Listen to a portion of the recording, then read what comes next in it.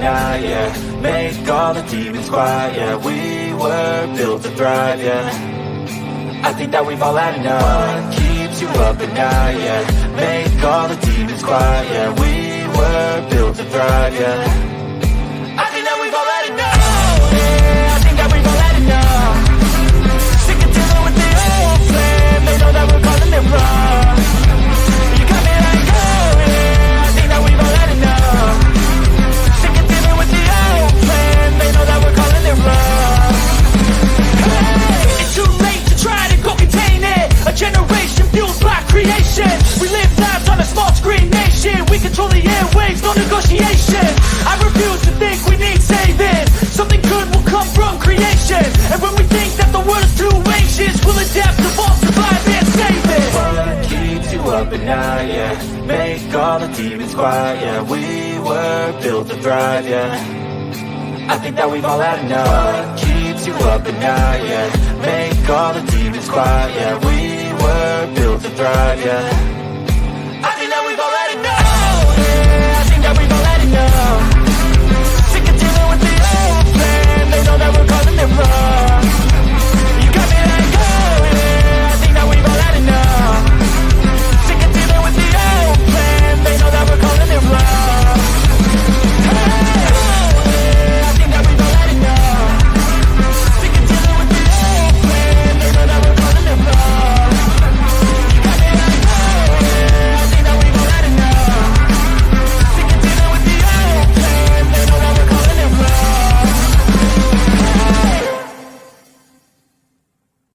Nobody is coming to save you. Get up. Be your own hero.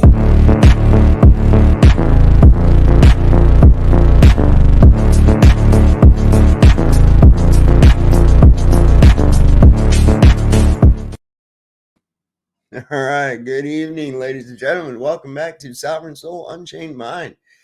Coming to you live from 250 miles above your imagination in the International Fake Station.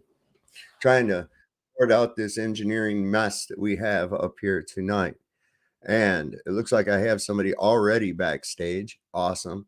But before we bring on anybody, we're going to cover over a few things here tonight. I don't know if any of you all caught my interview on the Missing Link yesterday. Pretty good. Went 4 hours and 44 minutes. Pretty good interview. I had a good time. Of course, Jesse's always got a pretty good show.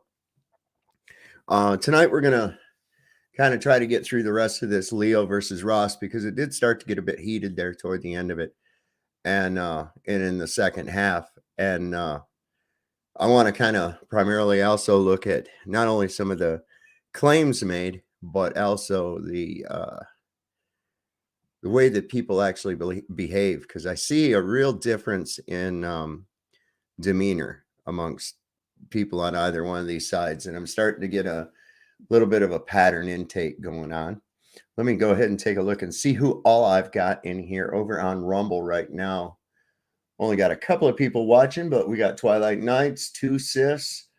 Looks like there's only 2 in chat over there, and then over here on our other 2 channels, looks like I've got Jehovah's lovely daughter Barbara, Angela Baby Carson's with us, Glenn Salch, Bill Wall, Push Button 62, Jehovah's daughter Barbara. You're trying to slip in on there twice on me. I see what you're doing. Joyce 444, got Mike Finnan with us. Jake's here. Thrashless Smith. Let's see who else. Chicago Cubby Bear. I knew he was hiding in there somewhere. New Hampshire guys with us as well. Let's see. Austin Murphy, good to see you, buddy. And Twilight Nights is over here too. Katie D. Let's see. Saddle Bum. I think that pretty much covers everybody for right now. So I guess real quick, we got Zerzu Zikwilin is on the behind. What's going on, Zerzus? Hey, man. What's up, man? What's How you going on? doing, man? I thought I'd Fantastic. come in here with this little bit of this cartoon voice, man, because apparently some of your people think I'm mad, man. I can't just talk normal without them thinking I'm mad. I don't know why you concern yourself with other people think anyways. But I just, well, if they're going to speak it out, then, sure, may right. as well hold up to it. So anyway, one of them had suggested, man, that, if I go on this, can I stop this nonsense? But I don't one care. of them had That's your choice. suggested that, if they went on a channel and they didn't like what was being said, they simply wouldn't go on that channel. And, Mhm. that would be great and everything if you're into a confirmation bias, but I'm Sure. not really into a confirmation bias. Now, Well, as whoever far was as saying that, then I hope they're taking note, right? yeah, because that is a Right. confirmation. That's exactly what a Sure. confirmation bias There is. you go. Now, I was wanting to kind of ask you about, being muted, but, I thought maybe I should probably address, you know, something about, I guess I had said something inappropriate. Now, when we consider inappropriate, what would be inappropriate, seeing that last night you were talking about other men poking other men in the butts Mhm. over and over and over again, and one of your people in the chat said something about, Was I that talking about it, or was I bringing up the fact that someone else was obsessed with it? it seemed like it was your topic.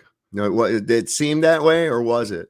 Well, it was your topic. It didn't have Oh, was the it? only reason you brought it up was it was your idea on your channel. Nobody No, pushed no, you it was towards it that was it direction. was You it just was started brought up. talking about men Right. wanting to It touch was men's brought up in butts. reference to someone continuously using that as an example, as an argument for statism.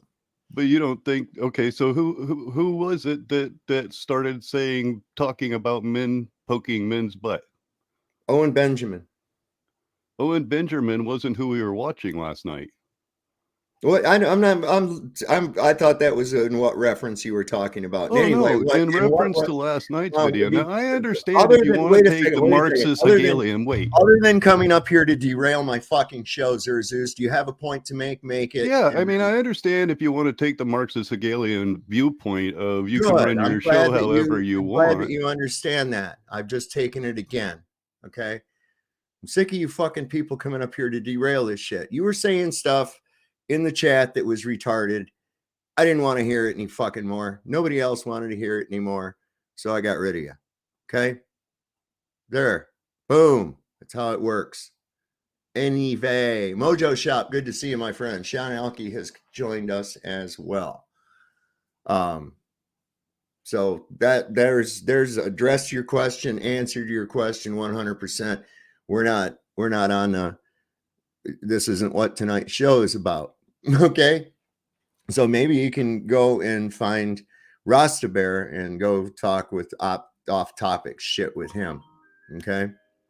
Because that's what you seem to want to be doing. Anyway, when we left off last with Barbara and her little gift that we gave her through the mail. That was interesting. That was a fun show.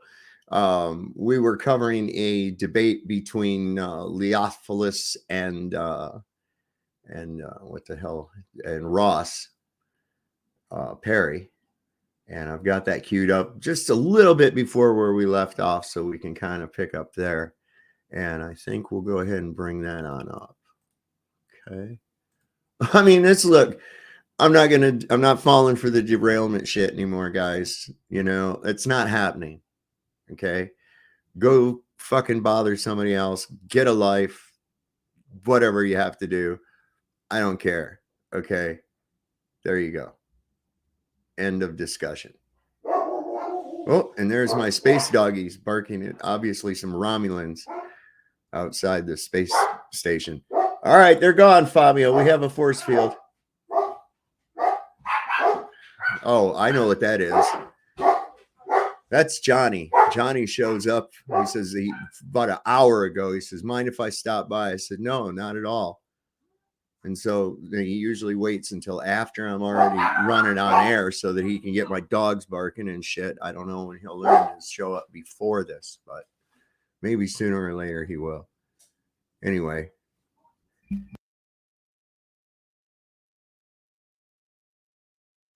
I think we got it under control. Anyway, let me go ahead and start playing this. All Really of the wasn't a inventions physicist. that we use today, all perceptible matter comes from a primary substance or tenuity beyond conception, filling all space. The akasha or the luminiferous ether, which is Yeah, he was wrong. the life-giving prana or creative force calling into existence in never-ending cycles. See, this is what an All argument from things and authority looks phenomena, like. unquote. This is somebody that actually invents stuff, right? Our modern inventions depend on what he knew, on what he believed, not the random people that use. We were a little Famous bit further inciting that along. on anything. there. Yeah. Of course, they're not going to give it to me right away. I'm going to have to do that first. Wrong, but it does. Recordings just got better. Hey, it's Dana from StreamYard. StreamYard. I'm so excited to announce Mean that we go back to the drawing Dana from StreamYard is a sex kitten.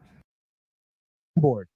It's not wrong, but we do have to go back to the drawing board until we figure out That's what's what wrong. physicists. That's what physicists did, and they're still working on it. but that's Most of not what them. they did. Most of them think, yeah, it is what they did. Most of them think it's dark matter. Some of them think it's modified gravity. The vast majority of cosmologists are on the side of dark matter. We've made significantly more measurements with respect to dark matter. Like I said, most cosmologists are going to think that it probably is some form of tangible matter that does not interact with the electromagnetic radiation, which is really not that far-fetched of a thing, but it does interact with gravity. And it's that extra gravity coming from that dark matter that is responsible for the anomalies we see. And the funny thing is, all of this fits very, very well within the framework of general relativity without pretty much any modification to it. And that's why it's so favored, because it's simple, it fits the observations, and it explains what we see. And that's what good science is all about. We saw some shit happen and we came up with some kind of an explanation. There's no proof behind it or anything, but hey, we have an explanation. So, hey, what the hell, you know? What did that one guy say? He says, it don't matter if our model's wrong, at least we have one. I was like, that's the dumbest shit thing I've ever heard, man. Interesting. That was great, Leo. I hope one day I get to be just like you and just say whatever people tell me without having to think about it myself. All right. But let me. You know, you've said that a lot. I just want you to know it's not an objection to anything. Okay, I know, but so for everybody listening, I want to give a summary of what you just said. You said, yeah, they looked at it, their predictions were wrong. We have all these theories, which means we don't know yet. And then at the end of that, you said, and so now we know. Like that's a huge, That's whatever you want to call not it. a good summary of what I said. You start off with we don't know this, but we do know this. Dog, if somebody is wrong one time, I'm already kind of weird. If they're wrong twice, I'm like, all right, that's it. These are people that have been wrong at every step of the way. They're wrong. So I'm supposed to assume that they're right now? No. They don't know, and you don't know, but you don't. That goes right along with that whole thing that I always call out every time they say, so this can only mean that the earth is a globe. And it's like, no, that can't only mean that at all. It's you want it to, but it doesn't mean that at all. So stop. You don't think that we know much more than we did in 1933?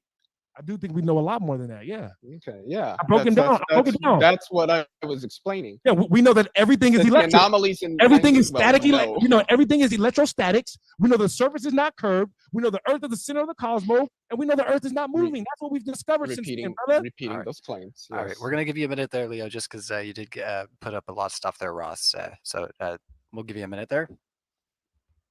I just wanted to say there's actually three elementary forces in reality. There's strong interactions, there's weak interactions. Radioactive decay is a result of weak interactions. Atomic nuclei are held together as a result of strong interactions, so it's not all electric. These are extremely well-defined effective field theories that have made predictions to the umpteenth theories decimal place that are so well confirmed that they will never be overturned. Like Really? we will learn a lot. Gravity? We don't know all. We know actually a hell of a lot about our universe, but we don't know everything. But what will be true in 1,000 years is that this phone is still made of atoms, and that the nuclei of those atoms are held together as a result of strong interactions. That will be true in 5,000 years. That will be true in 30. strong interactions. You mean like electrostatics? See, he don't want to say it. He don't want to fucking say it. But he knows that's it. His argument's weak. It's based in conjecture, theory, and non-observable mathematical quantum formulas that really don't amount to shit. So, if I can't confuse them with math, I'll confuse them with reverbing the terminology. Call it strong forces. Well, I know, electromagnetism, dumbass. 35,000 years, because that is an objective feature of how the world works. It's not all electric. Electromagnetism is one very specified, very well-defined theory that we have. Gravity is another. Might not be a fundamental force, but it's not really even a force, but we can treat it as one. But it's different from electromagnetism. You sound so sure, Leo, and I respect that. But just know that there's no surety or belief in science. So what you're doing is you're telling me about your philosophy, which is fine. I'm a philosopher myself. But the problem is once the arrogance comes in, right? You can have a philosophy that's different than mine. But once you start saying that people who don't agree with your philosophy aren't this or they can't, whatever it is, now you start getting to the realm of religion. That's why I say that you're in the religion. I never said anything like that. You just believe. It is. It's all the philosophy and people like Socrates and Copernicus and these people. It was all, and then his faithful assistant Theses. Believe what all these people tell you, right? And then and it would be fine if you didn't think that you were on the side of science, but you somehow you're on the side of science when you don't even look at experiments, and that's your religion. You're in a religion now. What people? You say you just listen to what these people tell you. Who are these people? Oh, like the saints of your religion. I think I just mentioned one, good old Copernicus, and some people mispronounce it and call him Copernicus. Dumbasses can't read. Never heard. Yeah, Copernicus and Socrates, but they're guys Newton and all these people that they're saints of the religion. See, they're the prophets. They're like the prophets of the religion. And then. Well, yeah, so is believing in the globe. It's a cult too. It really is, because it requires extreme belief. And so it does work like with the hierarchy of a religion. You've got your saints or your prophets like Newton and Einstein and all these motherfuckers that they always want to tout out from 100 years ago or more. And then they've got their modern day evangelicals that come out there and really preach the word of the globe. Like Neil deGrasse Tyson and Brian Cox, and who's that chubby broad that I don't know. She's always doing shit about NASA. And then you've got all the rest of the parishioners that are out there going, "Oh, hail the fucking spinning ball" and shit, and they don't know anything. I ran across, there was a guy I was talking to on Facebook today. He didn't even know shit about what the fuck he thought he believed. I had to tell him what he believed so that he could see how fucking ridiculous it was. It was just that dumb. Is that woman's name Joyce, maybe? I don't recall. I can see her face. She's got like little squinty eyes and shit. Kind of a chubby. Yeah, like big bone girl. Yeah. Might be. Yeah. Whoever it is that you listen to that tells you that the Michelson and Morley experiment that would be wasn't an ether. Lecture series. So if I wanted to learn about like geology, you're saying that watching like say a university recorded an intro to geology course and put it on YouTube. I should not watch that to learn about geology. Where should I go if not to professional geologists and the courses they teach and the books they write? I just did the same with physics. So I mean, see, within academia, you're not going to achieve any level of critical thinking, because if it doesn't go along with the current curriculum, with the current academic view, if it challenges it, the chances of it being promoted, published, or even lectured on is not. It's not very likely. So it ends up of just big bunch of people all preaching to the choir. See. Let me ask you a question. You've been doing it this whole debate. You've been trying to downplay the legitimacy of the academic level physicists and what have you, because you hold to such a thoroughly disproven pseudoscientific theory, and that you have to reject the legitimacy of academic physics in order to maintain some semblance of seriousness. Don't call me pseudoscience, because I am being stringent to Francis Bacon. I'm sorry, this has existed for hundreds of years now. All right, we have a scientific method. Huh? Oh, I was saying just 1 second, Leo. We're giving you the floor. Yeah, well, look, we have the scientific method. I'm being stringent to that. Yeah. I am for sure downplaying the validity and the authority of the No living being God should damn, ever really? eat That's all right. processed food for every single meal of their life. Damn. academic community. It's all government ran. That's right. It's all government ran, and it's basically just commerce based.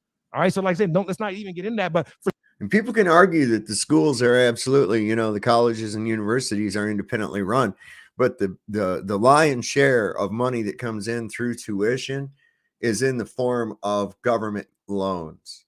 Okay. Yeah. You see, so it's to the banks and the colleges are in cahoots with one another. All right. And if the banks are running the fucking show out here, do you think they really want you knowing the truth? If the Rockefellers are running the school system, do you think they really want you knowing the truth? We've discussed on here before how these various things that they've done have worked toward the detriment of mankind and not anywhere close to a benefit. So yeah, it is all government mind control and to keep you stupid, man. For sure, I'm downplaying them. You should not be appealing to their authority. I'm sticking to what can we observe and what can we test through experiment. And guess what? You can believe what you want outside of that, but you can't call it science. Right. Or you can, but then you're gonna have people like me reporting to you that you're a pseudoscience. You can't call me pseudoscience because I'm following the scientific method. If you think that science is anything other than the scientific method, you're a pseudoscientist or you're in the religion of scientism. Yep, by definition. Absolutely. And the scientific method is pretty well freaking established, man. You don't just go, oh, I look at some stuff and I think this happens and I think it's going to happen again, therefore it proves what I said.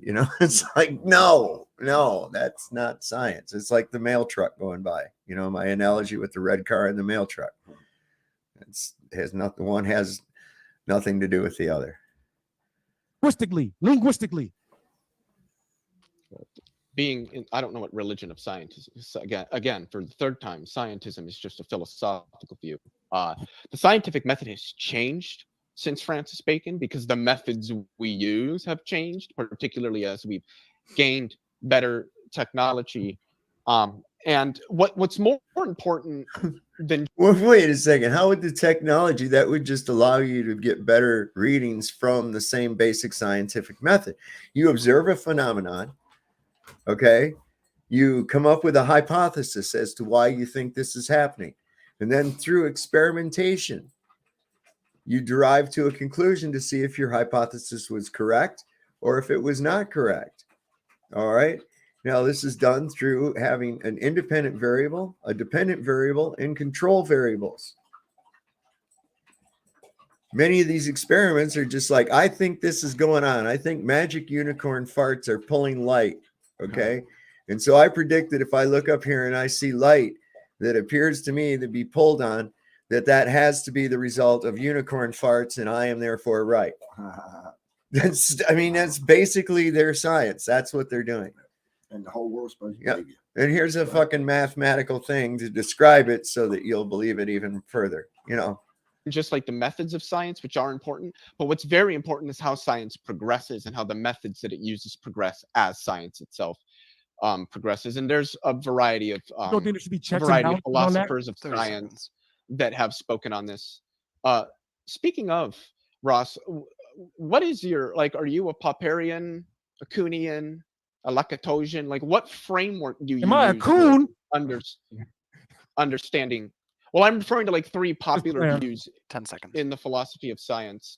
Myself, I hold to how Imre Lakatos laid out what science is and how science progresses with research methodologies, scientific research programs, and the core theories and auxiliary hypotheses and things of that nature. I was just curious if you held any of the three, and if so, which one? No. I just I'm as close as you can get to a realist, if you will, not quite a materialist, right? But if you consider the the electric plane or the ether, a different form of material, then sure, you can call me a materialist as well. I like to believe in things that I can see and verify for myself. All right. So I appreciate the scientific method because of what I believe about it. Right. What I believe in I don't believe in the scientific method because somebody said this is the best way to do it. I believe in observation, but I also believe that our eyes can deceive us. And so somebody mentioned earlier in the chat here that Leo looks like he's getting emotional, and he is. I've been watching his body language, and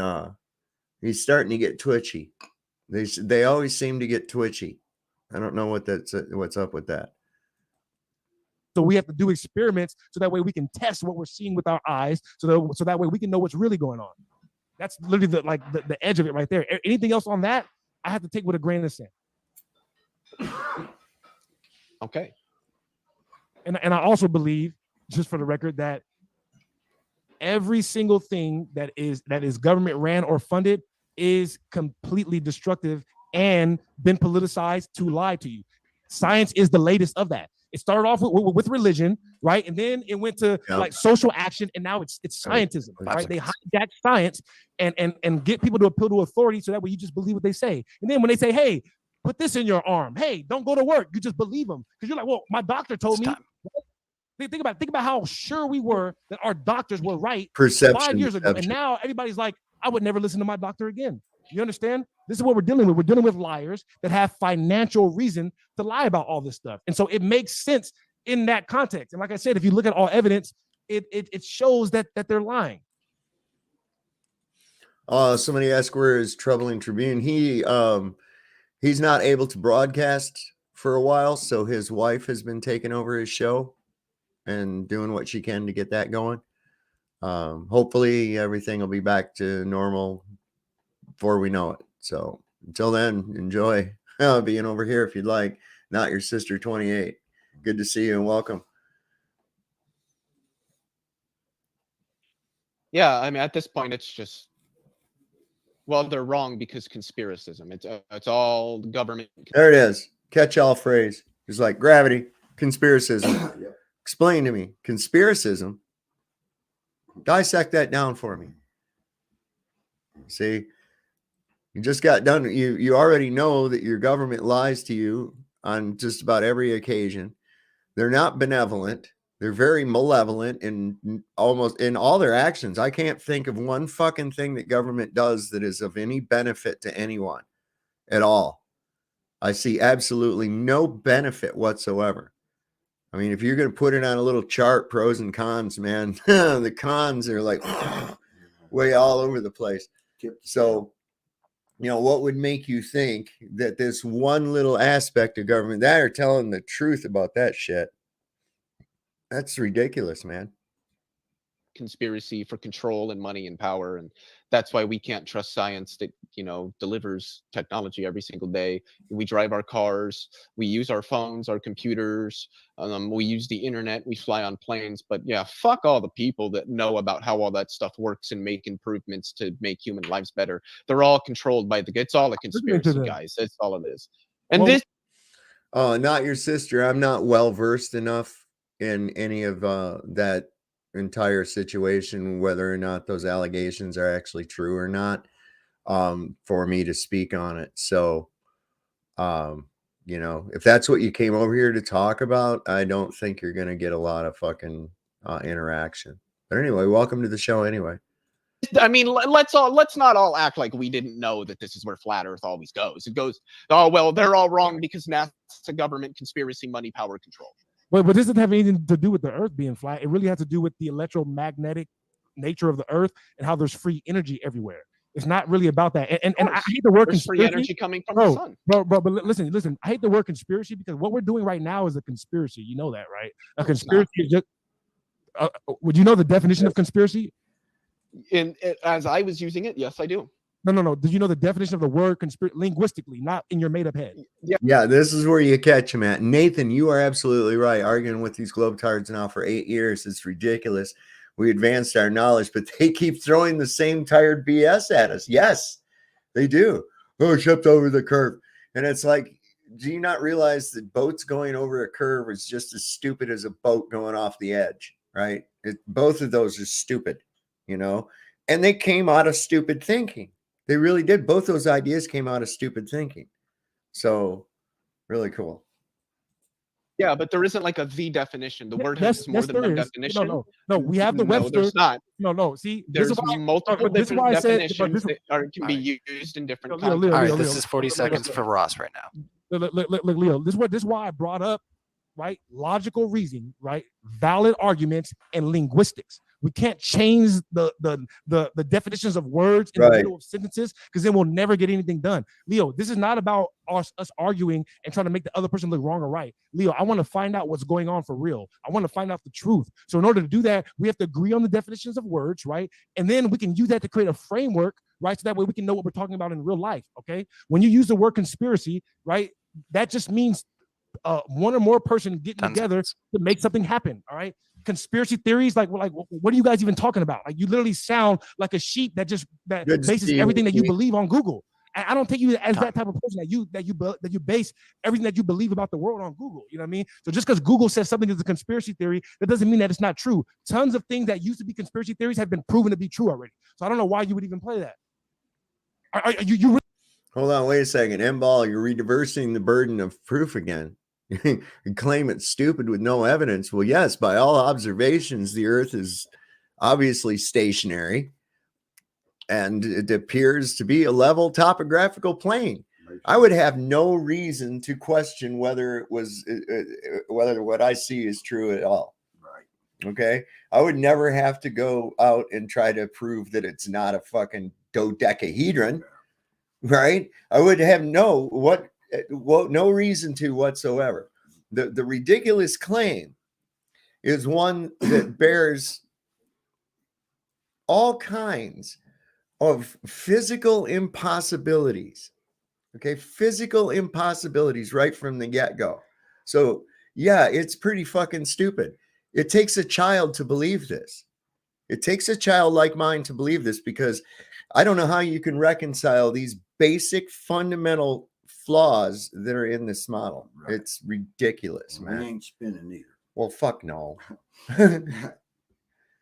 You have this thing called a vestibular system, man. You would know if you were fucking spinning. Right. Trust me. I just want to throw that in there. What do you think that it's far-fetched that the government is trying to take advantage of you? Are you really that? And like I said, maybe you're really so naive that you think that, oh, if I'm nice, other people can't be evil. You really don't think that there are people in the world that want to do evil things to you, Leo? Yeah. Wait, you think that I think that? I'm asking. Well, I mean, how I think about political economy, I just don't think is really relevant to this discussion. It's exactly relevant, because the people that would do that to you, they consolidate where the power is, right? Think about, you're not a power hungry dude. I went to school for political science, right? The minute that I found out what was going on in government, I'm like, I can't do this. I'm not an evil person. Government is violence. Amen, bro. Look, government is violence. Yeah. I don't know when anybody gets the idea that it's not. Right, Because, I mean, a motherfucker goes and puts on a special hat or a suit and shit and says, I'm the king of everybody and you got to do what I say. Right. Most people are going to say, you can kiss my ass, right? So how does this guy get everybody to go along with him with the special hat and the coat, being in charge of everything? Well, he's got some people that he's paying to beat the fuck out of you if you say different. So it's violent inherent in the system, my friends. Absolutely. Only an evil person. And so guess what? The people who are evil in the world, where do you think they're going to go? They're going to go to places where power is consolidated, so that way they can exercise their evil on people. 100%, Leo. All right, floor is yours. The fact that you think that the problem and all the power is consolidated in the government pretty much tells me everything I need to know. Well, I'm going to let you know right now, Leo. I can map it out for you without even researching. Right? I did a lot of research for this. For this, I don't want to have to do a minute of research. Every single issue that's going on the earth right now, every single one comes from government intervention. Period. Every one, Leo. Test. And listen, the Federal Reserve should be able to steal your money back from them. They work hard for that money. That's what Owen Benjamin said, that the Federal Reserve works hard for that money, killing people in other countries so that we can have that money. It's like, that sick motherfucker, man, he's okay with that shit, man. Couldn't believe it. Me on that. I dare you. And matter of fact, we're not those here. governments are intervening on technically something wrong with somebody that wants to run other people. Really, it's a lot of work. It's a lot of fucking work, man. It's like wanting that power, man. Yeah, that's all it is that they get this sense of power trip. godliness, like It's they a power trip. they feel like they're actually something. Well, stop believing that you're nothing, and you can stop not being nothing. I mean, what the fuck, man? It's all in your own perception, you They know. come in all this money and stuff like that, and then they rule the world. I know, right? I got. Well, it's because I got more toys and shit. But there again, no, you don't. Who's successful? The man who's honed his spirit and his temperament and his love, or a man who has amassed a bunch of fucking trinkets and toys and shekels and shit. And now they put. Come on, man. They put a number on. They put a number on our name now, and now we're paying them. We're slaves to them. Well, of course, yeah. Tomorrow night, which brings me to this. Tomorrow night, my son, Burn the Corporate Fiction, will be doing a live stream. I'm supposed to be on there with him. At least he asked me if I wanted to be. Tomorrow evening at 9:05 Eastern. If one of my mods could put the link to that in the chat, that would be awesome. He's got a pretty good presentation and he knows what the hell he's talking about. So, if you want to learn how and you got enslaved, and then this will be something for you to turn into. I think the title of it was Banksters, Mortgages, and the Living Dead, something like that. Banksters, Fraud, and the Living Dead. It's along those lines. Anyway, somebody put a link to it in the chat. Hello, Dr. Law. Good to see you, brother. I got Dr. D-Head. That's a good name. Bill Walls joined us since here. Joyce B. Got Adam in here. Let's see. I think Chicago Artist is with us. Good to see you, my friend. I got a Chicago Artist. Poor man went and get me a coffee in Vegas, and they had that place all tore up. He burned himself coming over one of those fucking, you know how they got those little concrete walls of death they set up down the highway and shit? You know what I'm talking about? I call it a wall of death. And poor fucker burned his arm slopping it trying to get over the thing. Bless his heart. I really appreciated that though, man. That was cool, dude. Anyway, there's Austin Murphy has put the link in the chat. So go over there, give it a sub, hit the bell, and like I said, he'll be on tomorrow night at 9:05. Burn the Corporate Fiction. Get over here and post with you. We Get up, James. Get up, Just 1 James. second, Ross. It's What you typing got one like- Leo's time right now. So sorry. My bad. I don't know why I'm entertaining this. I mean, I'm at this point, I am ready to move into Q&A. I don't know if Ross is, but I just got to ask, these governments are intervening on whose behalf? These governments act on Lockheed Martin, and Lockheed Martin is owned by it's people. I don't know. capitalists. Capitalists. Yeah. Colonizers, buddy. Yeah. Colonizers. You don't which know your is history, related, son. which Son, is you don't know related your to history. the system. Son, which you don't is know your related history. to the system of You don't know your capitalism. history, son. It's I colonized. think I know it not a little bit capitalism. better than you. Not even close. You Not do even close. realize that colonialism has, like, capitalism was like built out of the colonialism of Europeans, right? Like the No, no. Dutch and the Listen, English. Listen. No. It starting You're out as confusing- mercantilism. You're confusing two different things. All right? In America, this is not a capitalist country. This is a fascist country. Yeah. This is not a capitalist country. We can move into the Q&A. I can't do this right now. I know you can't. I know you can't. You have no. No, you're out of your depth right now. No, you're out of your depth. Laugh Oh, it yeah. off. Laugh I'm it very off. out of my depth. Laugh it off. This has been cool. Because when you find out the government is literally Raytheon, AT&T, BlackRock, Vanguard, you know, that's who the government really is. Right. Okay. So if you don't think that those fucking outfits are controlling the puppet strings on shit, you don't know what the fuck fascism actually is. All right. How the fuck you think Nancy Pelosi and the rest of those motherfuckers got so wealthy passing defense contracts and shit like that, knowing what the fuck the stocks were going to do? Come on, man. And then they want to put Martha Stewart in jail, but that's all right. Woke her up. She now smokes weed with Snoop Dogg. Ain't that some fucking shit? Martha Stewart gets high with Snoop Dogg. I think that's funnier than hell. You heard that song, Snoop Dogg? Yeah. Smoke me up, Roby when I die. Say, Snoop, what we gonna name this? What the TV he said something like, it's pretty. Smoke. He said. Listen, there's a thing, and some people are trying to co-opt it. We're seeing that. There's a mass awakening, a grand rising that's taking place, and there's people that's trying to co-opt that. Yep. Be wary of false prophets. Yep. We saw one pop up on Flatzoid's channel the other day when Brian Stavely was there. Here comes some Johnny come lately, no offense. Yeah. Because your old lady told me you were Johnny come early. Yeah. Ah, Yeah, no, I mean, hey, it don't take much to make me come. Like I say, it's Johnny's particular name. I mean, but it's anyway, all kind of Johnny jokes. This guy comes out of nowhere, man. All of a sudden, just sort of hijacks the fucking stream with some bullshit. Mandela effects that aren't even Mandela effects, and I was like, that's so sus. Just comes up out of fucking nowhere, man. Yeah. But yeah, any man would come real quick if I pussy, but once a month, you know. Right? You Well, know there you go. Yeah. So the wind blow on it, right? You know, goddamn, just look at it wrong. You know what I mean? You know what I mean? I say wrong, but all right. Settle down. Quite lively. Hi, guys, a Marxist. I'm out of my depth. All right. Y'all trying to get the last word here Live in before a we get into Marxist Q&A. country. Hold on. All right. So thank you, both of our speakers. You guys have been super fun, super lively. If you're enjoying the debate, hit the like button right now. If you're hanging out in the live chat, I see lots of people with all kinds of questions here. So the link to this original video is on the in the description. If anyone that wants to go and watch it without me chiming in, have a good. We're going to jump into the Q&A in just a moment. I will also remind you guys once again that within 24 hours, all of these are going to be uploaded to our podcasts. So share them out from your favorite podcast links and let your friends know. So as per usual courtesy, I'll just ask Ross, Leo, did you guys need to take a moment to step out for a second for any reason? We won't say. No? All right. Everybody's feeling good. Let's go into Q&A, everybody. So keep those super chats coming in, and we'll keep the conversation rolling along.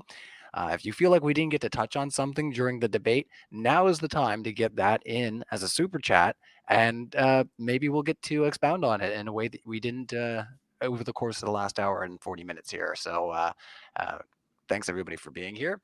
So Stupid Whore Energy, Biden Harris 2024 says, how can everything be dielectric when metallic objects, or dielectric, sorry, when metallic objects are not? They are conductors. That's ridiculous. What you're saying right now has absolutely no basis in reality. Find one thing that is not electrostatic in nature. I'm trying to figure out what the fuck that question was too. I was like, no, he's thinking about a circuit. No. I don't know how he's trying to conflate two things. Even if you accept atomism, right? Which Leo already admitted that the atom is not a particle, right? But just for the sake of this conversation, let's say atoms are particles. What holds the atoms together? It's electrostatics or dielectricity, right? So that's basically the opposite end of charge. And strong interactions. That's just another way of saying electricity. That's what I said earlier. It's just another way. Oh, strong interactions. Well, nice, cool. Yes, electricity, dumbass. Movement. No, it's not. That's not electricity. It really is. Whole different force, buddy, with 3 entirely different charges. Negative. No, there's no 3 different charges. You guys always gotta have a fucking. Oh, so you don't know anything about some shit like quantum electric or quantum chromodynamics? You haven't done any QFT? I know that people that study quantum physics know that their field is completely theoretical and has no basis in reality. There's no observation or experiments. It does. Huh? Yeah, it does. The experiments are done every single day at CERN. This is how we discovered some of this stuff. Let me guess. In the Large Particle Collider. In the collider, right? Yeah, they do it in the collider. Get out of here. Yeah, we have multiple. Show me pictures from the collider. Get out of here, isn't it? Well, I will show pictures from the collider. Literally just go to Google and type in Large Hadron Collider, and you'll get pictures of the detector. Yeah.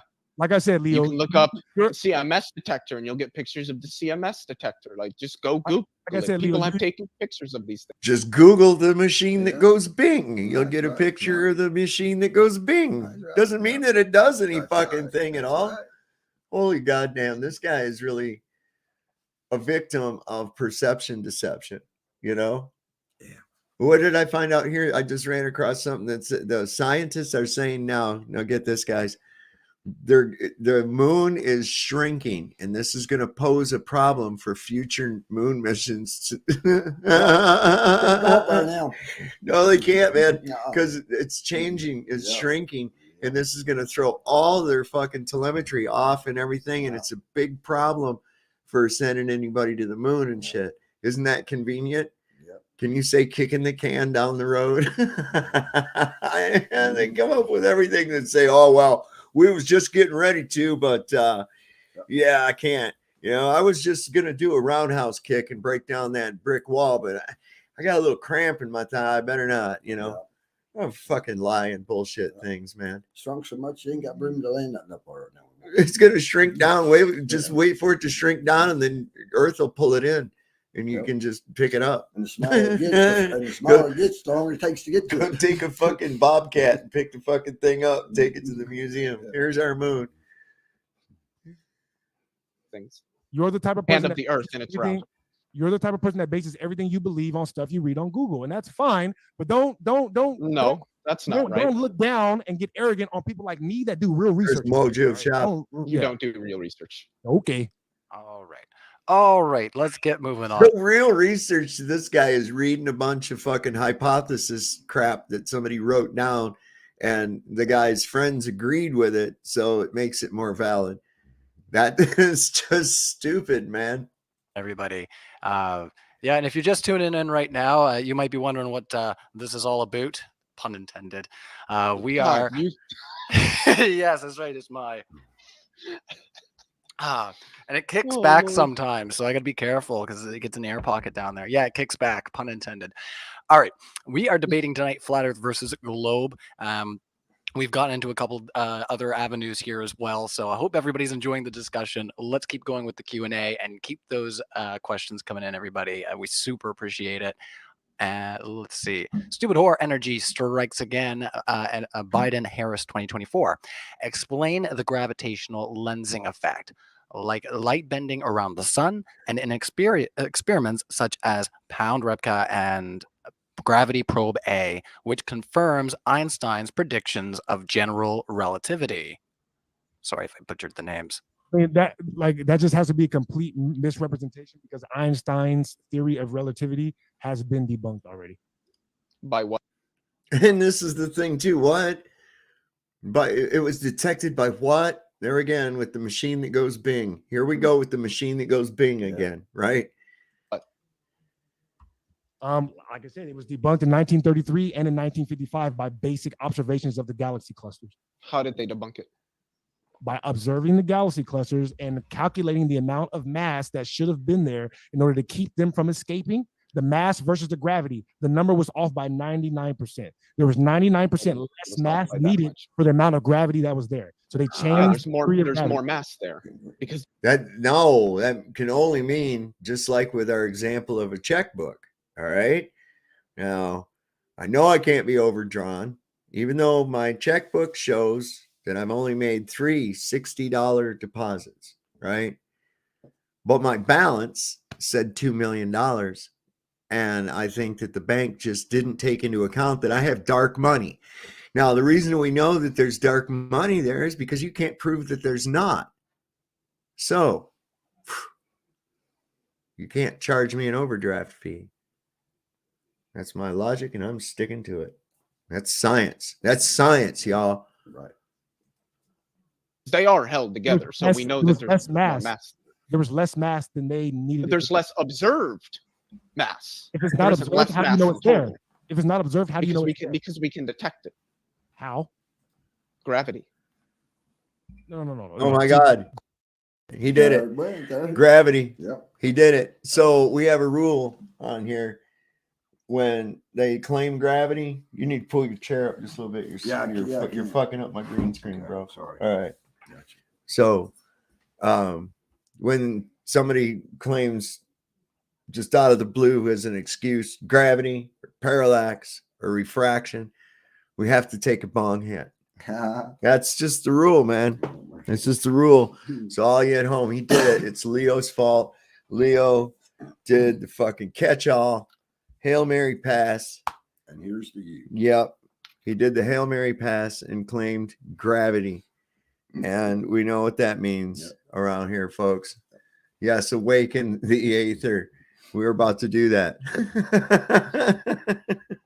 We're about to awaken the fucking Aether. Catch you some gravity. There we go. We're going to catch some gravity. Yeah, that's what we're get a gonna little do, bit of bro. refraction Yeah, going on. That's right. See if we can. Now, actually, this is a scientific experiment to prove how you have to have containment in order to have any kind of fluid pressure. Within this vessel, I have two different types of fluid. There's air and there's water. And so what we're going to do is we're going to create a vacuum to our advantage that will actually draw a flame toward this, and then the air will draw down in as I suck on this into the water. But because it's in a state of disequilibrium, it'll go immediately to the surface and come out as cool smoke. So let's see if my experiment is a valid one. This is for scientific experimental purposes only. Right. Be sure and try this at home. Exactly.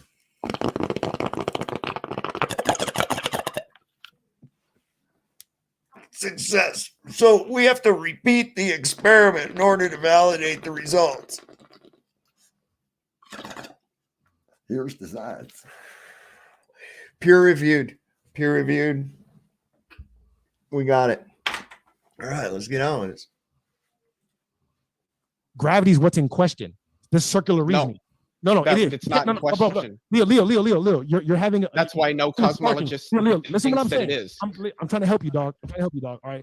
We're asking, how do you know gravity is there, right? And I'm telling you, it's not there because we observe this. And you said, no. It is there because gravity.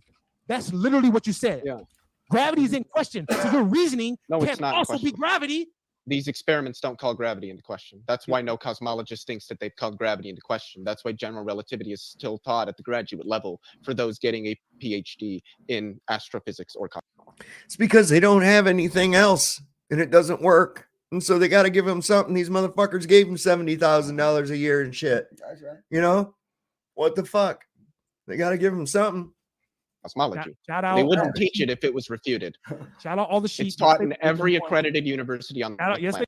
It doesn't matter. Consensus. Ad populum. Right? What the fuck is this with consensus in people? You know, it was the consensus at one time that mice can spontaneously generate out of trash. Most people actually thought that shit. There was a time when they thought, medical experts said, that for someone who has passed out or drowned, you had to blow smoke up their ass. Yeah, no, this is science. Come on, man. And this is popular consensus. And because people that others regarded as important or knowledgeable said this nonsense, Smart. they took it for the gospel. They didn't do their own thinking. People are fucking intellectually lazy, man. They just assume. What's Mojo say? Peer reviewed conclusions. Even high gravity becomes more laughable. It does. High gravity. I see what you did there, Mojo. That was slick. I said high gravity. Get it? They would shout out all the sheep, but I just want to let everybody know, all right, that just because motherfuckers teach you something in school, that doesn't mean it's true. I know that's crazy for you guys to imagine, all right? But guess what? Your teacher might teach you something. It might turn out to be a lie. All right. Just, while you're going on in life, don't believe everything you see on TV. All right, guys. Yeah. Just because your mechanic tells you that you should change your oil roughly every 3,000 to 5,000 miles, depending on your vehicle. That's repeatable, testable, and verifiable. That if you don't do that, you don't have to do it. That's what's recommended. But it's been found that if you do that your engine lasts much longer than it would had you not.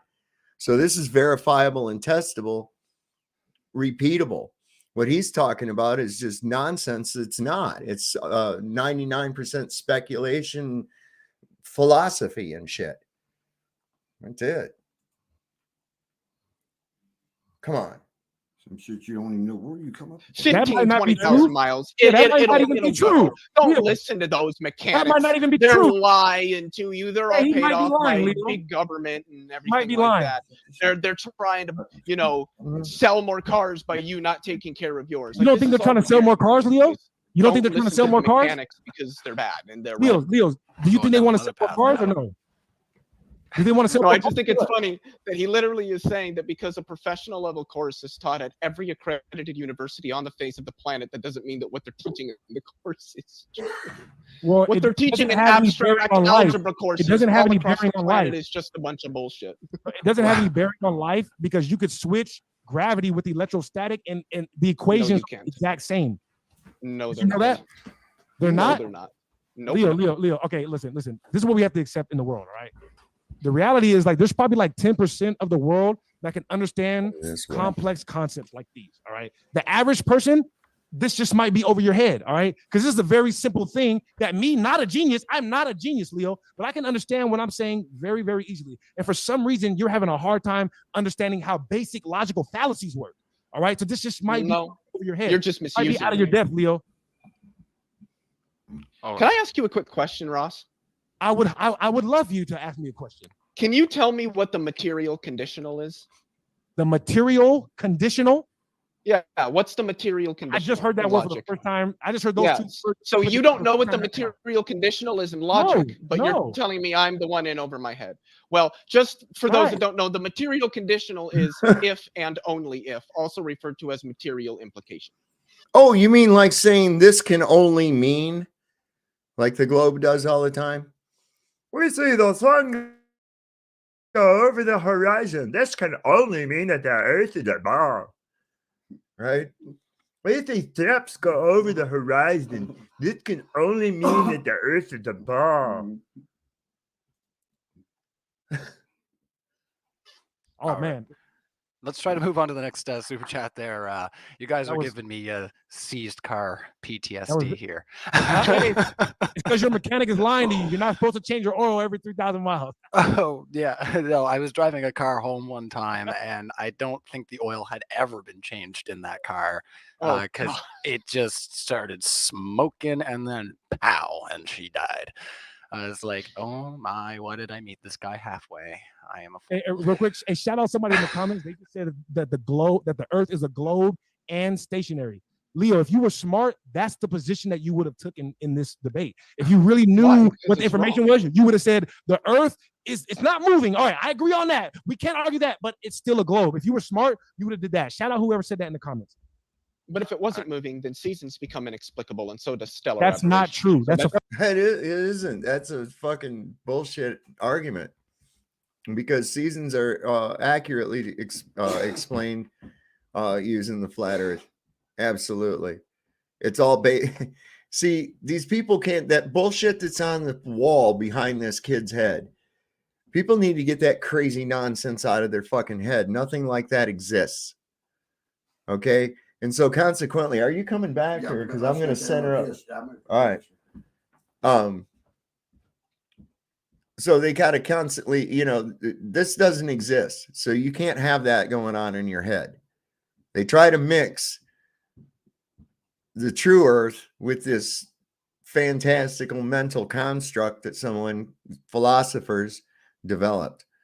See, this is the thing. They've known the Earth is a globe for 3,500 years. There were some philosophers and alchemists that postulated this.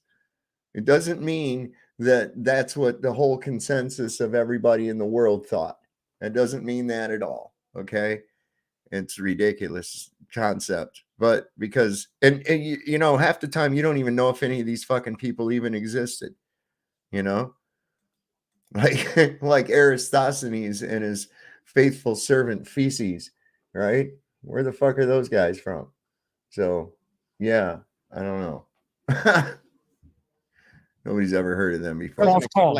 That's a literal logical fallacy, Leo. A literal logical fallacy. No, it's not. You haven't shown. The false cause and a slippery slope.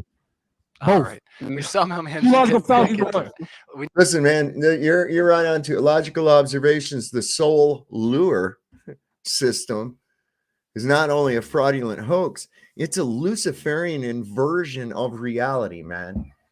It's a complete inversion of reality. Okay, I don't know. I'm trying to get Johnny in here too, but we'll get half of him anyway. But it's a Luciferian inversion of reality. So it's not real. I might be able to do this. Let me see what I can do. If I put this, let's see if I put this over here and point it. Let me see. More this way. Let me see how that works out. Let me see what happens. Does that get you in a little better? Turn this way. Turn this way. Look, show you this screen right here. Gotcha. There we go. We'll go with that one. Like that. I guess. So you can see where you're at. So Yeah, you I move. see you better down here. I see myself. Well, that's what the people at home are seeing right there. Okay. Well, Okay. yeah, they can't see shit. That's right. That's what I've been trying to tell you now for Yeah, I about can't 10 do like minutes. this here, you I know. You keep moving around on me and shit. So hang on. Let me see if I can fix this. See, this isn't really, I don't really have this set up for two people. Yeah. So I don't know. No, it's Need just a going to have to swivel. be. Don't you? Yeah. Well, I didn't need one, but we'll just go with this right now, anyways. So anyway, let me get back with this. We need to move on to our next Slippers. question. We have lots of them here, and we're going to stir the pot on this conversation for a while because this is not the end, folks. Let's see. LJ, our honorary, always here to ask questions related to flat Earth, even when we're not having a flat Earth debate. So love seeing you in the live chat, having fun, bud. What's the proof of Jupiter's mass, size, and gravity? Oh, that one I love. I love that because they want to tell you they know all these masses. How the fuck do you know the mass of any of this bullshit, man? That's just made up bullshit. You wrote in what fit your observations. You said, well, if there is this thing called gravity and it works like this, then it must mean that this is such and such a size and such a distance. Pseudoscience. That's for Leo. What's the well? I don't understand the question. How do we know what Jupiter's size and mass are? I imagine that is what he's saying. I don't know. I don't do planet stuff. I don't measure planets. I have no idea how we measure the mass of a planet. You've never I can measured Google your it for you, though. balls? What? I do more. Come on. Thought you guys always measured your balls. The co-pilot with me is Lieutenant Bunction. Okay. He's been promoted from ensign. His job previously was cleaning up after Don Pettit using the vacuum toilet. And so we decided he deserved a promotion because Don, just to be frank, Don has been abusing the vacuum toilet up here, we found out, okay? And we've had to pass a strict rule that none of these guys get to have any alone time because scientists have figured out that if any of the jackins get out there, right, and they're floating around the weightless atmosphere, that it could get past the hairspray of some of these female astronauts and impregnate them. And, you know, we don't need space fetuses. Okay. So there's rules, Don Pettit. They say the world's It's really good engineering. Cosmology stuff. How do we measure the mass of a planet? All right, well, you get that up. I'm going to remind everybody once again, smash the like button. Oh, if you so haven't we do it already. by basing it off of the sun's mass. And once we have the sun's mass, we can just determine the planet's orbital rate. How do you have the sun's mass? Let's get that measurement. Now you got it. Fucking A, man. God damn. So where'd you get the sun's mass? How do you know what it's made of? Spectroscopy. Shut up. Radius and period, and calculated the required centripetal force and equating that force to the force predicted by the law of universal gravitation, all using the sun's math. So yeah, again, it's complicated math because that's what physics usually is. But yeah, so we have ways. Actually, is this? Wait, no, that's something different. Okay. So how do you Shout out Google. Oh no, this is actually from Scientific American. Google is just the site that I used to get there. Thank you for clarifying that. All right, let's carry on. LJ, thank you for that, is going to strike again. Why doesn't Earth spin under a hovering helicopter? Leo. Because the helicopter already has the momentum of the Earth. The same reason why when you raise your hand in a car, it doesn't go flying back. Or if you like sit up off the seat really quick to grab your wallet out, you don't go flying back in a car because you're already moving with it. Do it in a turn. I remember one time going over was this Thornton Gap over where you go over Sky to go to Skyland, right? Mm-hmm. Like you're going over to Charlottesville and shit. Yep. And one time, me and my brother was in the back seat. My dad was driving, and he would go down the other side of that mountain. You know, there's a switchback, and the fucking thing curves and curves and curves like that. And my dad took this one turn, and my brother ass ended up, and he was in like ass. His head was down in the floor, and his ass up. I mean, he could not get back up. And at just about the time where you come along a straightaway, and he'd start to be able to right himself up, another curve come and fucking lay him back over again and shit. It was funny. He couldn't get back sat up till we got to the bottom of the mountain.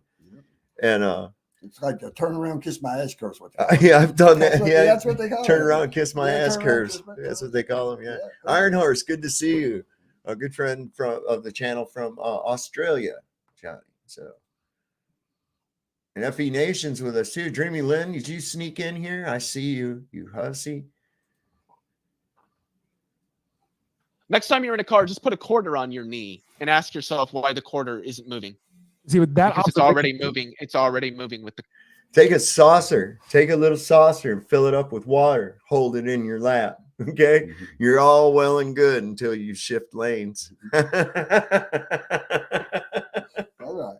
You know, I mean, sorry, bro. Yeah. You know, and you're not traveling linear at all. If you're going around something while you're spinning, those are not linear motions. You would feel a linear motion all the time trying to throw you away from center, but no. Have some pull to it, wouldn't it? It would, man. God damn. Car. Doesn't that observation necessitate? And even if you were to bounce and the quarter bounced with your knee, it's not going to all of a sudden start moving because it's already got the momentum of the car. So it's the same basic principle. The helicopter already had the momentum of the earth because it took off from the earth. But what about if there's no covering? If you're in a convertible, that has nothing to do. Let something go. That has nothing it's certainly going to go back. That has nothing to do with moment. Yeah, that's air resistant. Okay, so this is what we're talking about. If the Earth is moving, right? And its atmosphere is moving with it, there's not going to be air resistance. So there's like a roof on the Earth. Then you're saying there's a roof. Oh, the Earth doesn't. See, that's another thing. If the air is moving with the Earth, how come when you're driving in a car down the road, the air isn't moving along with the car? The air around the car is not moving along with it. You're constantly having resist. See, it's just stupid. Everything. Hello, Dreamy. Hello. Sorry, I was cooking, so I had to wait a minute. What are you making? Veggie meatloaf. It's got hamburger, but I put like grated up zucchini, grated up sweet potato, tomatoes, stuff like that in it. And it's pretty good. I keep seeing all these people trying to make vegetarian meat. Yeah. Oh no, this ain't vegetarian. It's got hamburger. Just that you I grate the vegetables so they'll cook in a decent amount of time. So it has parsley, grated sweet potato, grated oh dang it, I just said it. All kinds of good shit. But yeah, it's really good. So you just make it like a regular meatloaf, but you can add in whatever veggies you want to, so that it cooks all relatively at the same time. You want to grate the veggies so they come out good. But no, I'm not a vegetarian. Yeah. Well, this is what I was wondering, because there's a lot of these places making vegetarian meat, they're taking all this vegetable shit and they're trying to make it look and taste like meat. Yeah. And I was wondering, wouldn't that be funny if somebody says, "Here, bud, try this carrot, man. It's 100% meat." Oh yeah, it has carrots. And we've made it so that it looks and tastes exactly like a carrot. Now, how much of that do you think you'd sell? I don't know, but yeah, it has a couple carrots, couple sweet potatoes, zucchini, and some parsley. Those are the veggies I put in, and then it has garlic and herb, the Mrs. Dash. I use that, and I use some of the onion and herb to give it that flavor. Wow. And then some. So we're turned into a cooking show now.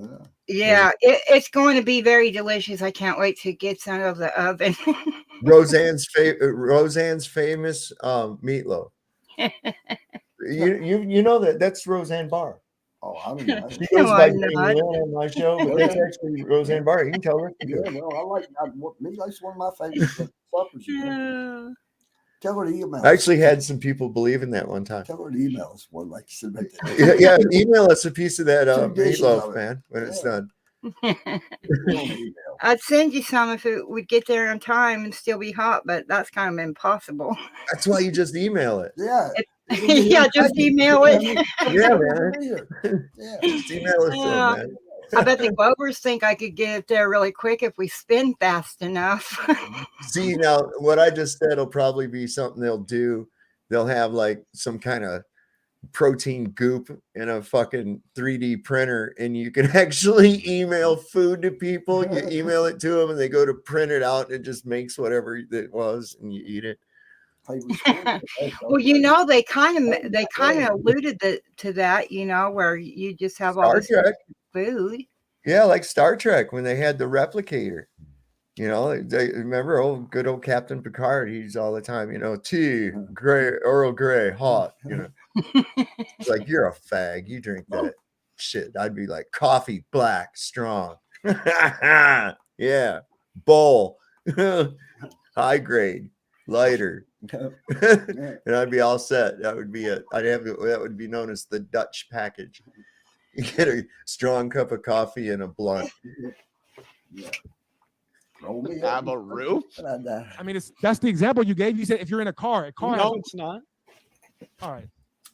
All right. I just wanted to clip. You think the car having a roof was the point of my example? That's what you got. It's a factor in it, yes. Because if you change the roof, okay, I'm going to show you how. Because if you right. convertible, it changes the example.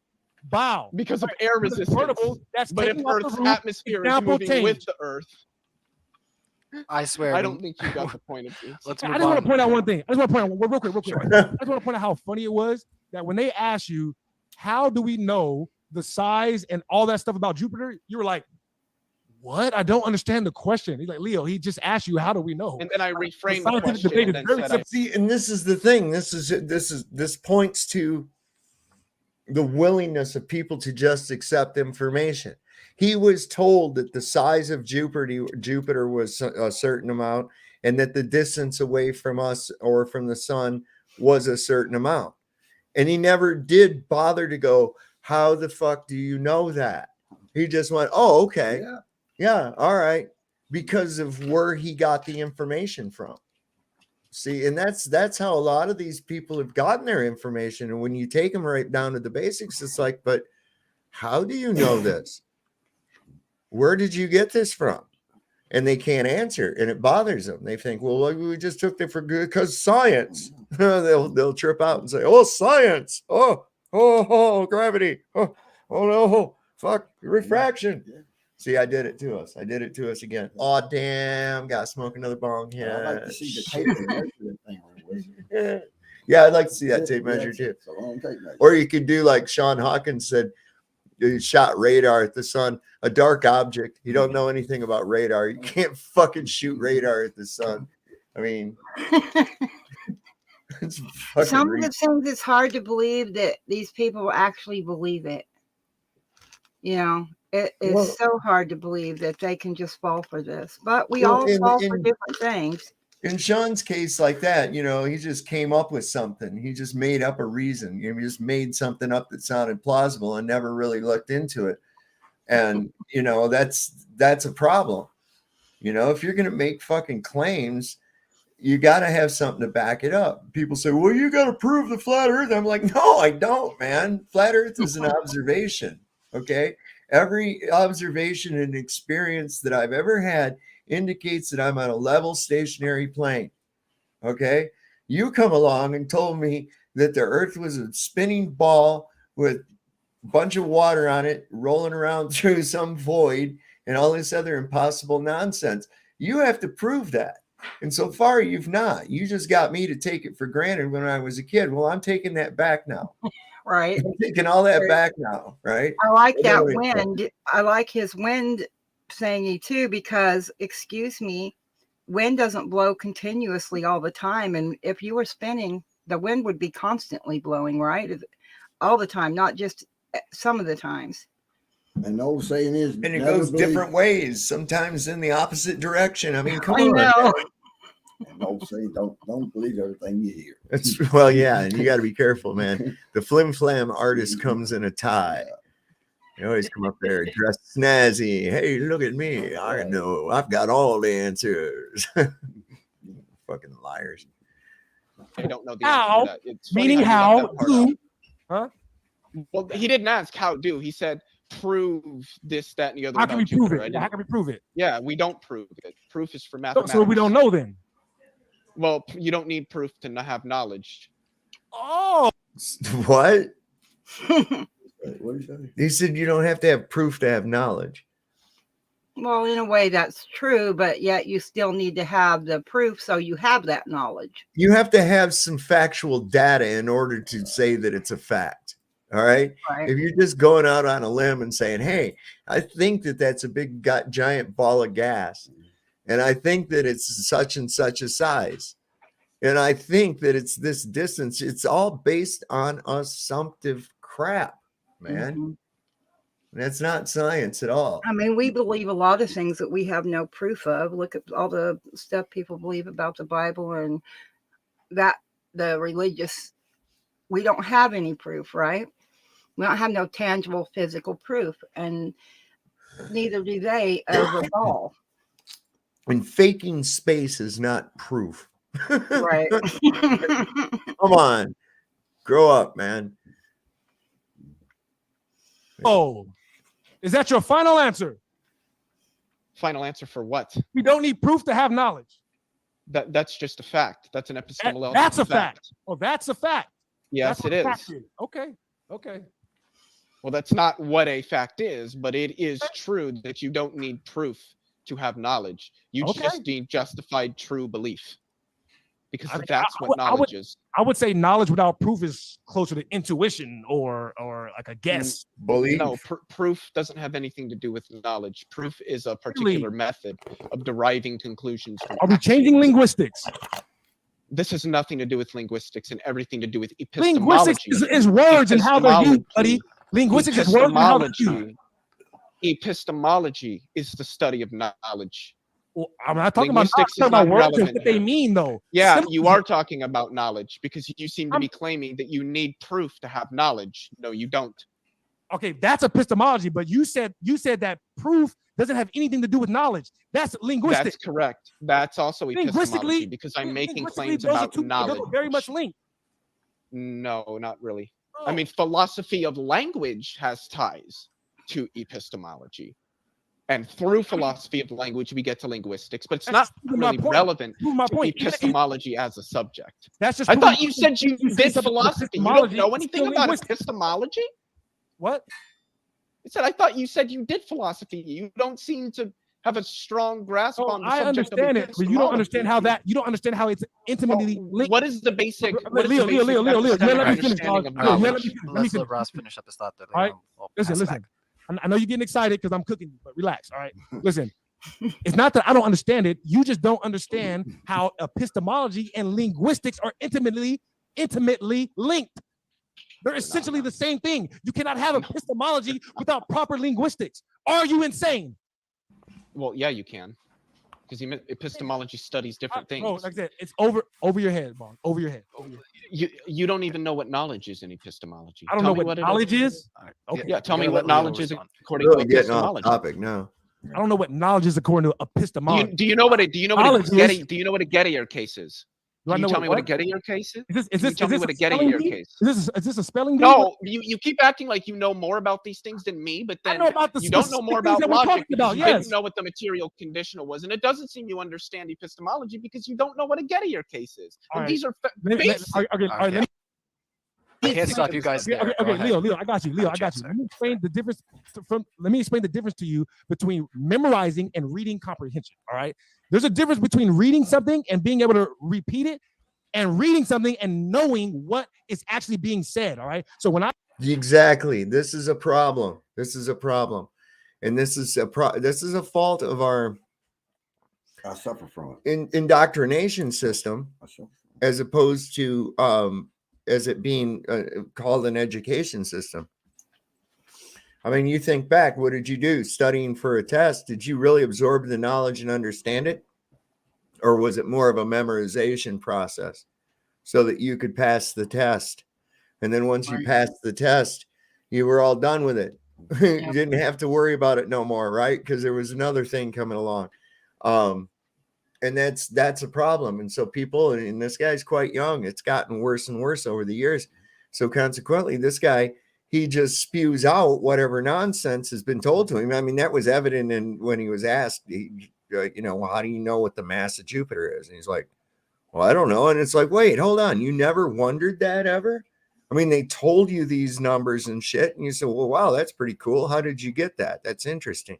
Never did. You just accepted it. So you're just taking in information, not really processing it. You're just storing it and then repeating it back. And it's not, you're not able to, when you have to explain it, you have no way of explaining it. This is why you see them all the time go, well, go look at Google. You got to go back, read You three or know? 4 times. And just like the stars, we don't even know what the planets are made of. You know, No, they of could, course they not. could just be light as well, but we don't know. But these things. spectroscopy, but spectroscopy, pseudoscience, bullshit, man, for real, man. You got to be careful. TikTok's really a nest of misinformation as well, though. There's some good shit on there, but there's some bad. I mean, but it's a real Wild West show over there, man. It really is. But I found some good stuff on there too. I haven't really put a whole lot on there. I don't know if I like it yet or not. Yeah, I don't know. It's kind of weird. I don't think I'm altogether comfortable with the way that it operates, but I don't know. I'll give it a shot. Maybe make some little shorts here and from the PC and not from the phone, and see if I can get into it. But I don't know. Their little whole message system and everything else is kind of weird too. I don't have a whole lot of different things like that. I have trouble keeping up with the things I do like, and most of it's like YouTube, or I just go chat in my private little chat buddy group. And you never know what you're gonna get, man. It's like, you know, it's just so random, you know, the shit that you run across on there. Yeah. It's like it's an ADHD kid's dream. It really is. Huh. Right. It Well, really you know, one of the things that's coming out and that is really interesting is all the different ways that people think and believe now is now out there, and people can see it and read it for themselves. Well, you know, back years ago, YouTube was really cool when the algorithm wasn't this Orwellian fucking overlord, and it was more of geared toward what you wanted to see. And like, you could watch a video on say like the Hegelian dialectic, right? Mm-hmm. And the next video that came up would be something related to what you just watched. Mm-hmm. So if you had it set to just play the next video, you know, just video after video, you could actually, even though it would sort of segue into other topics, it was still related, you know, and it would keep going like that. Now it's not, because they've got so much fucking censorship on all these different topics, because there's so many of these little snowflake people and shit that what hurt about what somebody says, and they're all worried about it. And it's like, here's the problem when you start worrying about what some other motherfucker says about you. It only matters if you accept it. Right. Okay. Well, I like YouTube, but you know what always made me mad, even before the computer, is all the people that would be politically correct, even in, you know, even public setting, before YouTube, before the internet, before anything, you know. Yeah. And I see the same thing. What happens if everybody typed, you know, whenever they don't want you to use a specific word or language? What happens if everybody, the following day after they tell you that you can't use this word, if everybody typed it, are they going to delete us all? Well, see, before internet and shit like that, I'd have people say that, you know, oh, we don't say that anymore. And I would ask, who's we? Who's right? We? I don't care what you have decided to say or not say. You know, why are you telling me this? I Right. don't even care what you say or don't say. Why would that be of any consequence to what I just said? God, you Right. know, oh, we don't do that. Well, cool. I do, you know. Wow. And people, they just got this herd mentality and they're so worried about what other people think of them. This is why we have so many people that Right. virtue signal. This is how they're programmed, is to worry about how other people view them. And I'm like, I don't give a fuck. I hate most people. That's So what I really don't give a fuck what they think about me, you know?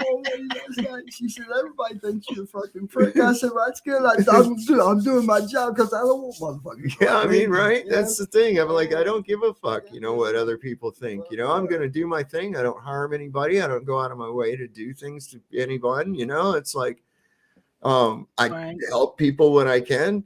So if Be you don't like what I yourself. got to say, yes, you know, so if I say Absolutely. something that triggers you, and this is what gets me, the biggest thing that you can say that'll trigger somebody is, you know, the earth's not a globe. It's flat. Oh, you fucking asshole. And it's like, wow, that escalated quick, you know, and it will. Right. But I don't care. It's sort of like the way I look at it, for me, it's like the trash that takes itself out, you know, and I'm good that way. I'm like, okay, well, if you want to get that upset, but before you go, think about this. Why did that upset you so badly? You don't have to tell me. Just figure that out for yourself. Why that upset you so fucking bad. Well, And then remember back in the day when people were like that, we'd just say open mouth, insert foot. Yes. It's the same thing. Yep. But yeah, I mean, I'm sort of like, it's the way I think to it. You know, if it upsets you, you really should examine for yourself why. Right. Because something like that shouldn't upset you that badly. That's right. That's telltale of a program, man. That is telltale of a program. And unfortunately, you have to come to the realization that, yeah, man, you've been programmed. Now let's change the software. You know, write your own software. Don't let them put in what they wrote. They, you know. I say when we're talking about linguistics and epistemology and how they're, I'm not talking you about don't understand. You don't understand, right? What we're actually talking about past what the words mean. I understand what I'm talking You're about. just repeating what you see, what you hear on Google. All right, linguistics. Actually, no. I read a of- book on epistemology by a pretty prominent epistemologist. I agree with you what actually. epistemology is, but you Because don't that's have where I get epistemology my without philosophical linguistics. knowledge. You don't have Yeah, epistemology without linguistics. I don't see how you don't understand that.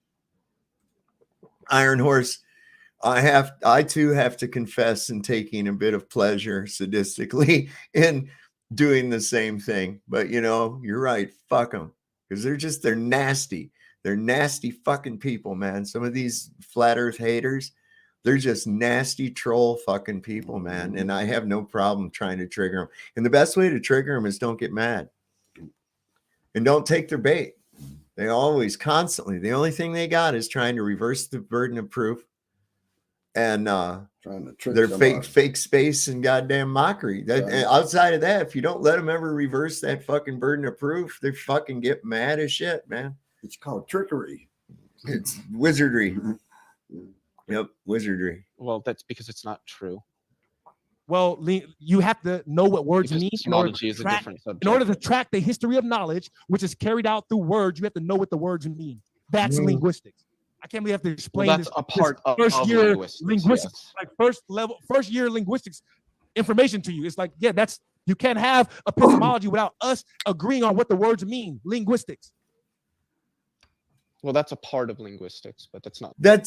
You know, this is almost like, who was that was on here trying to say that we can use other words that don't?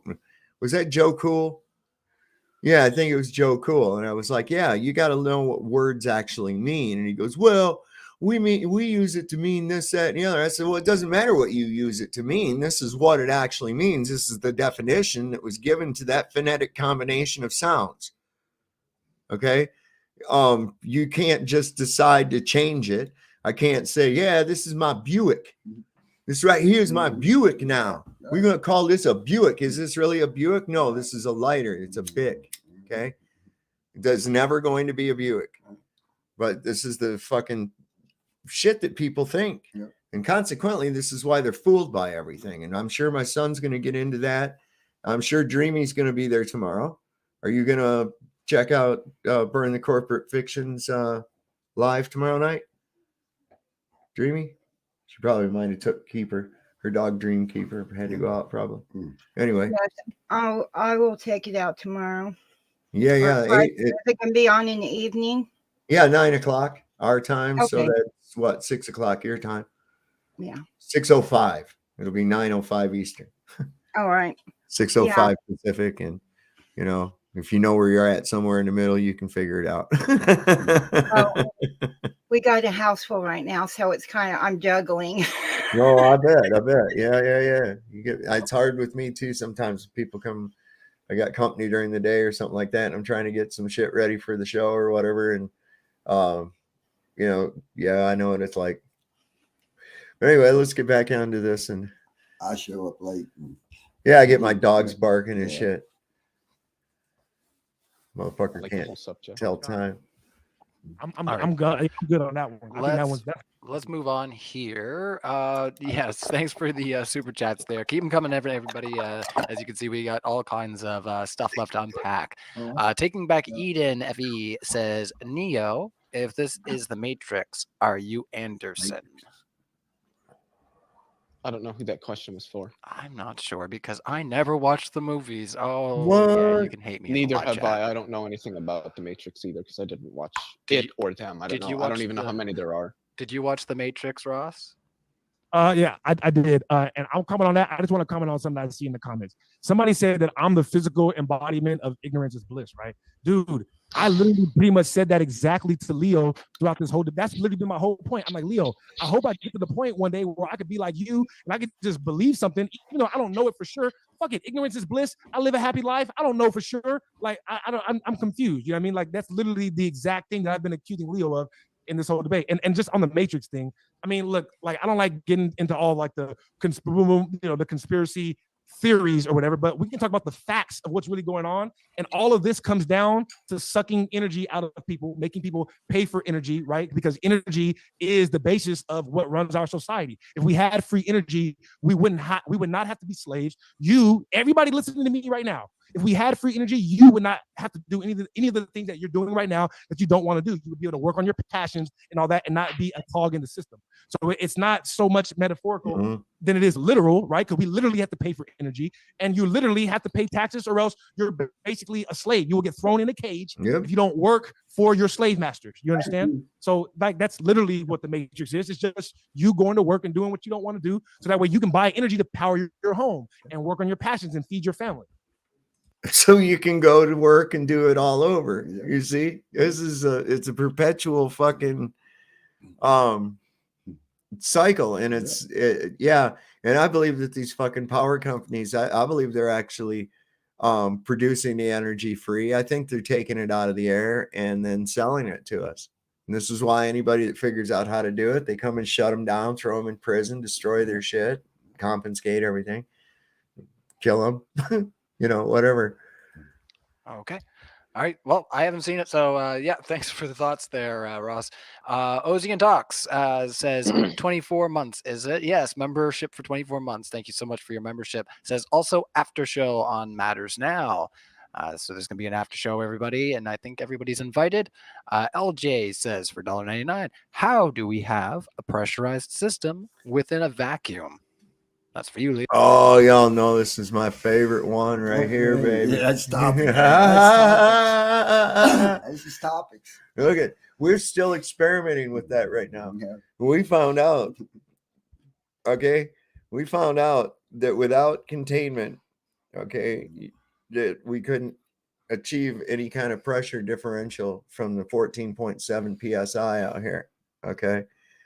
So we're going to run that experiment once again. You ready? Yep. All right. That's Take note. just like another favorite This word. is test. Which test number is this now? This is test number 2. Is this 2? I thought it was 3. Well, the first one is on the gravity. every time we hear gravity, Oh. now you brought up another. Oh, so topic. that was the independent variable that we're manipulating. Well, we can't really manipulate that, but we can manipulate the medium if I put more water in here. Let's just test. Let's not change anything. We'll just stay. I'm just worried. This might have been 2 or 3. We'll check. Okay. All right. Parallax in 4, 3, 2, 1. Nominal. Very nominal. Very, very nominal. All right. Leo? Gravity. Gravity holds Earth's Oh, it does. atmosphere to the Earth because the atmosphere is gas and gas has mass. And What is the downward acceleration of air due to gravity, please? mass is what you need for gravity. And since the Earth is much more massive than the atmosphere, it holds the atmosphere there. That's why there's a gradient in the pressure from sea level moving upward that thins out as you move further away from the source of gravity. Why doesn't it all come down? Why doesn't all the air come down right here to sea level? After all, 14.7 psi is not very much. Really isn't, considering the entire size of the Earth. So, Leo, what is the downward acceleration rate of air due to gravity? I This just is want not hard. I just want to be known that Leo does not agree with scientific consensus that gravity is not the mass of two bodies pulling each other toward one another. Leo is going against. I never scientific said that. He's in the religion. I never said that. I don't know what you're talking about. Why are you mischaracterizing Never what I've used the said? word mass specifically. It has nothing to do with mass. Yeah, it does. It's not even real, and the fake one that you subscribe to doesn't have anything to do with mass. Gravity isn't real. How come things drop when I let go of them? Relative density disequilibrium. Electrostatics. No. So how come there's no repulsion of things? What do you mean repulsion? Yeah, you said dielectric, repulsion. right? There should be repulsion alongside retraction, but we don't observe things flying off the Earth. We This only is- observe things being attracted to the Earth. All right. I'm gonna share my screen one more time because I didn't show one of my examples. I got you right here, dog. I got you right here. Here you go. You want to show repulsion, right? All right, you're welcome to share your screen. All you have to do is affect. Am I sharing now? Okay. All you have to do is change the electromagnetic frequency of the item or of the field, and gravity will change. This is them doing that with It's not actual gravity sound. changing. It's Oh, electromagnetic. yes, it is. Yes, it is. Doing it instead. because They're affecting. You're right. Gravity's not changing. Oh no! This isn't like this is just using sound to levitate things. That's Yeah, this sonic. is very Sound is electromagnetic. Everything is electrostatics, dog. Do you not get Sound that? is not electromagnetic. Sound is a result of acoustic Oh my waves in God. Earth's atmosphere. Listen. Don't take my word for it. Don't take Leo's word for it. All right. Go research yourself and see if sound is electromagnetic frequency. God damn it. This is so dumb. Like No, you know this. color is I'm starting to get a little bit mad here. Yeah. But yes, you can change that because of a field, and what you're doing with that is you are changing the relative density of the medium with sound waves. Okay. And those sound waves, because it's a vibration, has now kind of changed that to a certain extent to where little light objects like that can will levitate. But with electrostatics, it is known it's buoyancy, the attraction or the downward vector, the direction is set, right, due to the electrostatics, but it's not things going down or up are not a result of this downward force. That's only setting the condition. All right. It's rather weak.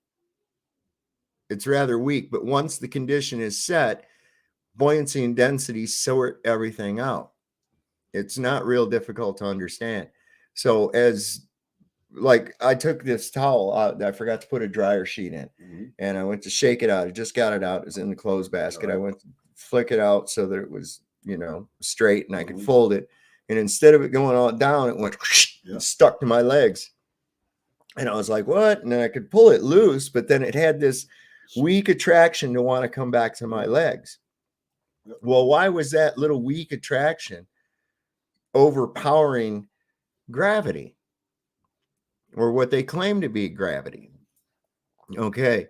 So it was actually, if it was left alone to continue, it would be at a vector toward me and then to the ground.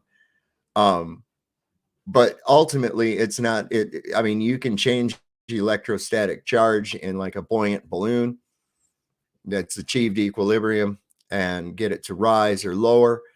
But in the long run, the reason things will fall is the medium will either support it or it will not support it. That's it. There's no, so what they've done now is then taken this and decided that, oh, it's because things are sucked together. Big things want to come together. And it's like, there's no evidence of that. All right. And without that fairy tale, they don't have their fucking space, and they don't have their solar system, and they don't have their, all the shit that they've made up in this fantasy world. None of it can exist. It's all scientifically impossible anyways. Electromagnetic frequency. Everybody agrees with this except you, Leo. Why are you the only one? Now I'm a physicists don't agree with Why are you this. the only one that Physicists don't agree with this at all. Huh? I'm not. No physicist agrees with any of this because it's not true. Yes, they do. Yes, they do. No, they don't. How come it's not in any of their textbooks or their lectures? Because it will give us free energy, and that will destroy the $1 trillion. We already get free energy. We get a lot of free energy. But either still, that still doesn't answer the question of how gravity can hold air, right? Because we would have to have, you would have to prove that there is a downward acceleration, because he's invoking Newtonian mass attracting mass. He's invoking the 9.81 meters per second squared. So this is, he's claiming this is what's causing the air to stay to the earth instead of equalizing with the rest of the universe. Okay, well, what is the downward acceleration rate of air? Prove downward acceleration of air due to gravity. Okay, we can change the density of air through temperature and show it to have a downward acceleration. It's not going to be 9.8 meters per second. It'll vary depending on how cool the air is. But then again, we can heat the air and show an acceleration in the other direction as well. You see? So what's the upward acceleration of air due to gravity then? You know, you say it's important in your buoyancy formula. You slipped it in there. So what is the upward acceleration rate due to gravity of things that are lighter than air? They don't want to talk about that. Energy from the sun. What? The energy we get from the sun is free energy. So why do we still have That's to what pay it's for it? called. What do you mean pay for? Well, that has to do with the What do structure I of our mean social pay for it? systems. That has to do with the structure of our social systems. Okay. And Nothing that about trickles what down to your textbook. reality is or how it behaves. All right. Okay. So that's your answer to the textbook, Leo. Why don't they teach it in the textbook? There you go. Your textbooks are government controlled. The government or the people that make trillions of dollars off it. Why would they give up trillions of dollars to The teach you how government to get doesn't free make energy? trillions of dollars off of physics. That's not What? at all the case. They make trillions of dollars off of us not getting free energy. Yes, they do. Yeah, you're right. They make a lot of money off Okay. school too. Of course, I'm right. But that doesn't have anything to do with the shape of the earth. So I don't understand why it's Okay, well, irrelevant. hold on. That's a different conversation. Number one, you're right. But we were talking about everything being electrostatic. That's what that has to do with. We don't change it. We can go on to the shape of the earth again, but I was talking about the electrostatics. I proved it right there. No, you didn't. You manipulate the electrostatics. You can affect the didn't. gravity You of didn't certain even bring objects. up electrostatics. You brought up acoustic levitation. Just nothing to do with I electromagnetic. said everything. Yes, it is. Everything is dielectric No, it or doesn't. electrostatic. And Wait, He should have showed a Van de Graaff generator. That would have made 100 times more sense. To show the Van de Graaff generator. That's because what he did show was sonic levitation, and that's completely different.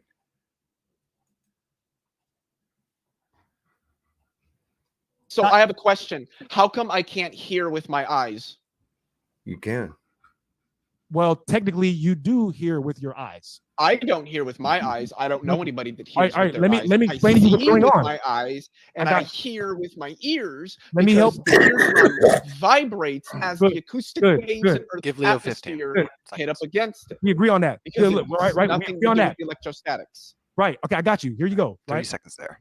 Okay, so look, you call it hearing because it takes place in your eyes. You call it seeing, excuse me, your ears. You call it seeing because it takes place in your eyes. It's the same thing. Frequencies are hitting your ears. Your brain is interpreting the Acoustic information. frequencies, yes. Frequencies are hitting your eyes. Your brain is also interpreting the information. Electromagnetic radiation, yes. And Okay, those yeah, so you're not seeing completely anything. You're not different hearing things. anything. It's all electromagnetic frequency. Yep. That comes, some of it comes to your ear, some of it comes to your eye. It's the That's same not thing. what But comes in, no. It is. You're interpreting a grand symphony of electromagnetic frequencies with your 5, 6 senses in your body.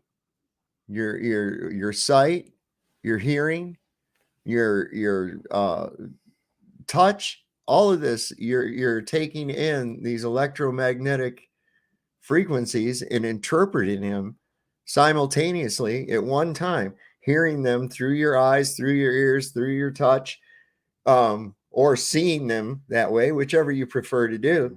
These are all just senses, and we're taking all of those senses of these electromagnetic fields and turning it into a cohesive reality that we interact with in our brain. Outside of this, it's just like right here on this computer. We're all talking to each other. We got pretty little pictures, and me and Johnny are sitting here. Dreamy Lynn's down there.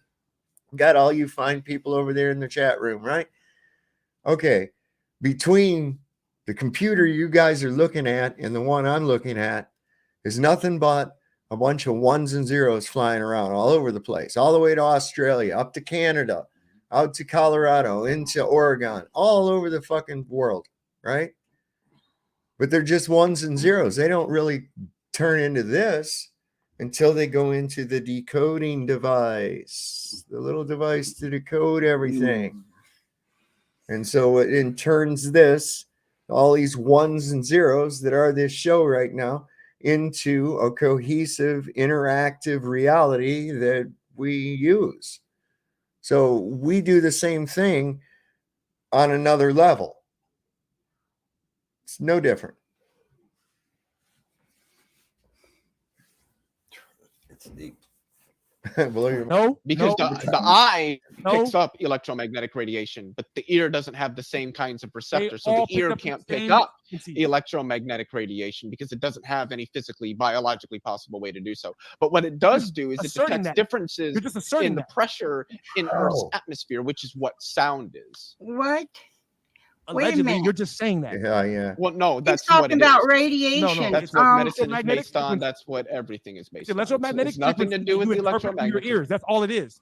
It's just electromagnetic Okay. frequency being interpreted through the ears. I feel like this was happening earlier. We're going to move on to the next question, but my mother was visiting earlier. I bought a house recently. I think a couple people in the chat know that in our Yeah. Discord, so that's why I was kind of absent for a while. I'm trying to No, get you're back good. to people on Discord, but earlier I was like, hey, I got my speakers set up. You know, I'm a big on sound and music gear, and I turned them up as loud as they would go. And my mother was, I sat in my chair, and my mother looked at me and she was like, your eyes are vibrating. So it was pretty loud. And that's all I was thinking about while you guys were talking about that. All good. Charles Lehner, how is the great CLRL solar? I don't know what you mean. How is the great circle sailing possible on a flat Earth model? Is that what he means? Right. Yeah. It's like look, you can navigate around a plate, right? Like think about it. The Gleason's map is the most accurate map we have. Magnetic declination proves this. There's no magnetic declination on the Gleason's map. All right. So the map is it can be flat and circular, right? You know what's funny? When I posted I was gonna do this debate, one of my friends from high school commented and was like, the earth is a triangle, right? That's what he said. The earth is a triangle. I'm like, bro, think about it. A triangle has flat sides. All right. So that's why I specifically specified that the surface of the earth is flat. Now that doesn't mean that what the overall shape is. We don't know what the overall shape is. We don't. I mean, maybe they do, but they have not disclosed it to us. Well, this is why I like using this is the description I use. The Earth is a stationary level topographical plane contained within a dynamic fluid pressure system. It says it all right there. I agree with it. It paints a beautiful picture, doesn't it? It does. And it covers everything because these guys always want to go, well, there's hills and valleys and stuff, so it's not flat. It's like, okay, level topographical plane.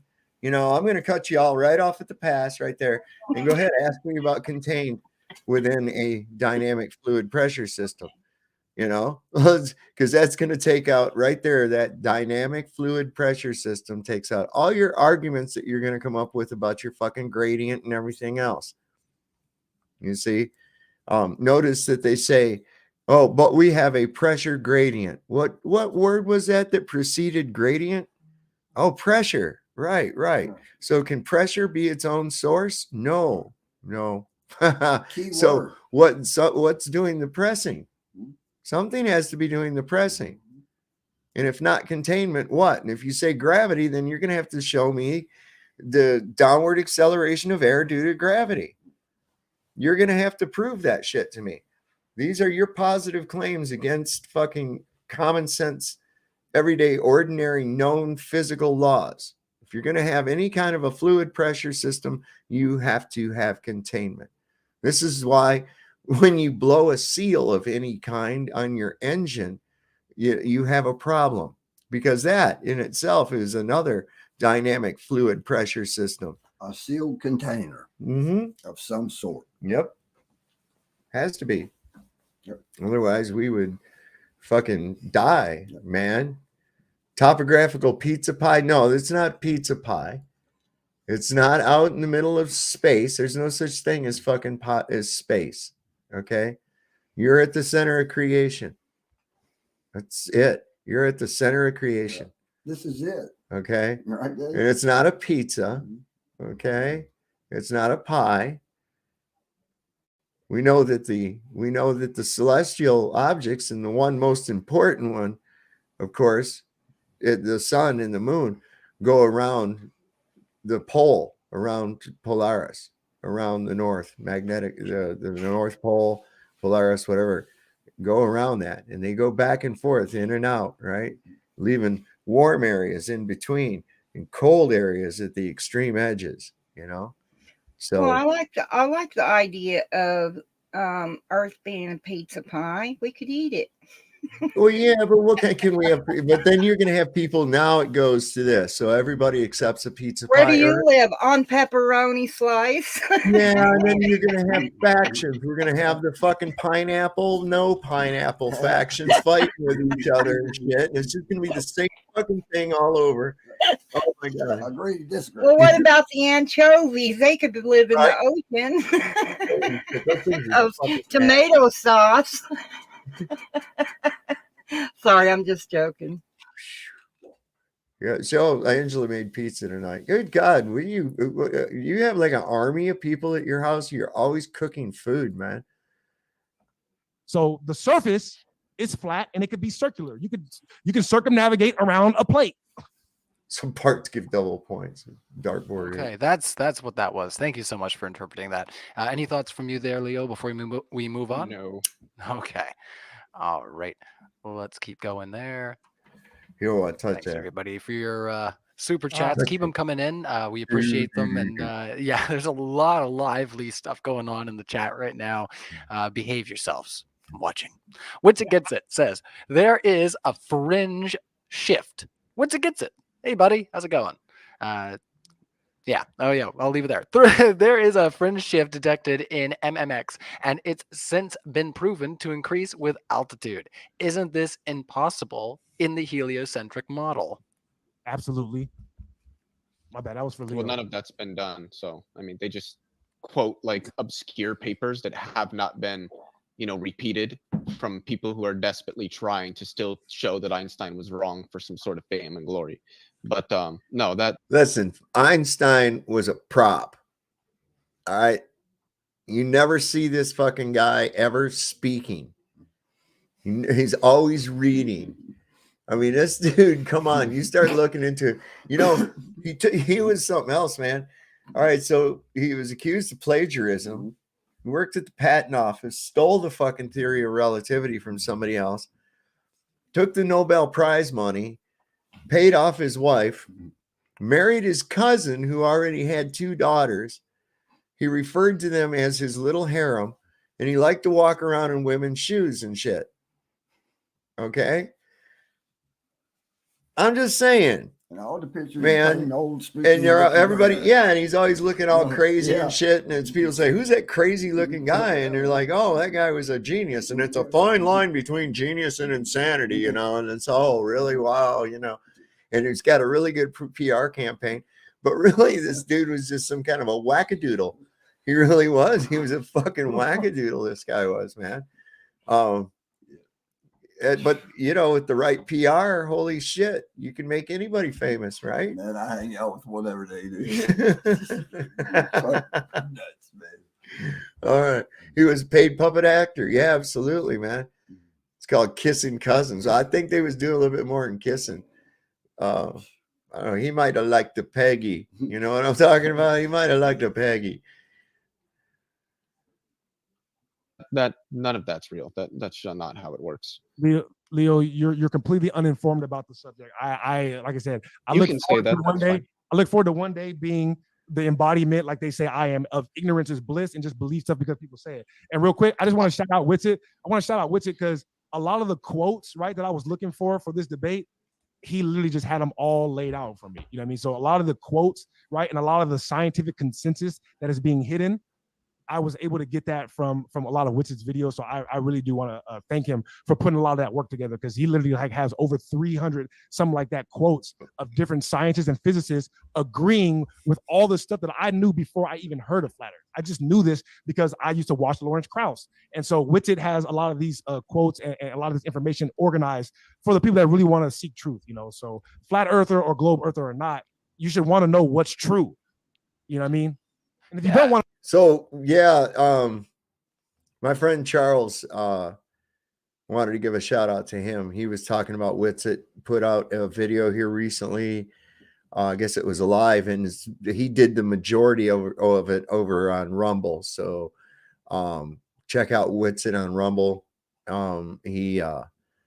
He did a thing on zombies, and I can only imagine where he went with that he had to drop off YouTube after 40 minutes and then go over to Rumble. So I'm looking forward to watching that. I haven't had a chance yet.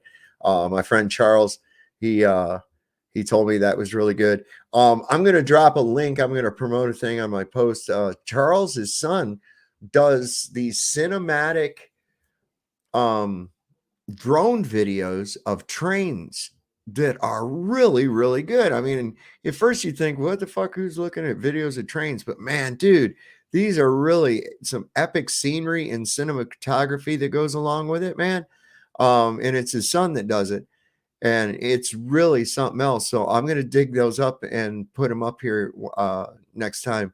I'll have to get into my phone or something. I don't want to take away from the show right now to get into it. But yeah, really cool. And I guess he did like one of his videos was used for a short commercial too. So it's really cool. Also, what you notice in these videos that he makes is an understanding of perspective, which is important with that. If you understand perspective, this shit starts making sense to you real quick when you start understanding perspective. Because the big lie is they're trying to make you think perspective is a curve. And right.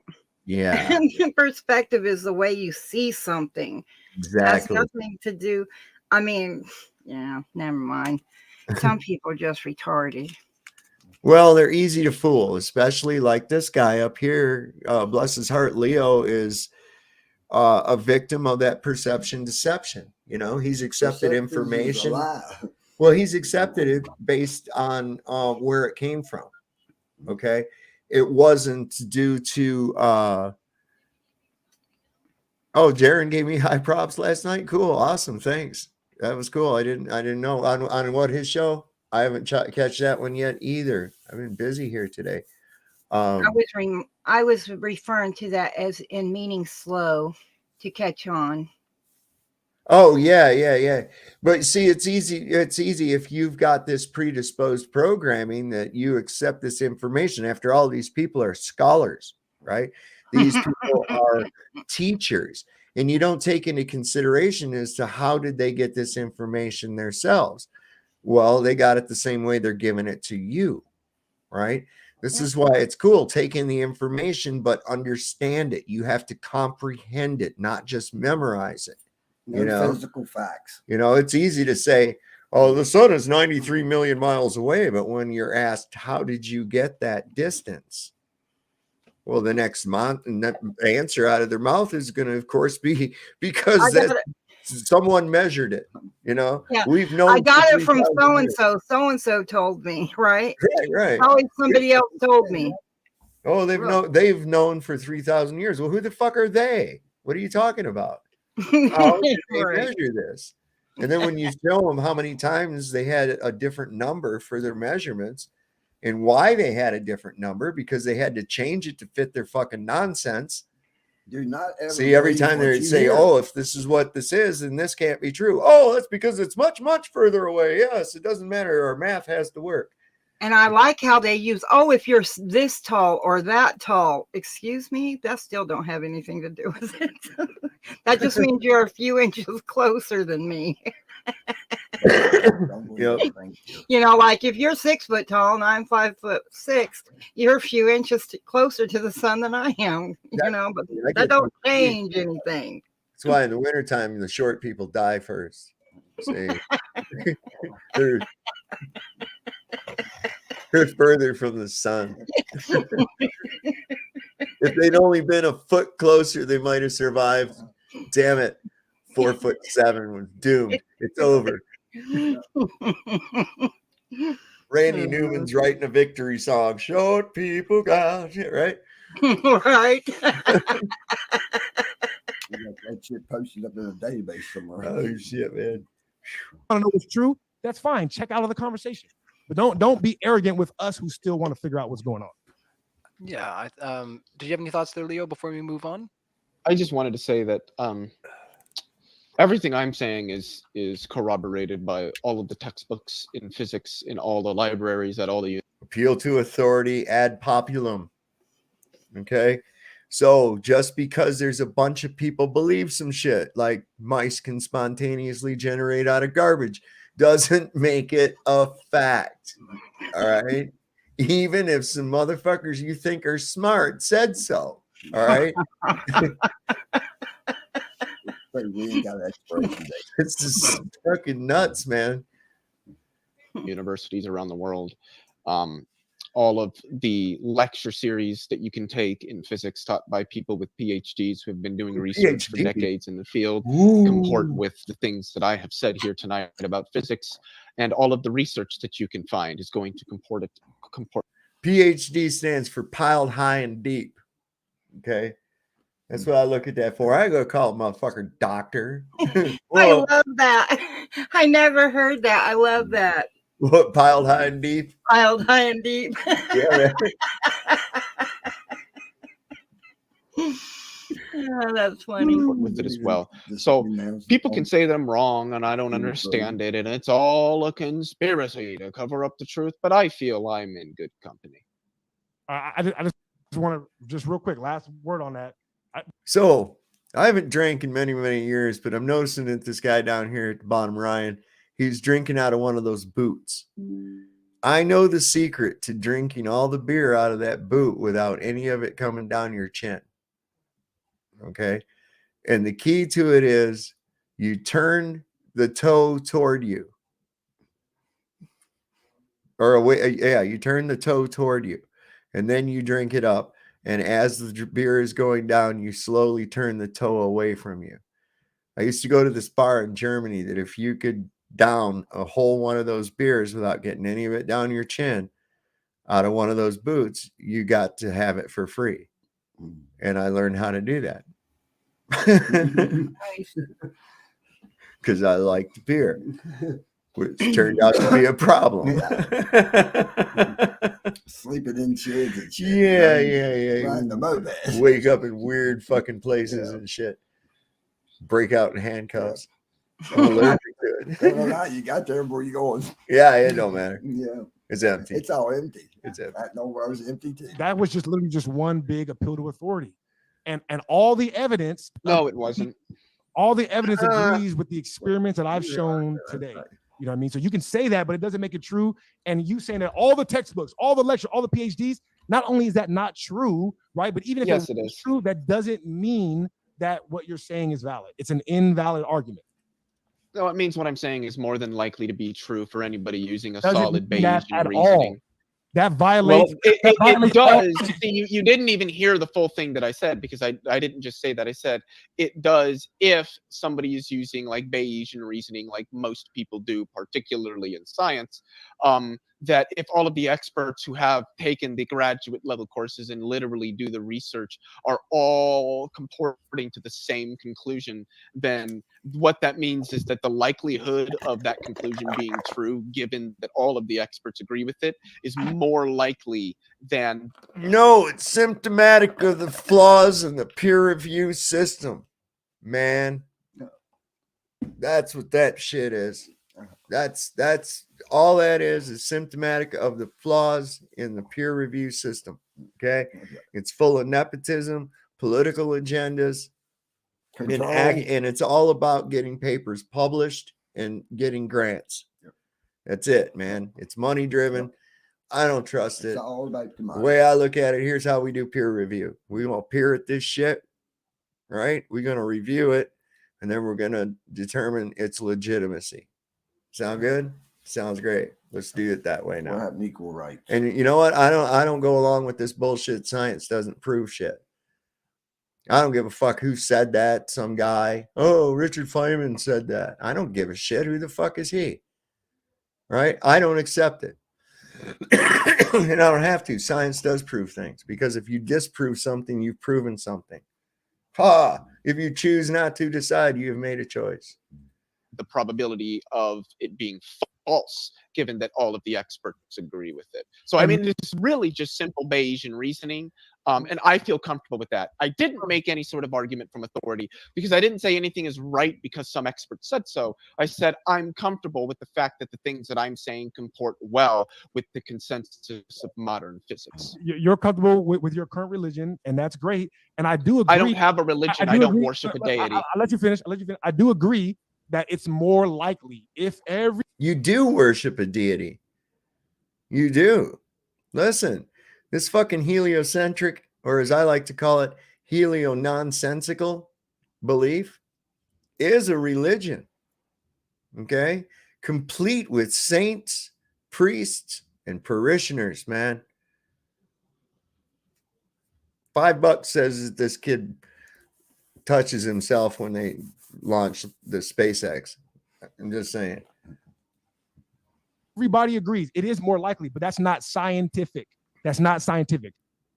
Science. Remember, I didn't say it was. Scientific method, observation, experiment. Let's not make it complicated for everybody, because you guys are having a hard We do time use Bayesian reasoning in science all the observation, experiment. That's it. If it's not that, and we it's not use scientific. and Bayesian reasoning. Negative. I mean, some people might Negative. still. No. Yeah. No. Do you even know what Bayesian reasoning is? I know what the scientific method is. Observation. That's not what I asked you. Do you know what Bayesian This is a reasoning conversation is, about Ross? science and the scientific method, brother. No So red herring. you think that No red you herring. think that you think that Bayesian reasoning isn't related to science? I think When for the it's purpose of used this in conversation, science every fucking single day. Listen. I don't know if you know who Jesse Lee Peterson is, right? But What did he say? Asian reasoning? What?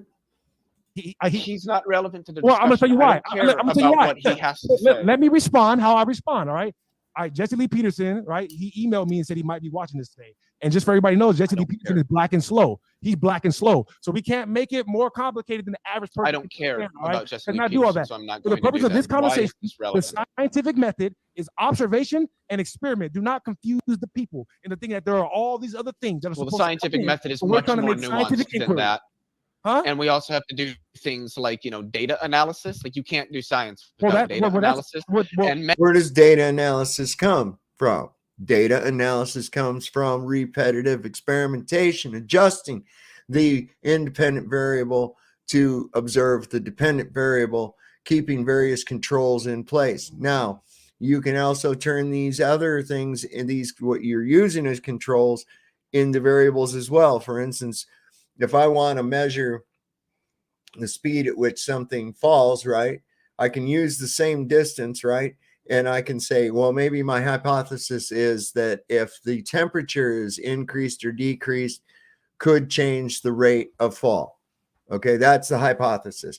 So what do? We test it out at the same distance by manipulating the independent variable, which in my hypothesis would be temperature. Now, I'm not saying that's what happens, that any of that's relevant. I'm just giving you an example. All right. So through taking in the data of these readings, we drop it like 50 times at one temperature. And we note that there's this average rate. And then we decrease the temperature and we check that and we see if there's any kind of a change. And if there is, we plot that change, right? We record the results regardless of whether it supports the hypothesis or not, because this is, once these results are, made evident, then we know that, okay, this hypothesis was flawed and here's why, and we can analyze the data. But without the actual experimentation and observations, we can't really get the data. You can't just hypothesize data or pull it out of your ass and expect it to give you anything of any kind of importance or relevance, Hope that kind of made sense. It was deep. Come on, man. This is where probability and statistics come into play, which are extraordinarily important. That's in science, math, particularly in physics, that's math which now. you use that's a red herring all the time in science. That's you a red can't herring. do physics. You can't do physics without math. So there's no. You can describe physics with math. Because it's a lot of times it's an observed effect and you're describing it mathematically, and that's easier to plot data with. Okay, of course you're going to get numerical data like a rate of fall or a pounds per square inch or something like that, and of course you're going to have to do mathematics, but mathematics isn't physics. Mathematics is used in physics. Physics works the same way of the experimental method that I just described. And this kid, he's trying to slip it into the thing. Well, we can just look at stuff and make stuff up. And if you can't prove that it's not that, then that's what it is. Like my dark money. We know that the dark money exists because you can't prove that it doesn't. There you go. There's globe-tard logic right there. But just like you can't do science without probability, we can do statistics, scientific and data experiments without analysis. math. In which the primary method that is used is Bayesian reasoning, and then the second one would probably be frequentism. You're sitting here claiming to act like you understand your science, philosophy. but you really That's your don't philosophy. seem. You Great. really don't seem. That's your philosophy. You really don't seem to have a strong understanding of the actual methods that are used by scientists. I do. No. I do. But you're denying that they use Okay, probability. let me respond. Leo. That they use data analysis. Let me Just respond. 1 second, Let me respond, Leo. Let him finish his thought Let me there. respond. All right, I got you. Relax. I know you're excited. Leo's having the abort, retry, fail mechanism has hit him right there. You remember when old days, the early Windows, when the fucking thing would crash and that window would just keep coming up and say abort, retry, fail, right? And just keep looping over because it was fucked up. You'd have to just shut the thing off and return it on. I think Leo needs a fucking reboot, man. Yeah. I think he needs to be rebooted, man. He's tripping balls. Watch. Yeah. I'm cooking like a motherfucker right now. All right. Listen, Leo. Okay.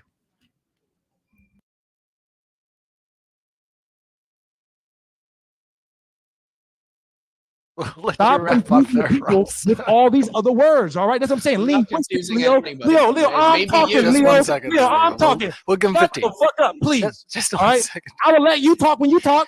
I'll let you talk. I'm writing notes. Look, I got my Spicy. notebook this time. All right. All right, you got 30 seconds. All right, You're trying to this confuse is fun. the people by obfuscating, right? So that way people think that what you're saying is true because now they just stop listening because you're confusing them. Let's make it simple, Leo. We can all agree that the scientific method. I can dumb it down for you. Leo. 10 seconds. Come on, Leo. I know. Trigger like a motherfucker. Listen, the scientific method is observation and experiment. All right.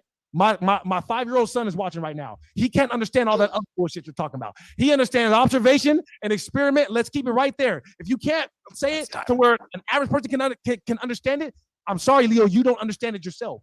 If you can't say it to where anybody can understand it, you don't understand it. 30 seconds for No, you that's there, not Leo. true. That's 100% true.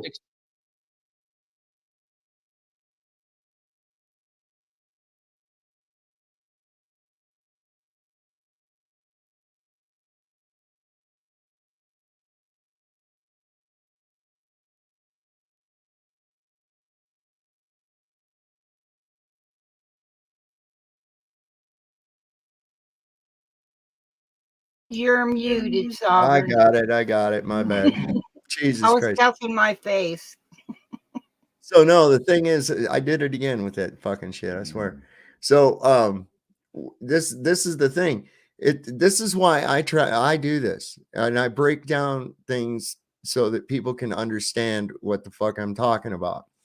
It's the nature of people to, when somebody comes out using a bunch of big ass fucking words and shit, they just start kind of just tune out. They just fucking tune out, and that's why they do it. But if you can't take that and somebody says, well, hey man, what do you mean by that? You know, like my buddy Johnny here always says, break that down for me, Dave. Break that down for me. Right. Yeah. So you break it down. The bomb gods killed the stream. Is that what happened? Let me see. We're still all right, right? We're still live. Okay, we're good. Scared the fuck out of me there, kiddo. It's only 11:50. You're good. Yeah, yeah. So yeah, man. So this is why I break it down all to you if I can. You know, I try to put it into a context that anybody can understand. You know, because let's face it, man. A lot of us they went to school and they learned what they had to learn. They put it down on the test, and then as soon as they got out the doors, they put that shit behind them. They put fuck no, right? They're all done. I don't need to learn no more. I'm all done. I'm good. Now I got to do a job, and I got kids. Blah blah blah blah blah. So, do I got time to learn all this fucking shit that this kid's telling me? This is why somebody, you know, come on there and say, oh, that's right, because we've measured the gravitational constant. You're like, you mean you measured how fast shit drops? That's so what? You know? Or yeah, we know the distance of these stars because of astrometry. What the fuck is astrometry? It's Don't you think measure there's the stars? Okay, how did you measure the fucking stars? Don't just say that word. Don't you kind of think they're still stuck in that going to school mentality? They can't get out of the box, so they're trying to dissect everything into little bits and pieces and put them all in separate boxes. That's what I see. Look for one specific cause for effect and shit like that. They don't realize that. Go out. It's a cocktail. It's dynamic. Yeah. Okay. It's dynamic. There's more than one thing happening. You know, you have to look at it that way. You can't have a fucking Long Island iced tea with only 2 ingredients. You know, it's gonna take more than that. Right. And go out in nature and actually observe what the garbage you're being told, and then say, wait a minute, this totally, you know, is the opposite of what I'm being told over here. Well, they ran the most basic physical impossibilities by you when you were young. Right. Okay. And that was, you know, you would have never made the question of, because you didn't have a critical thinking mind and you didn't have a lot of life experience. So you never would have thought to ask, how does the air stay? Right. Your first question was probably, how can I stick to it if it's spinning around? I know that was my question. Yeah, that was mine. And how you hang upside down, and the people that are on the side at the equators, they're on their sides, right? Sticking off of it like a porcupine. And the teacher just brushed it off and said gravity. And I was like, still not satisfied with it. And they was like, well, you'll learn about that later. And I still, you know, it's like, you're just telling me an effect that you say is gravity, and without proof of what the cause of the effect you're describing is, you've just automatically taken it that's a fact and started ascribing these qualities to other objects in the cosmos that you have no fucking idea what they are, other than an assumption. You know, and then because it doesn't work out for you, and it shows that what you postulated was fucking wrong, you say, oh, no, it's because there's something else there. You can't see it. You can't touch it. We can't quantify it, but it has to be there, or else, well, that would mean our shit was wrong. But you don't look at me and tell me we're spinning around. We're standing here looking at each other, standing still. I know, right? I mean, so, Bahui and fucking twiddle twaddle. I can't believe that. You know, Bahui and twiddle twaddle. For real. 30 I seconds couldn't. there, I, Ross. it's not true.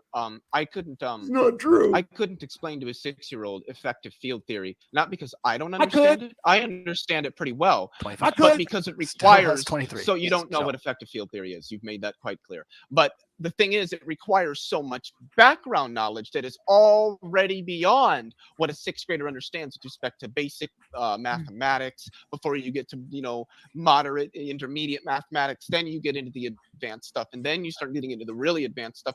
6-year-old doesn't understand that, and to walk them through all that is going to take all those years of schooling. So we're going to have to wait until they're at an adequate level of already baseline understanding I know. before we can Great teach people cop-out. more That's a complicated great cop-out. concepts. That's a So great it's cop-out. just not actually true that if you can't teach it to anybody, you don't understand it yourself. Because I know you want that not to be the problem true. there is but what it's that true. does That is is it puts the burden entirely on the other person, On the teacher. rather than On the teacher. rather than on the person you're trying to educate to already have some baseline. All right, you gotta let Russ understanding respond. of the Yeah, point. yeah, But that no, wasn't even the onus really is like the always on actual the teacher, point that I Leo. wanted to get Leo, to. That the was onus just- is always on I'm the sorry. teacher. He's having a rough time, man. I mean, he's nerding out. This kid is nerding out. I can fix my camera back now. Let's see. Let me see if I can get that right. Yeah, that looks pretty good. You still here, Johnny? Yeah, I'll put that ashtray back in the room.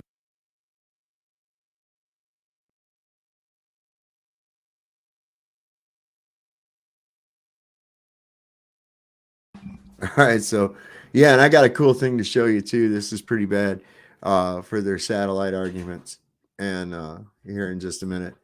Drinking butterflies, you blend them up or something. Like, what? He's talking about drinking butterflies. That's crazy shit. All right. So anyway, this kid is spazzing out. He's like nerding out, and he's having a rough time with it. I think he's having a rough time accepting what this guy's rebuttals. Anyway, let me get back with it.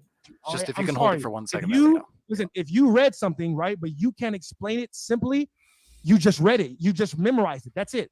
There's a difference between reading and reading comprehension. All right. When I took my SAT scores, I did terrible on almost every subject except reading comprehension. My reading comprehension scores were so high that I got automatic entrance into Ivy League schools, even though my grades were bad. You know why? Because I know how to read things and understand them, whether I memorize them or not. Leo, you struggle with reading comprehension, or you're just No, dishonest. I don't. think I that- scored a 35 in reading comprehension on the ACT. That's one away from the highest score. My standardized test scores. Well, it's for- not for showing right reading now, Leo. comprehension- Leo, it's not reading showing right now. comprehension was You're having always a one of hard the time. highest. Motherfucker cheated. That's all I can say. This motherfucker had to cheat, because if you had reading, no, I don't think he understands things. Yeah, scored on basic with- concepts. alongside science. I'm not understanding. Just 1 second, I Leo. think what's Basic going on. children's Just 1 second, logic, Leo. you cannot understand. Leo, it's technically his last 10 seconds. I'm so sorry, Leo. Just hold your thought. I'm so sorry, buddy. Just because there's too much I'm proud cross of thought. you, Leo. And I'm proud of you. I stand corrected on the ACT scores, right? But you're not showing your reading comprehension skills right now because you don't understand children's level logic. You don't understand what a false cause That's is. the guy who You didn't understand what a know slippery what slope the is. You material. don't understand how to shut the conditional fuck up and let somebody finish, right? Nigga, that's what I'm saying. You're at a 10 place seconds. where you memorize a lot of stuff, and your confidence in life comes from you There's a lot of feeling like you know more projection than other going people. on. But it's not Look, about if you don't understand the things memorize I'm other saying, stuff. just say It's about so. being able. It's about being able to take what you know. Don't blame the audience for not Simply, understanding Leo, what gotta you're listen. not You understanding. can't talk and listen at the same time. All right. It's about being able to take what you know, something complicated, and break it down simply so that the average person can understand it. Because what good is science if it doesn't help the average person, Leo? It's no good. It's All no right, good. we got to let know Leo what respond. Make it plain So for everybody. we're going to Has to give do. another minute over to I don't Make know it what plain, anything player. That has to do, but I think what's Make it plain, player. That was pretty good. Make it plain, player. going on here is just a lot of projection. He keeps saying the scientific method is observation and experiment. Like very simplistically, those are important aspects to science, but that's not entirely what the methodologies we use are.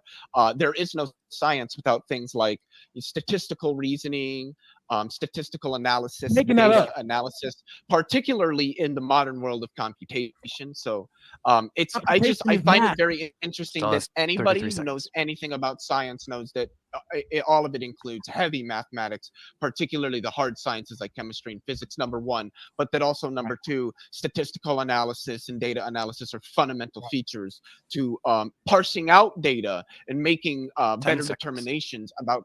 But the data is derived through experimentation and observations, Leo. Doesn't matter. You're just expanding upon the analysis of the observations and experimentation. Like, for instance, we employed a thing called statistical process control, right? And statistical process control, what you did was like once every hour, you would take 5 samples, say from a machine. You have a machine that's putting out these certain parts. And what you would do is you would take measurements using calipers of the critical dimensions of that part, and you would plot them in a graph. And then what you would do, what this would show is like you could see a deviation that started to happen within some critical dimension of the of one or more of the critical dimensions on the part, and you can stop the process and adjust the tooling so that you can get it back within the tolerance range of the specifications. Now, this was actually developed by a guy in the United States, and our Arthur Deming, I believe, was his name. And our manufacturers rejected it. So he went over to Japan, where they were just learning, they were just retooling and setting up brand new factories because we bombed the fuck out of them during the war. So here we are. The United States was, pretty much the only game in town. After World War II, the United States had lost no manufacturing capability. Great Britain was knocked down to, I think it was like 49%. Germany was at 17%, and Japan was at 0%. So he went over there with this idea of statistical process control, because what happens if you monitor deviations within the manufacture of each of the components as you're manufacturing it, you end up with less defects at the end of the manufacturing process when all the parts end up being put together. And so by employing this method, at the end of a Japanese assembly line, there's like 4 repair bays, if that many, and there's never all of them full. And these are repair bays at the end of the line for any defects. Now, on an American assembly line, there's as many as 20, and there's cars and trucks and shit waiting to be put in there to fix the defects that have occurred somewhere along the manufacturing line. So we quickly here in the United States grabbed up and started, we need to develop this process. And so they started using statistical process control. But not to get off on a tangent, all Leo is illustrating is refined methods of analyzing the data that comes from the observations and experimentation. Okay. And in this case of the statistical process control, moving the tooling to either cut off more or cut off less. It's not really an experiment, but you understand where it's going. It's just plotting data and deriving a conclusion from that data as part of your analysis of the experiment. Well, it's also like he knows the words, but doesn't really comprehend because he's not done it himself. It's kind of like if somebody takes, let's say, a cookbook, and they see whip this and they see fold this ingredient in. Yeah. You have to know that, and usually that comes either by experience or somebody, coaching you and teaching you what these different things mean. And it's like he knows the words, but he doesn't know how to process it. He can't put it into practical use. Yeah, into practical use. Exactly. Outside of a textbook use, it's useless to him. Right. Yeah, I've noticed that. He's not really explaining this shit very well. Well, he doesn't really, he's only grasping it because he's supposed to. Right. This is what a lot of people are. It's like, I've been told I'm a special boy, that I'm very, very smart, because look at all this stuff that I memorized and I can regurgitate, and I believe the mainstream shit, and I believe in space. So that means I believe in science. And if I believe in science, then by proxy, that makes me smart. No, it doesn't. It makes you a fucking sheep. That's Right. what that makes you. It makes you a fucking sheep. So Looks like he's got some years to grow and gain some He does. knowledge. So we'll see what he's like in 10 years. yeah, he's young. He's young. I would imagine maybe still in college or just fresh out. But yeah, he's still got that. He's still got that. He's still got PTSD from the establishment that he's been placed into all those years. See, Right. you got to take you a while. I was educated. I was once educated, but I got better. So It's kind of like a disease. Huh? Things going into the future with respect to science. So, and then I keep getting told, just to find a point, that I don't understand this and I don't understand that. But then when I ask him basic questions about these subjects, like what's the material, conditional, and logic, he doesn't know, but I do. But somehow I'm the one struggling here. Leo, you're just repeating stuff that you read somewhere. All right. You saying you know something is not the same as having memorized something in a book. All right. All right. That's number one. Number two, shout out Jesse Lee Peterson. All right. Things that you In the crowd memorize, watching. no. Listen, Jesse's watching. Jesse's black and slow. All right. So all I don't care. all What that does this have long to do diatribe that with you just anything? went on, bro. I understand what you're saying. Let me boil it down for you. Listen, we have don't to really move on, but yeah, I'll give I you the want- last I- word here because I think it's for you. we don't It was for really. you. It was actually Alright. for Leo. Sorry, but yeah, go ahead. 15 Go ahead, seconds. my bad. dude, that's fucking harsh, Jake. I'd rather hear Ross fire up that Ibanez head half stack and bend some strings than listen to Spiny Ball. I think you meant Spinny Ball Chicken Little Nerd out on pretend gay cosmology. Dude, let me ask you something. Was you thinking about that little fucking little nerdy fucking chick that was dicking with Foghorn Leghorn? Because I was, man. You know, the one, get out of here, boy, you bother me. Oh no, I said I'm sorry. That was for you. Oh, okay, Ross. okay, If you- yeah. yeah. Look, 15 the seconds, and point we'll of move everything on. that you just said is that we don't really know. We come up with mathematical models that might explain what we're seeing, but that's math, though. All right, science, like I said, Jesse Lee Peterson, black and slow, observation, experiment. Anybody that comes How do you in quantify science, those observations? anybody that comes in the name of science and they're not talking about observations, they're not talking about experiments, they are trying to trick you, or they are religious zealots like Leo, like Mark.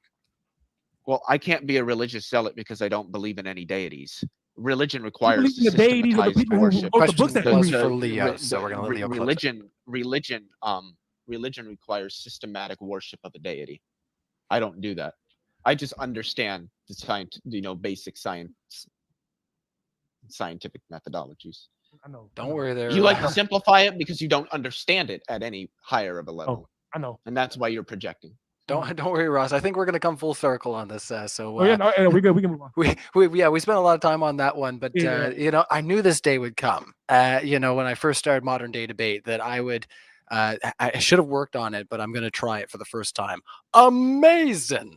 All right. Amazing. All right, let's try. I feel regretful now that I didn't work on that better. All right, This kid up here is not happy, man.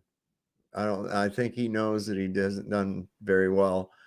But again, I look at the demeanor between the people. This guy is very sure. This guy's not. Right. This guy looks healthy. This guy does not. I haven't really checked out his eyes yet. Let's see if we see any evidence of Sanpiku eyes. LJ says, how were eclipses predicted before the globe invention? For you, Leo. I don't know. I don't really care. Oh, I can answer that. The Saros cycle, developed by flat Earth Babylonians 5,000 years ago, still used today by the guy that NASA uses to predict or post-dick, post-dicks. Easy, Dreamy. They're all a bunch of dickheads. sorry. But a post-diction is not a fucking prediction, and they're on a cycle, and this was already predicted, or it was already mapped out by Babylonians over 5,000 years ago. So, yeah, that's how. All right, I want to comment real quick. Just, you know, what I mean, the actual definition of religion is the belief and worship of a superhuman, right, or whatever, right. So when you, right, take words that somebody else said and you give that person reverence, right, like let's say authority, right? Let's use the word authority. When you look at somebody in a state of reverence or authority over you, that's you worshiping them.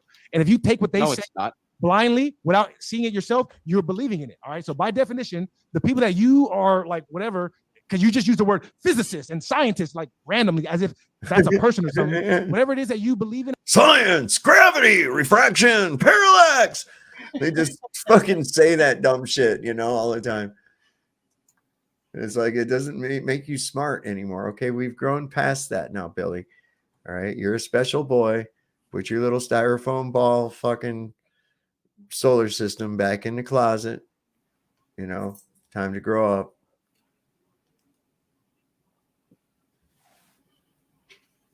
Come on. That you're quoting, that's your deity. All right, you believe in that. You don't check them on it. All right, you don't see what experiments contradict or go with it. So you just go with it, and you're like, and you literally said it a few times. I'm fine with that. I'm okay with.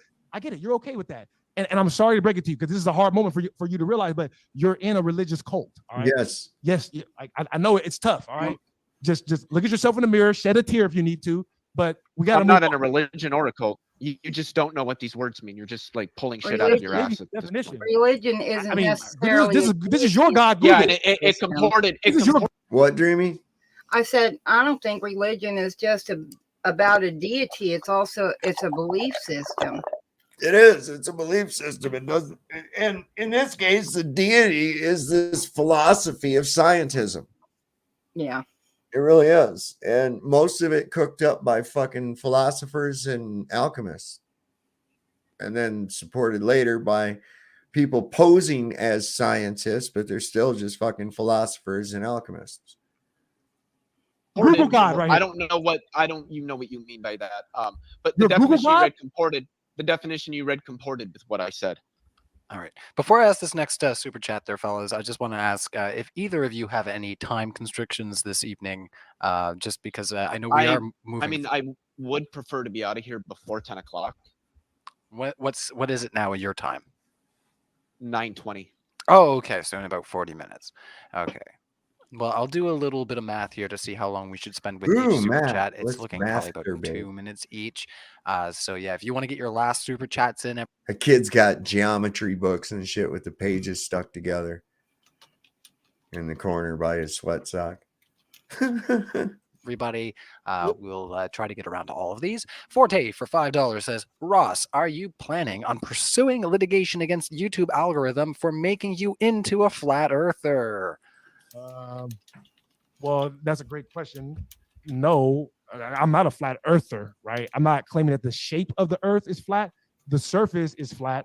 But like I said earlier, my brother and a good friend of mine named Brian Cade, go stream his music.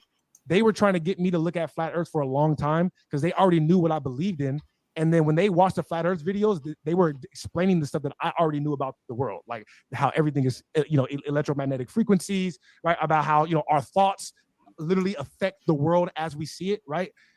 Things like that are basically apparent. Hit that fucking book with some electricity, like in that weird science movie and shit. Maybe, I don't know. Maybe Catherine Bach. Who was that? Who was that chick that Kelly LeBrock? Wasn't that in Weird Science? Oh my God, I'm dating myself now. Jesus. It's back in the 80s. I don't know. I don't really pay attention to a lot of that. Like I said, I don't watch a lot of TV and things, so I really have. Oh, these were at the movies, man. These were like those 80s movies geared toward teens, like right. Weird Science and 16 Candles and The Breakfast Club. The Breakfast Club is an excellent movie. I still love that movie. I think I've seen that one, but Probably in part. I have a hard time Indian sitting King. and watching through. Now, if I'm sitting talking to people, I Yeah. can sit there and talk and interact. But just to sit and look at something, stare at something, I have a hard time. I'm too hyper for that. Who wasn't that? Bill Paxton. That was like one of the first places we ever saw Bill Paxton was in Weird Science. He was the older brother, Chet, I believe. Yeah, Chet, the older brother, and he was a bully. Yeah, I remember that. Who was the other kid? It was Anthony Michael Hall. Yeah, and now he's shit all grown up, plays in fucking cop movies and shit like that. Yeah, I love that, man. Remember there was like a little pack of these kids that were all in these movies, like Molly Ringworm or Ringwald. What's her name? Molly Ringwald and Anthony Michael Hall. There was kind of like a little pack of them. Charlie Sheen, that bunch. I A lot of remember Charlie Sheen. I know that name.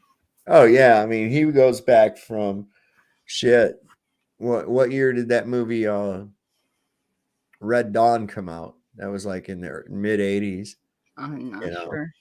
Yeah, I think that was like about 86 was Red Dawn. It had it had a whole bunch of them. Jennifer Grey was in it and Leah Thompson. She was If in you'd that have hung movie. out with me, Soren, you wouldn't have been at the movies.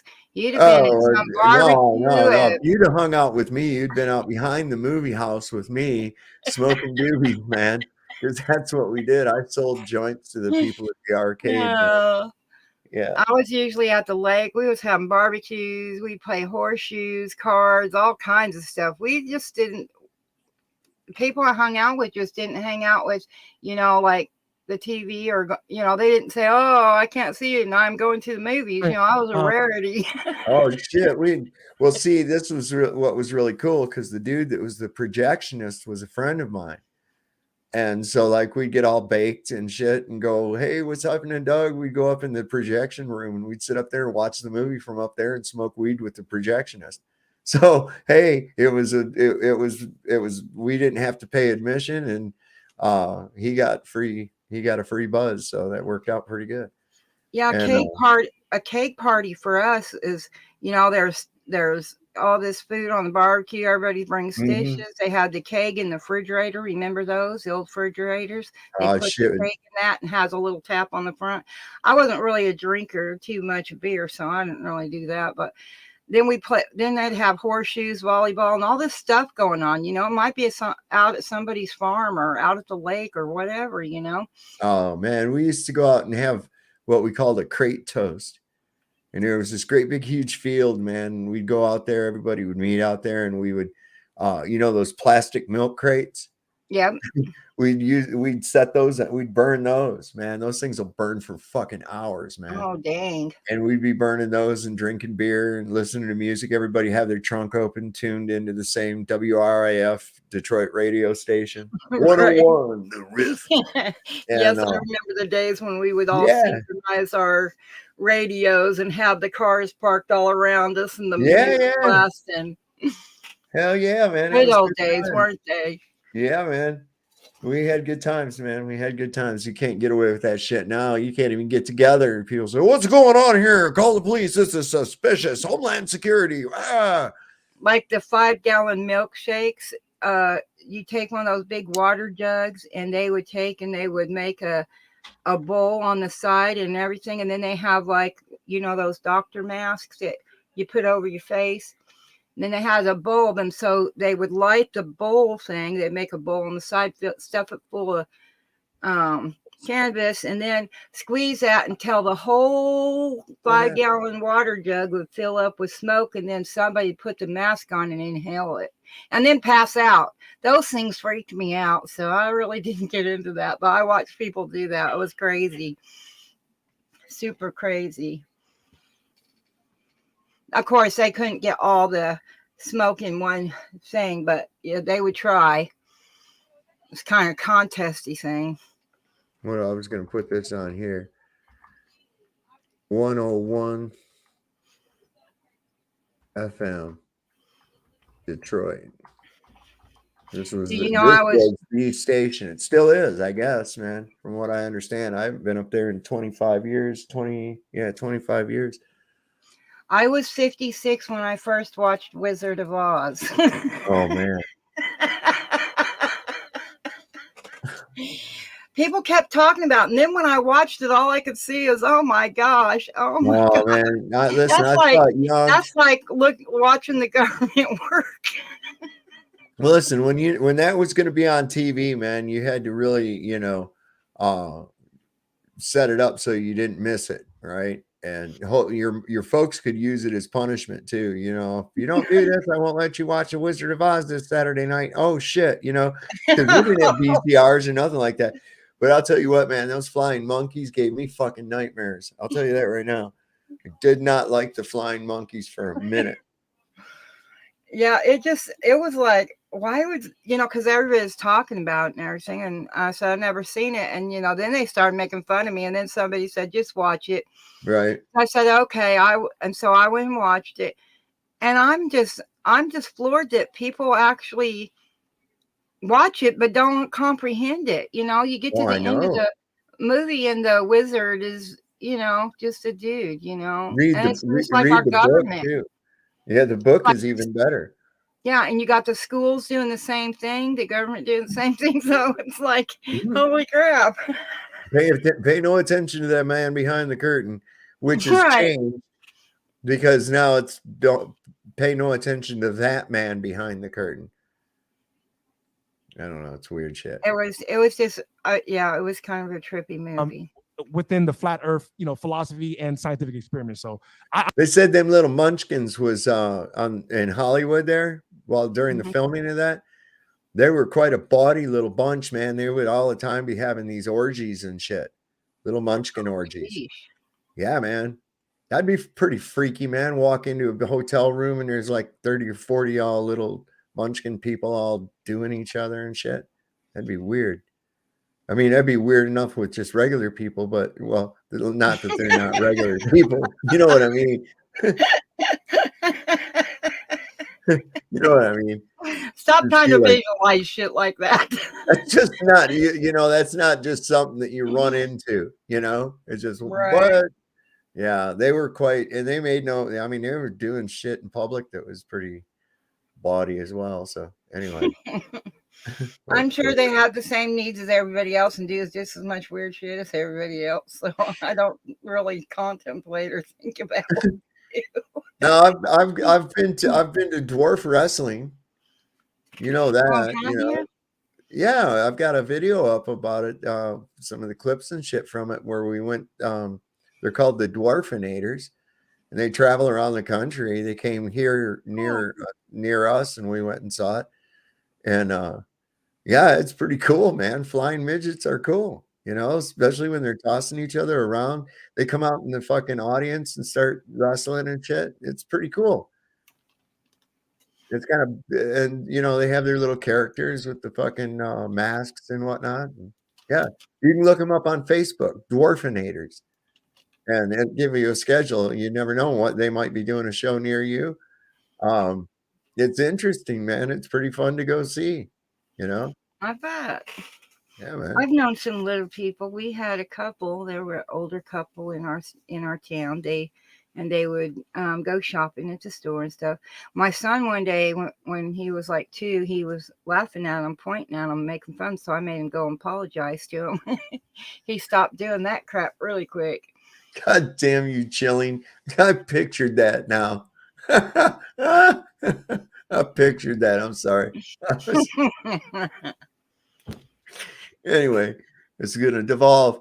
It got devolved last time by Bags of Dicks. We got a good. That was fucking crazy. He rejected the whole thing totally. But then when I started watching these debates, right, I'm like, I think one of the first debates I might have watched, Leo, is your debate with Witsit. And I watch Witsit. I'm like, all right, fine. This guy has a good case, all scientific evidence. Then I watch you, and you're like, well, for years we've always known this, and I can't believe anybody would reject it. And it's like, so do you read scientific journals at all? Or like, are you just trying to shield for the other side and trying to make flat Earth look stupid, or are you trying to make globe Earth look stupid by looking so dumb? I I swear to God, the first time that I saw I'm not the one that on this looks dumb in platform, these I'm like, debates. I honestly had no idea that all the people defending the globe were on the opposite side of science. I thought the flat earthers were the ones denying science. But when I watch these debates, I realized that it's the globe earthers that are actually the ones denying science. You know what I mean? So I don't consider myself to be a flat earther. I'm a person that only believes in the scientific method. And I've always known what is going on with the earth before. You don't know about the methodologies of science, like statistical analysis and data analysis, Bayesian reasoning, frequentism. You probably don't know anything about scientific computing either, which is usually taught to graduates in this modernized computational day and age. Amazing. All right. Well, let's carry on there, guys. Like I said, I'm gonna I've done up the questions here, and we're gonna try to keep to around 2 minutes per question. So sorry if your question doesn't get expounded on as much as some of the earlier ones, but that's why we always advise you get them in early. Let's keep it going here, guys. This kid looks nervous as a whore in church because he's really not presented much of a case. And this is what I ran into with these people on the Facebook today, man. I was like, you've not convinced me of your globe. Because they keep trying to reverse it. What's your flat earth proof? And I said, what? Flat earth's not a claim. It's an observation. You told me that the earth is a ball and it's a certain size and a certain distances and all this other nonsense. I don't see any evidence of that, man. So what's your proof? And they'll say, well, astronomy. I said, how does astronomy prove that the earth's a globe? And they'll go, well, because this, that, and the other. And I says, well, how is that proof? That'll work both ways, man. So that's not proof, right? And they get really angry. And it's because there is no proof of it. They've just taken it for granted, like this character up here. Jeff Goldblum's love child. Who said that? Somebody said that the other night. Wow. Heracles, sorry. Leo, why did you have to take velocity into account to keep GPS satellites in sync if there's no preferred direction of light? Because that's where you get the time dilation from. There's time dilation from the differences in gravity, and there's time dilations from the differences and length contractions in velocities as well, because GPS satellites are moving quite quickly. And so all of those have to be compiled so that we can understand like how this is actually changing, so that our clocks can make the proper adjustments and we don't, lose the ability to navigate around the planet, that is spherical, because that's how gravity works. One of the most confirmed. In fact, I should say, he sounds like he's trying to convince himself. Exactly. At what speed does a satellite need to travel? So let's say that they're up there. At what speed do they need to travel to go faster than the Earth? Right? Think about that one. Oh, I know. They're going to have to go faster than that speeding bullet that they were talking about, when the Earth was spinning, right? Yep. And that speed's going to have to increase exponentially as that orbit increases. See? Yeah. And how the hell's the light going to keep up with all that? I wonder if time dilation is like uterine dilation. It might be. A good one. Why not? Right on. General relativity has never failed any prediction it's ever been put to. It has passed every test, every time. Oh my God, Leo. This is why I say you have no reading comprehension. I literally told you the two observations that took place where they had to change the theory of general relativity. I've addressed both of those Leo, that is an instance where it failed. How could you then say it's never failed? They didn't fail. Reading comprehension, Leo. Linguistics. It didn't fail. Stop changing the English language. Fail means fail. We made a prediction, it didn't work. Stop changing the English language, all right? No, that's what it means. That's not true. That's not true. Dark matter doesn't disconfirm general relativity. Dark matter in fact works. Dark matter it has been confirmed through the gravitational anomalies that we've measured. You can't use like the one that I mentioned earlier earlier with respect to the collisions. You know what the law of non-contradiction is? with the that you see with galactic clusters and how most of the mass just passes right through and doesn't shock and slow. That's the dark matter that we're seeing. We're watching the dark matter move, and it's inert. It doesn't interact with itself even.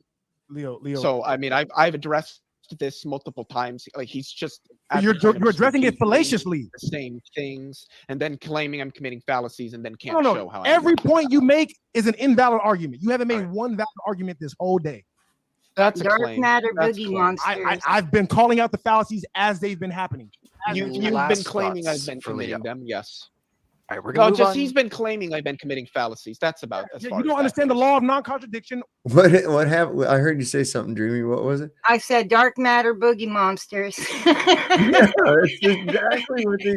Yeah, well, I'll tell you what, man. It's one of the most amazing things that you can actually. I mean, because they come across this. I mean, it looks like to me, it's like here's Occam's razor. What stands more logical? Your predictions didn't work out because there isn't enough mass out in the fucking cosmos. So instead of rethinking your hypothesis, you just decided that there's some kind of invisible dark matter boogie monster out there that's doing this dumb shit. Yes. It seems like they always come up with this invisible stuff that they want you to believe. Yes. I mean, it's just that crazy. Oh, well, if I can't get you to believe this, I'm going to create something invisible for you to believe in. Yes, yeah, No. it's the old Santa Claus thing. Well, he lives far away to a place where you can't go, and it's real cold if you did go there, so you'd probably freeze to death. And you just have to have faith in it. You just have to believe it. Yeah, you have to believe it because we created it and dreamed it up, and you can't see it, but we can, and you just got to accept that. I mean, you know how many people would have to be in on it? Nobody. Because they got that PhD next to their name, so they can just come up with it by themselves and pound dirt. But think about this. They make children, countless numbers of children around the world believe in this character named Santa Claus, right? Mhm. And the whole thing is everybody's in on it, right? Who's going to walk up to somebody else's kid and say, hey, Santa Claus isn't real? No Right. one. No one is going to do that, right? So people are not going to want to be whistleblowers for whatever reason, whether it's because they don't want to piss off the parents or they don't want to ruin a kid's childhood if they see it that way or one of those type of things. But nevertheless, it works the same way. And see, that's yes, another thing. everybody's in on it, you And know. see, that's another thing, Sovereign, when I was a kid, you know, and you have your parents telling you don't lie to me and whatnot, and how wrong lying is, but they spend your entire childhood lying to you. Well, think about this. And then too. they send you to school so that other people can lie to you.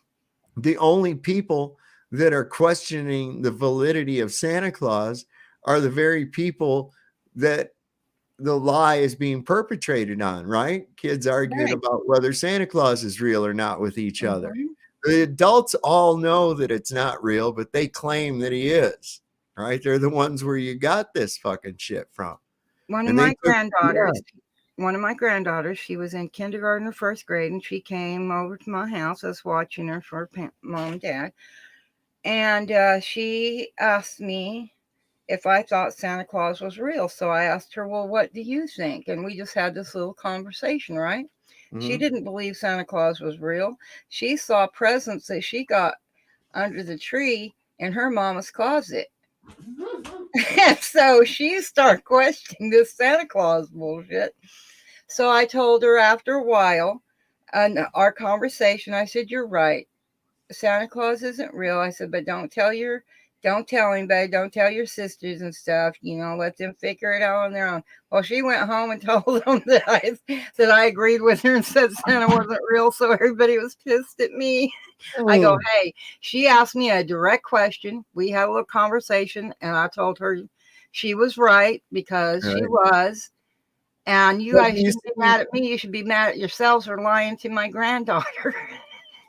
But see, the thing, what I was trying to outline, though, is that correlation, though, how that is the same.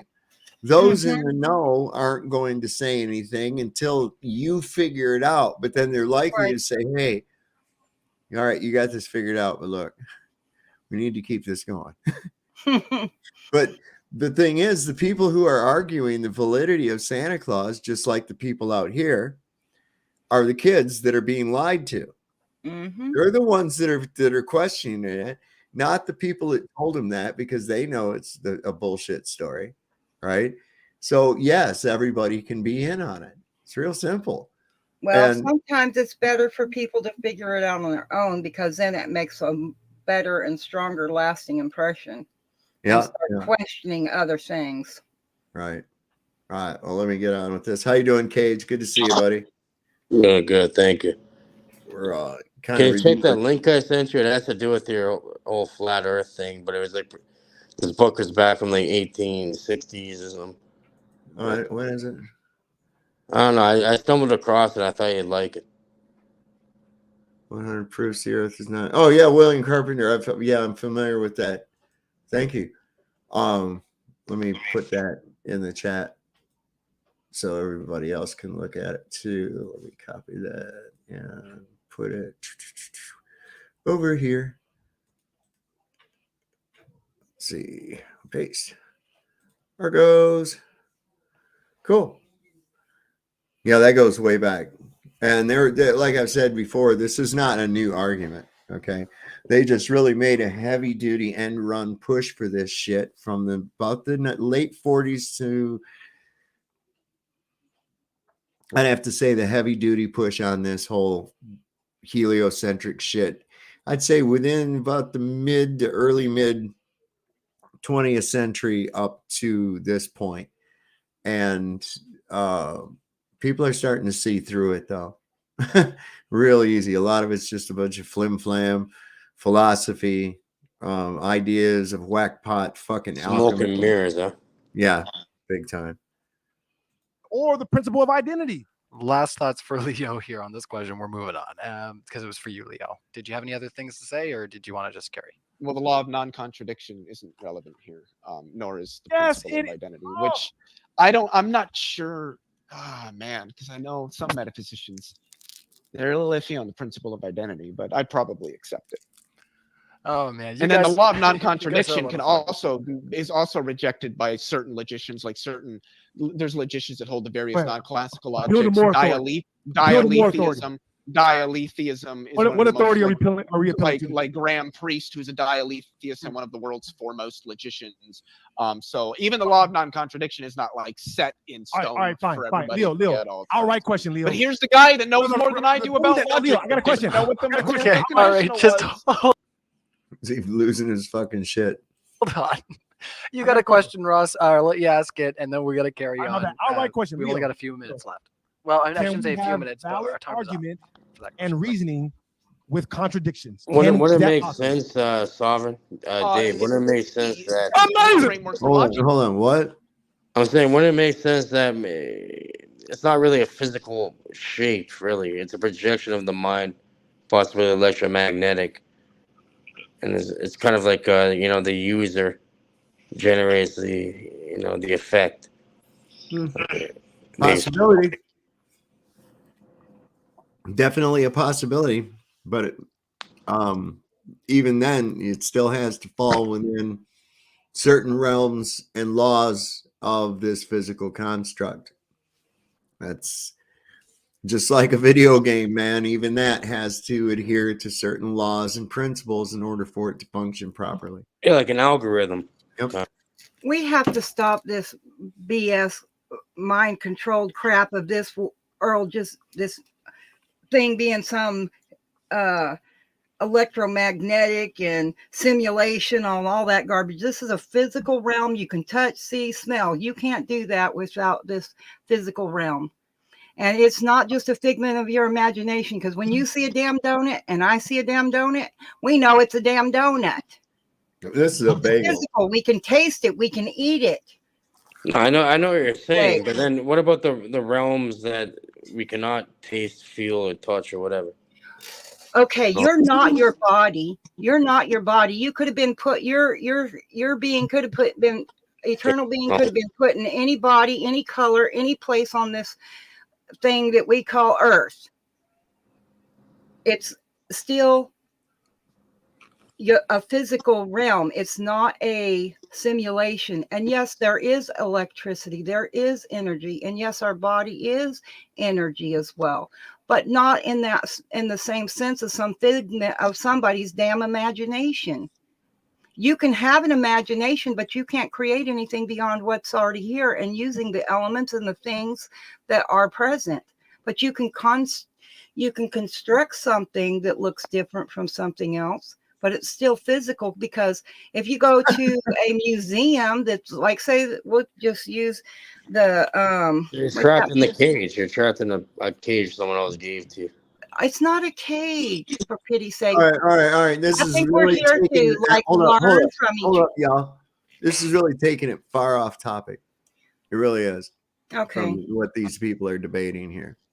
We understand, Cage, that you think everything is a simulation. Cool. So we're I never said that. Right. So yeah. That's interesting, but they're not discussing that.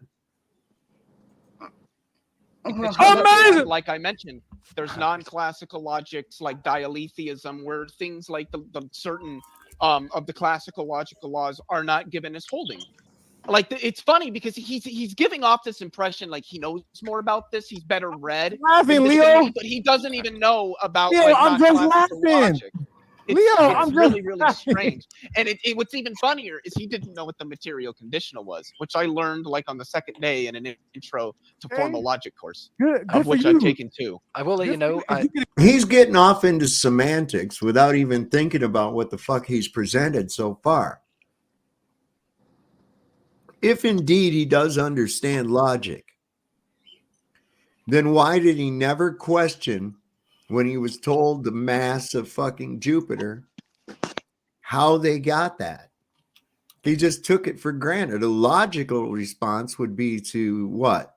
What would be the next logical thing? Somebody says, did you know that the mass of Jupiter is such and such? What's the next question out of your mouth? How the fuck do you know that? Right? I mean, that's what the most logical thing that I can think of would be a response to that. How in the fuck do you know what the mass of Jupiter is? He never wondered at all how they got that. That's not logical. Explain how it's relevant. I would know what it means too, and then we could both learn. Don't flex your knowledge over me. Teach me, Leo. I want to look. If I don't know something, teach it to me so we can learn together. That's what I'm doing to you. When you experience a fallacy, I explain it to you because I want you to learn so we can have a better conversation. I don't want to beat you in an argument. I want you to have valid arguments so that way our arguments can come against each other and we can build the strongest argument from the two. That's my goal. Not like, just to be funny. 5 seconds. I want to actually know what's true. The kid actually losing it. He's talking to himself. All right. Last thoughts to Leo. I'm sorry, Ross. If I'll put you on mute if you start again. We got to move on to the next question. Did you have any final thoughts on the question from Heracles? No. All right. Witsit gets it. $4.99. Oh no. Relativity claims space-time has physical properties, which is a reification fallacy. Can a conceptual privatation have physical properties? Space-time isn't conceptual, and it's not a reification fallacy either. He used his. I don't think he. It's not conceptual. Give me some. Give me a bottle of space-time. Hook me up with some. The fuck is this kid talking about, man? Understands what that is. So. Can you explain what it is? Can you explain it to us right now? You know what? Let's be strict about this. His question. All right, 1 second, Ross. This is his fallacy. question. So sorry. And let's go to an actual university page if I can fucking find one and actually define what that's not what I'm looking for. That's not the fucking answer you know what? I'm looking for. There we go. That's what I wanted. Where did it go? Where did it just fucking go? Now I'm gonna get mad. It's all good. Somebody in the chat said Ross is black kryptonite. That is a fact. I'm like, you should see me out in the world. I'm like, I am am everybody's worst nightmare. It's like you can't out black me, you can't out information me. If you say I don't know something, I'll say you're right. I don't know. I'm not arrogant in my information. That's why I'm always right. You know why? Because I'm not arrogant. I'm this confident because there's no arrogance in me. None. There you go, Ryan James. He noticed you in the live chat there. So that was Ryan. But anyway, to respond to the question, space-time is physical. We've measured that it's physical, so I don't understand. Well, let's move on. That's why he said it's a reification, because he asked you. Well, you said we don't know what reification fallacy is, right? It's the same thing that I said when you said ambiguity when an abstraction is treated as an I got you. Leo, let me finish. Leo, I got you. Let me finish, and then you can go. I thought the question was for me. Hold on. It is for you. In the middle of a sentence. For me. Yeah, I was right in the middle of a sentence. It is. I can't finish my sentence. Hold on, Ross. You were in the middle of the sentence, so I'm going to give you, like I said, 10 seconds. Ask your question. We do have to move on though, because we are running low on time. So, 10 seconds. Try to get the question out. When you use the word gravity, when I ask you how do you know about gravity, that's a reification fallacy. You're saying, oh, we know that gravity exists because blah blah blah blah blah gravity. That's reification. Circular. I never said blah blah blah blah blah gravity. I don't know what you're talking about. I think we need to move on from there, Jen. So sorry. Can I love this because it's one you pin them down on. They can't when you point out the circular reasoning, and they start fucking tripping out and they get that abort, retry, fail. There's the simulation. What the fuck are we watching? Watching McLovin and Wish.com, Mr. Beast, and the bottom left, and then McLovin over here. We got the other guy. What's going on here? What do you mean? What's going on here? Didn't you read the description of the video before you clicked on it? No, not really. Well, that'd probably be a good idea. It's actually up there at the top of this screen right here. You can see, right? So where it says debate, flat Earth versus globe, Leophilus versus Ross Perry of Real Offended, right? Of Real Offended. What the channel's called is Real Offended. This is on modern day debates.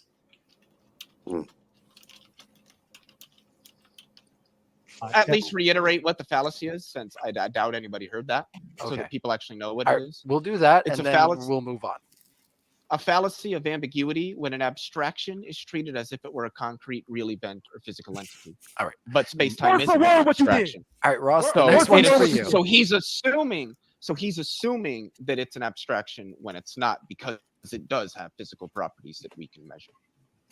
All right. The next question is for you there, Ross. So I'm going to ask you to come off the mute there. Yeah, he's having a great time. Though. You're good. That's the main thing, is that we're having fun. Stupid Horror Energy Biden-Harris 2024 says, experiments that detect dark matter are conducted shielded from cosmic rays and electromagnetic interference, which includes an absence of light. Okay. How, right? My question is, how can they detect it if it doesn't interact with our light spectrum? What do they use to detect it?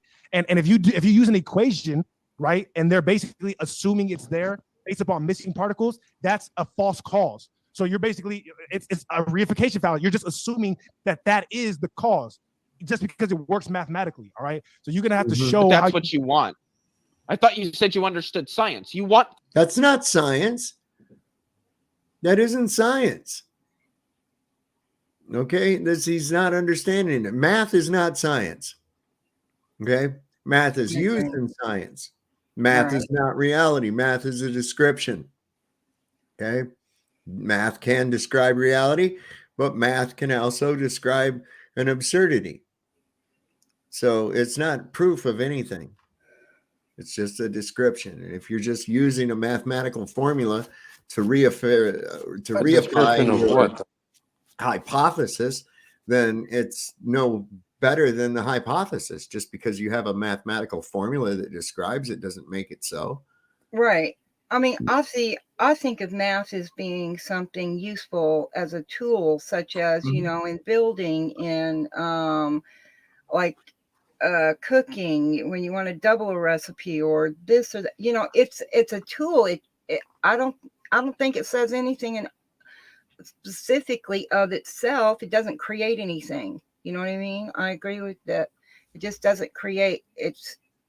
You can make up any numbers. You can write a bunch of numbers down and say something that it says, but yeah, it's crazy. Stupidity. Well, it's all related to geometry, really. Well, there's different kinds of geometry. They like to mix the two. And I like pamperment. I like pamper or Huggies yeah. geometry. Not really. It all boils down to the same thing. So yeah, they like to try to confuse you with two-dimensional orthographic Euclidean geometry to describe how we see things from a hyperbolic geometric standpoint, and it's very deceiving. Yeah. Things that are mathematically consistent, particularly with what we confusing math already know. and science? Why are you I'm not. confusing math and science? Can I ask you, how is something like velocity represented in physics? It's by an equation. Yes, by math. Do you know what Right. velocity is in physics? I mean, like if I had it, yeah, like not off the top of my head. Derivative. Off the top of my head, no. The first derivative of speed the first derivative of position with Okay. respect to time. Okay. Which is What's your point? That's calculus, which is math. But it's all you're doing is describing an observed effect. The math isn't causing the effect. Okay. You've just mathematically described an observed effect. Doesn't mean that the math is the science. Point being, you cannot do physics without mathematics. Okay, but this is the thing though. Just because you come up with an equation, if it doesn't have any bearing on real life, then it's just random math. So you're right, math can help with science and physics, but pretty much math what I just is said. not science. Math is not physics. I don't think anybody said that. You I did. haven't. You're conflating No, the I two. didn't. You're conflating the No, two. I'm not. You're very No, I'm slick not. with your words. All I right, caught- gents, we're I'm going to not move on to the doing next that. question. We're getting to the end of our timer here. I think Leo may be Jeff Goldblum's love child. I don't know. And like I said, I want to try to time it out so we can get to more super chats. What's that the they ring? do What's the manage to ring pop on in, it? So we're going to try to. I don't know. It is interesting, isn't it? He either wants everybody to see it or he wants to cover up his mouth. But that's always indicative of, trying to not stand by what you say, covering up your mouth when you talk like that. I usually don't trust somebody when they do that. It's just me, move though. on when we get to an impasse, They do like I this think we just too. did. Kango 44, Russ, the confidence on display about relativity when you have learned everything from flat Earth memes. I don't know if that's very relevant there, Congo. So maybe we should move on. Just not quick comment, entertain like I said, I knew right that relativity had been debunked, that everything was electrostatic before I had watched even one flat Earth video. Matter of fact, the guys in my life that are flat earthers, that's why they tried to introduce me to it, because they know that I already know that. Because I watch people like Lawrence Krauss, and even though he doesn't agree with it, he has to at least That's what I was acknowledge saying. Is this the data Nick- shows. that Nick That's how I know Wolf what the guy data doing is. I something look at on the here? people on the What is other this? side. I cross-reference. I want to see what both sides are saying. Then I come to The my own fake conclusion. Mason, you wouldn't even answer about the masonry and Hey, shit. any thoughts there, Leo, or do you want to move on? All right. So, Witsa gets it. Leo, if light is a particle like you claimed, can you explain the quantum Venn diagram paradox? This indisputably refutes the photonic framework. Well, I've taken 2 courses in quantum mechanics through MIT OpenCourseWare, and quantum Venn diagram paradox wasn't mentioned, so I'm assuming it doesn't mean anything. Wow. Textbook appeal to authority. My God didn't tell me it's not Who's written. authority? Who's Every fucking time, too. Textbook, and he's not really absorbing the information and evaluating it. He's just going by the status quo. That's what they always do. authority did I appeal to? Natasha, you see how much we go through up here in the fucking fake station, right? I mean, I'm like continuously gurgling this bong, but that's repetition of the experiment dealing with pressure and containment. Okay. Up here, that's some of the science that we do up here for billions of dollars. And that's also how we afford to have a whole bunch of weed up here too, man. So Talk about that. It's like the Trailer Park Boys. It's Corey and Trevor, if you know what I mean. Corey and Trevor, yeah. I had never watched that show before, but I've seen little clips of it. That's Corey and Trevor. If you look into it, looks just like them. Right. Dreamy Lens, what are you saying? I will have something. All right. Well, or your textbook. was You that didn't see it in my fucking textbook. dispensary open? What textbook did I appeal to? The one they gave you at school, the government textbook. I was going to say that too. Who wears a pinky ring, man? There seems to be kind of a.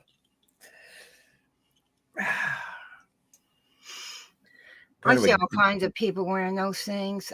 I see men wearing all kinds of jewelry these days. But pinky rings, man. Come on. It's kind of gay. Just saying. Well, that's what they said about men with earrings too back in the day. Remember that? Oh, that dude's gay. He's got earrings. Well, yeah, as if it's in the right side, that means you're a butthole surfer. I have. And if it's in the left side, meant you like tacos. Well, that's the piercing. A pinky ring is not anything. Buddy shouldn't be wearing one. I don't know what the fuck he's trying to do there, but it's for certain things. It goes back a long time if you look into it. I heard a doctor one time say that men that wore them long, dangly earrings had a penis problem because they felt like. Why is a man? Why you having a piercing? You're not like some tribal native person or something. I just thought that was funny. Thank you for interrupting me, Brat. I know he does that, man. You got to not do that. I'm sorry about that. Yeah, it's like, I gotta. Yeah, I don't know, and I guess it was if you liked, if you had one in both ears, that meant you like wieners and tacos both. So. JD Rockefeller. What textbook was given to me? What textbook was given to me at school? JD Rockefeller. What textbook was given to me at school? Whatever one you're talking about. See, exactly. You're just pulling shit out of your What you're doing right now is a red herring. You're appealing to authority. Does it fucking matter which textbook? They're all the same. They have to go through a certain curriculum. Man, what the fuck? They're all the same. They're all giving out the same fucking garbage. What do you not get about that? Well, look here. How do you know this is true? Well, it says so right here in this book. Okay. Fuck. They're fighting over how to be brainwashed. Well, red herring appealing to authority. Why are you jumping all over the place? Neither of which. Why are you jumping all over the place? You're the one that's doing the red herring. You're the one that's appealing to authority. I'm just calling it out. I'm not. I will let you know, Ross. Your mic is clipping right now. It might be too. It's because I'm yelling. Yeah, I was gonna say the passion's great, but yeah, just to keep in mind. Good for the ratings, man. Back it away before you hit the high notes. Make another point on Witzett's question. Sure. So I just Googled quantum Venn diagram paradox, and the first thing I get from Wikipedia is Bell's theorem, which does not reject that doesn't disagree. That's like the basis of how we do quantum mechanics. Well, Bell's theorem plays into how we do quantum mechanics. It shows that like localism isn't really true, with things like entanglement, and it shows that there are certain local hidden variables theories that do not work with modern physics. But other than that, I mean, I don't know what he's talking about. And disproving photonics, I don't really know what he means by photonics. I don't know if he knows what he means by photonics, but none of this does anything to append quantum electrodynamics. It actually does. Since you don't know about it, you should go read about it and shout out. You do not know anything about Bell's theorem. I've read papers from John Stuart Bell. All right. And I knew about it way before Flat Earth. Trust me. Either. All right. The next one's Because coming neither of you in. knows I'm anything gonna read the next question there, guys. We're gonna push it along here. I just Googled this and found out about it. And now I'm going to act like I'm an expert on it. You realize that's what Leo just did?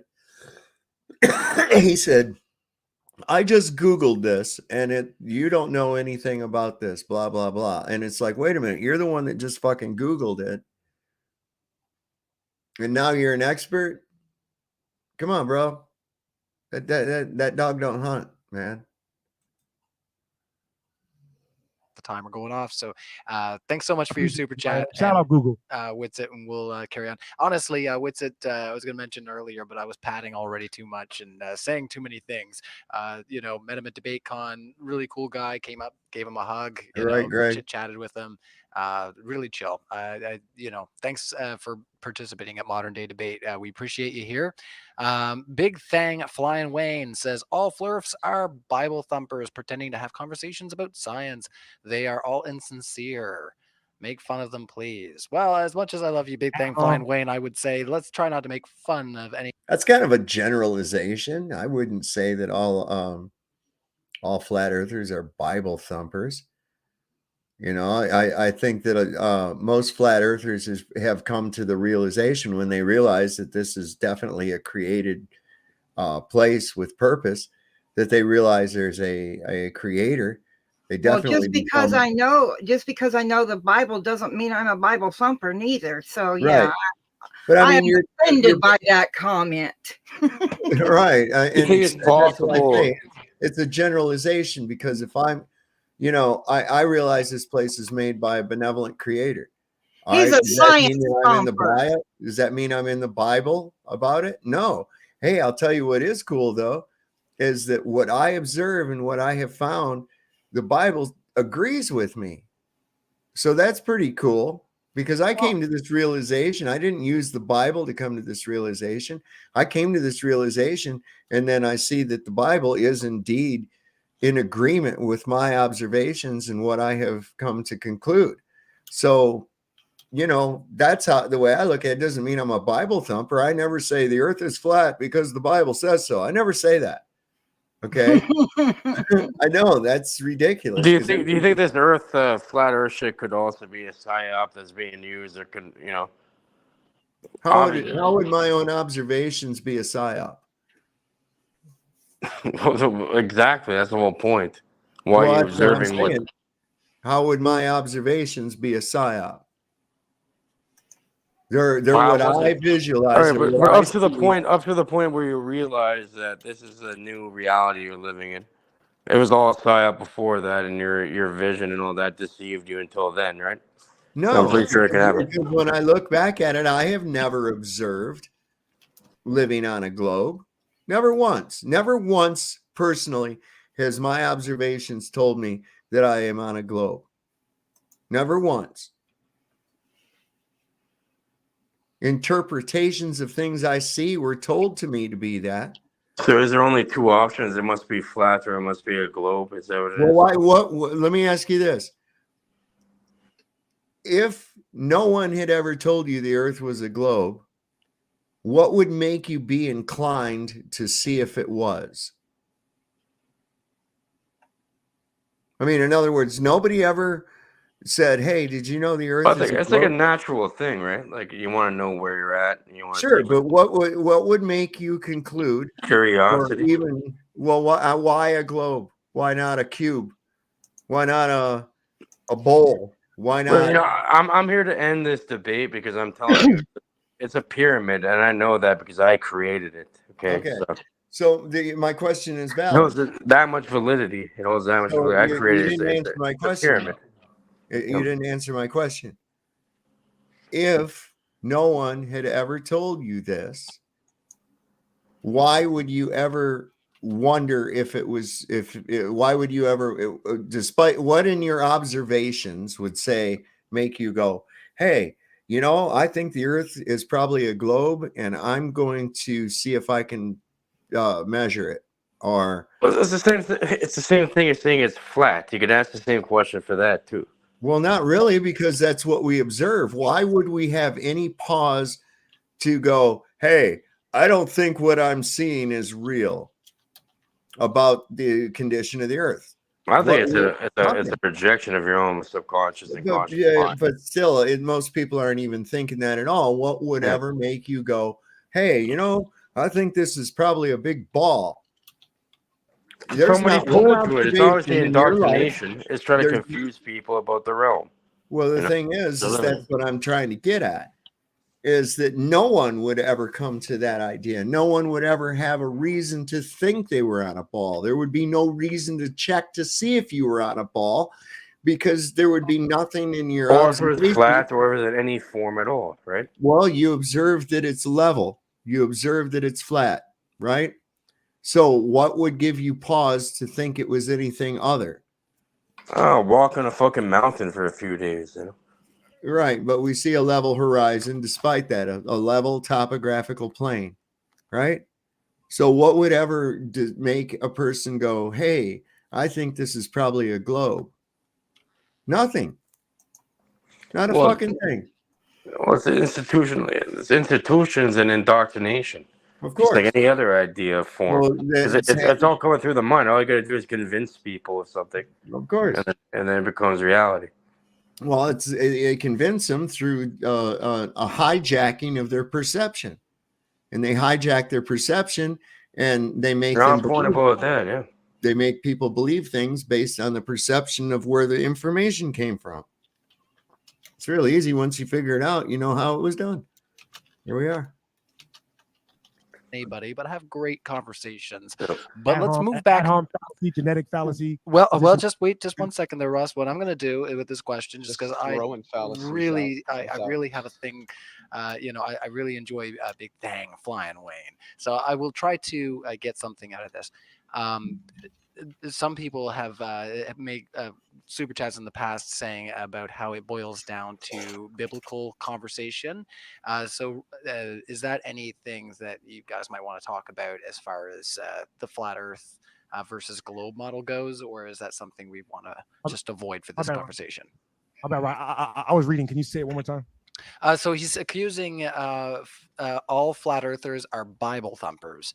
So that was the quote. So I'm trying to nicen it up a little bit. The Bible specifically. Well, I'm not religious at all. Like I said in my first debate, I'm completely anti-religious. Notice that I did not quote one scripture. I don't give a fuck what the Bible has to say about the earth. I don't care about what Leo's Bible has to say about the earth. Any Bible, all right? Which to me, I don't have a Bible. I'm using it in. It's just any written word that people believe in with no proof. If you believe in words with no proof, I hope you guys are keeping track on how many times I'm repeating this experiment, because after all, you are my peers, right? You're supposed to be helping me with this experiment. So I think this is test number 6 going again.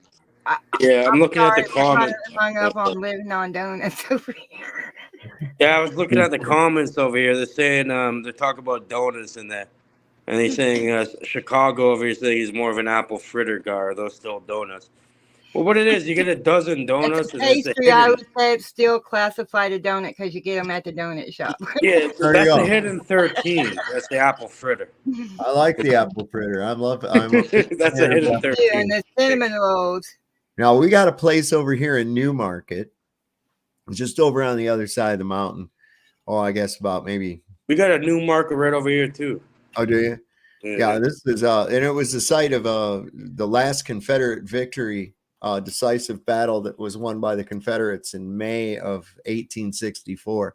But anyway, there's a place over there called the Johnny Appleseed, and it's famous for their apple fritters. And that place is the bomb, right? But here's the thing, this is really cool. It was built on part of the battlefield, the original battlefield. There's a small portion of it that's been preserved by the Virginia Military Institute, but that whole battlefield stretched from the base of the mountain to the Shenandoah River. It was a few miles long. Well, anyway, when they were excavating to build the Johnny Appleseed restaurant, they had to halt construction because they ran across human bones, and they came in there, and but it was all just arms and legs. And what they had found, it was a spot where they had buried the amputations from that battle. And I was like, that's pretty fucked up, man. You know, just you dig, you know, and that's the kind, they run into stuff like that around here, you know, and because that was pretty bloody. But the victory, they attribute it to cadets, young boys from the Virginia Military Institute who marched here from Stanton and from down at Lexington, and they caught a train from Stanton up to Newmarket, just outside of Newmarket, and reluctantly were put in a hole that formed in the line. Well, this hole, since it had been raining, this was already the 3rd day of battle, and since it had been raining, there was a freshly plowed field. Well, that was right in direct line in front of the cadets. Anyway, these young boys charged a Pennsylvania cannon battery and they had their shoes were all getting sucked off in the mud. They had to end up doing it barefoot, and they turned the cannons on the enemy. And it was the last decisive victory of the Confederacy in May 15th, 1864, I believe. And it's really kind of interesting. Well, anyway, later through the years, that area is known as the Field of Lost Shoes, because over the years, as they've done plowing to grow their crops, they've run across some of the brogan shoes that the cadets were wearing. They got sucked off their feet. That's an interesting history there. Yeah, you know, Albert Pike would be proud about that one. I'll tell you, that was that's an interesting thing, you know. And where I'm at, I've heard tell that while that battle was going on, it sounded like continuous thunder for 3 days. And it was raining, so there was thunder and lightning, but the cannon fire as well. There's an interesting thing. General Beauregard, the Confederate general, he was actually Mary Todd Lincoln's cousin, but he was a Confederate general in charge of the army there. And he was on his horse right there at a churchyard. And you know how they got, it's how like a real estate sign is, how they got the little signpost out there for the church. A 12-inch parrot shell struck that post and penetrated it, but it didn't explode. And that he was right next to it. And they replaced it with a replica. It's there now, but that thing didn't explode. And he took that as providence that, hey, maybe the South is going to win this war. But some pretty interesting stuff. If you go into the town of Newmarket, it's a lot of the buildings are pre-colonial. That's interesting because we have a new market over here too. One of the places right there on the main street is actually it's a gift shop now, but it's actually the old surveyor cabin from George Washington and John Sevier. I should do a video on Newmarket, take you all over there and show it to you. Get deep a little tour of the battlefield. And I wonder how that relates to this, because we like naming stuff in the U.S. over here and in the U.K. We all have the same fucking names everywhere. Yeah, I know. There's always an Elm Street. There's always a Gay Street, a High Street, a Bank Street. Every fucking little town has these same little towns. We have a Salem. We have a Salem over here. Yeah. Oh yeah, there's Salems all over the place. I ran across a Luray, Tennessee, and it was really crazy because I was passing through there and I nearby that, and I didn't know it even existed. And then I saw this truck pull up to get gas where I was getting gas, and it said Luray Farms, and I was like, "What the fuck is this guy doing way the hell over here in Tennessee?" And then I looked, and it said Luray, Tennessee. And I was like, "Holy shit!" I talked to the guy. I was like, I live out in Luray, Virginia. He's like, "Holy crap, man, really?" Yeah, it was kind of cool. Anyway, let me get back onto this. Proof, then that's your Bible, okay? So I don't believe in no words with no proof. I believe in experiments. Science, I believe in, has mountains of experiments backing it up. Well, you didn't show any because in my presentation, I started off with all experiments. That's all I did. Yeah. Experiment after experiment after experiment. Leo, maybe next time. How's Leo Leo, talking your feed without seems to be moving his leg? lagging on my end. The good Lord didn't want them lies to get out. He's like, stop lying and saying they have experiments. On the other side. Still thought they were us. Oh, Leo, are you still God, able that to was good. The good Lord didn't want them lies getting out, he says. hear us? He froze himself, you know what I mean? He did. He's Part of frozen. the way. I think Leo may have He owed Jabba the Hutt money. He's been frozen in kryptonite. crashed out. So let's just give this a second, guys, and see if That happened to me audio too buffers when I back talked in. about Yeah. fucking. Yes, I think I might be going in and out. Yes, you are. We lost you for a bit. You're rising slowly. He hit a gravity pocket. I run into those up here all the time. Gravity pockets. And when this is done here in a little bit, I'm going to show you all something really cool. I'm going to show you another nail in the coffin for satellites. Well, okay. Well, look at the etymology of a satellite. Can we break the etymology down, and that'll probably give us a hint to what it really might be. Oh, this is concerning recent world events too. You're going to find this interesting because this went out on mainstream news. Come on, stupid It's thing. a little bit. It's a little bit creepy, actually. How it just frame skipping that. That was a bit strange. Gotta love the internet. Put a button on that. I'm not a Christian. I'm not religious.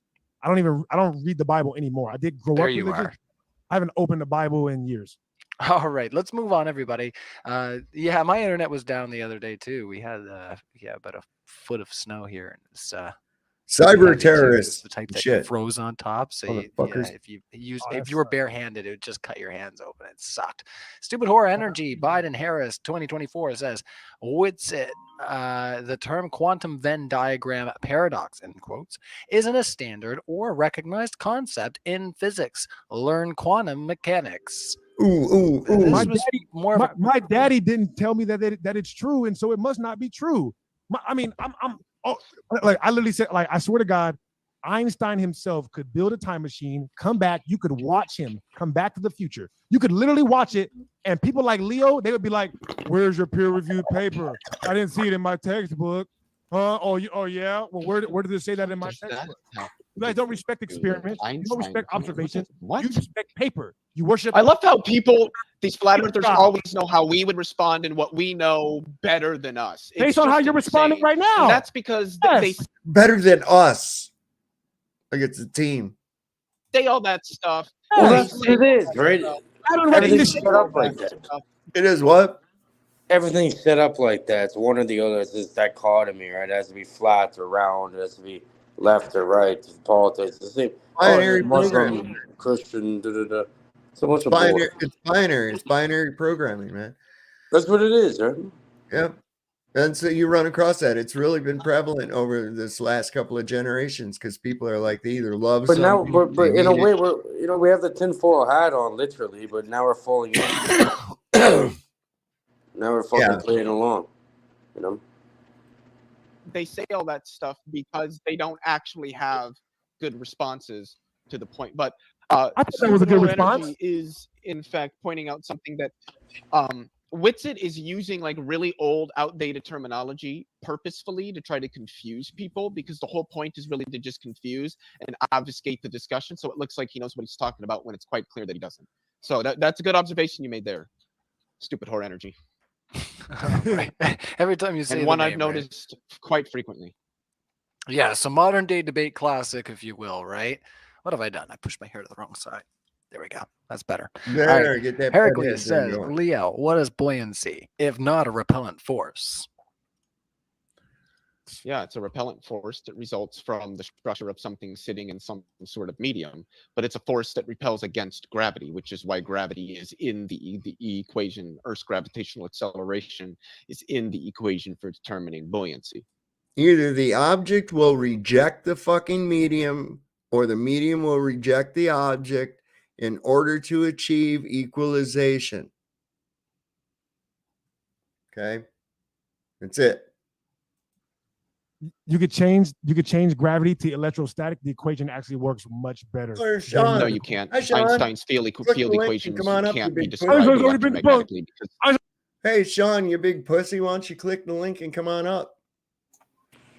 All right, from my observation, I'm not sure who these people are, Dave, or whatever. What I'm seeing is they're defending different models using the same models of Einstein and all these relativity. You know, all these different scientific things they're using to defend if it's one or the other. Well, So either way, to me, it seems like everyone's trapped within the same. It's like a Hegelian dialectic or whatever. Like you're still trapped within the fucking bullshit. Well, not really. If you've been listening, Leo is invoking these principles, whereas Ross is showing how these principles are wrong. Okay? And how they've been refuted and demonstrated otherwise. So, yeah, hey, Sean, check it out, man. You big pussy. Click the link and come on up. I'm Might as not well on the link, anybody's man. side because they all keep using these scientific words, and I think that that's the problem.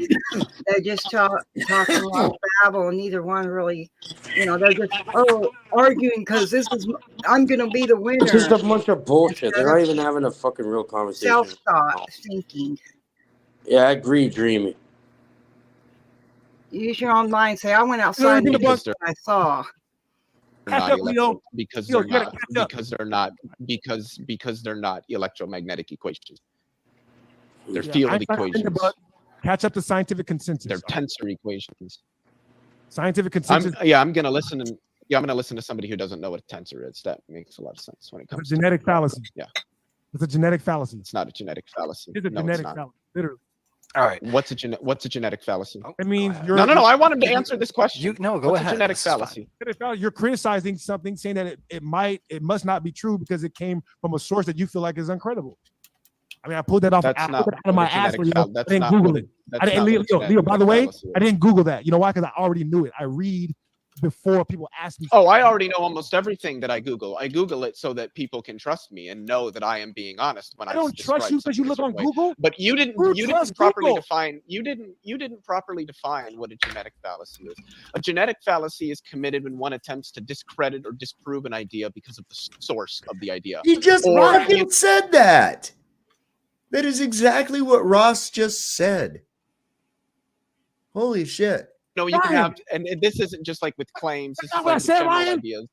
And the common example given is that when people criticize James. wearing wedding rings, You had it by right the pointing first out time. that You they were meant to stop that. symbolize like being chained into marriage. Well, that might have been where they originated, but that doesn't have any bearing on their use. Oh, you're today. obfuscating right An now. example. It's So that would be an obfuscation, bro. example. So Stop that would be an obfuscating. example. Oh, come on, So stop that it, would stop. be an example. All right, So that so let me would be wrap an up. example of a genetic fallacy. Okay, All right. you're Go off. ahead You there, just obfuscated. You took what I I don't said think you know what that word for word word, is. and you all you did was you said it longer to make it seem like what I said was wrong. You like stop doing that. All right? You're What not are you slick. guys You're even not slick. talking about? They don't understand what No, I genetic said or I literally fallacy said you're trying to. What? Do they understand what genetic or fallacy means? None of them are right at all. This Yeah. is all idiots. No, genetic fallacy is when you are discrediting something based on the source or attributing it to a source based on authority. It's actually appeal to authority is what it is. To discredit where the information Well, comes look at from the word. because you're saying the source is incredible. Word for word, Leo. That's what I said. Were you not listening? All right, let's move on. I don't think I don't want that's to do you like that, Leo, because you're obviously not listening. Turn your brain on, Leo. Turn your brain on. God damn it. I don't know, guys. So Oh, he scary. does look really smart. He's got that solar system thing behind him, and he is wearing glasses. You know, so we know that right there. If he only had some books, maybe some rocket ships like Nick, you know, or some Star Trek toys, something like that, then we maybe might win.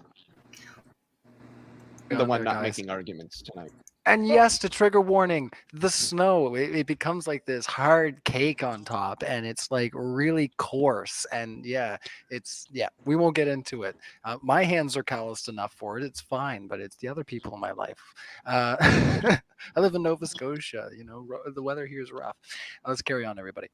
Let's see. What? That was from Heracles. Kango44 says, for Ross, Canadian, you it's said from this Nova debate, Scotia. you don't What? Nova Scotia, Yeah, Canadian. yeah, it's in Canada. don't just believe what people say. So please point us to the list of experiments you have personally performed concerning gravity, relativity, Earth's rotation, and Earth's orbit that confirm your position. Okay, well, I mean, I've never performed the experiments, right? So this is what this is where the scientific method like he has. comes, right? So that's why I showed a diagram of how you could perform the experiment, right? I didn't say, look, somebody performed some random experiment that we don't know about. And if you want to do it, you're gonna have to get government funding to do it. No. It's easy experiment. You take the telescope, right? And you put water in the telescope. You can do this experiment from home. You know what I mean? So I haven't done the experiment myself. If you want to prove that it's not true, it would take maybe 10 minutes for you to go do the experiment and prove otherwise. All right. So if the experiment has been ran 100 times, every time the experiment comes out the same, I don't necessarily need to do the experiment myself to have a grasp on that scientific theory. It's still a theory. Even when we run the experiment, it doesn't become a fact after that. Me showing you that the experiment Theories are is not facts. proof. Me showing you the experiment is not proof. I'm simply pointing you to where you can go find the proof for yourself should you actually want it. If you really want the proof yourself, you can go do the experiment yourself, all right? Don't get it from me. Don't take my word for it. He's on I'm not point gonna with take it. anybody else's word for it. Well, the thing is with Aries failure, the point is, even if it did detect ether, right, or didn't, the bottom line is it showed that there was no rotation of Earth was detected. What do you mean by the ether? No rotation of Earth, and so it still remains no axial rotation of Earth has been proven. That's simple. Well, that's a great fact. Like you know, you can say that forever, but like you know, again, it's a part of this binary mental program and bullshit. And really, what is that? So that's just an effect, right? So how do we utilize that? How does this benefit and serve everybody? What do we do? What do you mean? Like, how do we utilize this to benefit our lives and the people around it? How do you benefit your life? By realizing that the world has been completely deceived in one of the biggest hoax ever perpetrated on man. Well, that's the and exact then it was point. all I'm done asking to hide a magnificent creation. Are you really? Are you asking that? Really? I'm asking you a stupid question because it's there. So it goes way beyond like what the shape the Earth is. It's really about. But isn't that one of the biggest foundations right there? One of the hugest lies ever perpetrated on mankind. Yeah, but like, I don't think it's flat or a fucking globe. Well, I know what you don't. I know I know that. Well, you know, you don't because you haven't got any proof of your hypothesis. However, it is an intriguing hypothesis. We can do the experiment. Well, go ahead. So, what I'm getting at, though, is that this is an important foundational block that is tantamount, because once you realize the lengths they will go to deceive the entire pot, so Satan did deceive the entire world. And look, they're doing it, or they have done it. And wouldn't a good hypothesis be that they're deceiving us not because of the shape of it, because it's really all being projected from you, and when you take control of it, you'll see whatever projection is deeply ingrained into your subconscious programming. No. And no, definitely not that, right? No. Like it's not all. No. So why would they lie about it then? What's the incentive? Why would they lie about it? That's a great thing to contemplate. Right. Okay. Now, I'm going to ask you a question. Why did Jeffrey Dahmer eat those people? Now, see what I'm doing? You see what I'm doing? I'm asking you. I'm like it makes sense to me. I'm asking a third person. I'm asking a third person to understand. To I don't know. He was hungry. Who knows? Okay, right. So it's an impossible question. I'm asking you to give me a reason why a third party did something, right? When you wouldn't have any reason to know. So but I'm saying that it makes sense. I'm sorry. Listen, Cage, hush. It makes sense for that to happen. Hush and listen. So you walk into a crime scene. It's a huge bloody crime scene. You're a detective, right? You walk into this bloody crime scene. Here's these people are dead, right? And you say, you know, we cannot figure out a motive. So I guess there's no fucking murder here. There's no crime here. We can't figure out a motive. Well, just brush it under the rug, right? Right. But do you understand how that correlates? Because you can only speculate on why the lie was perpetrated. Well, the motive is pretty obvious. Rather than shush, listen. When I'm still talking in the middle of a fucking sentence, do not interrupt me. So, when does it matter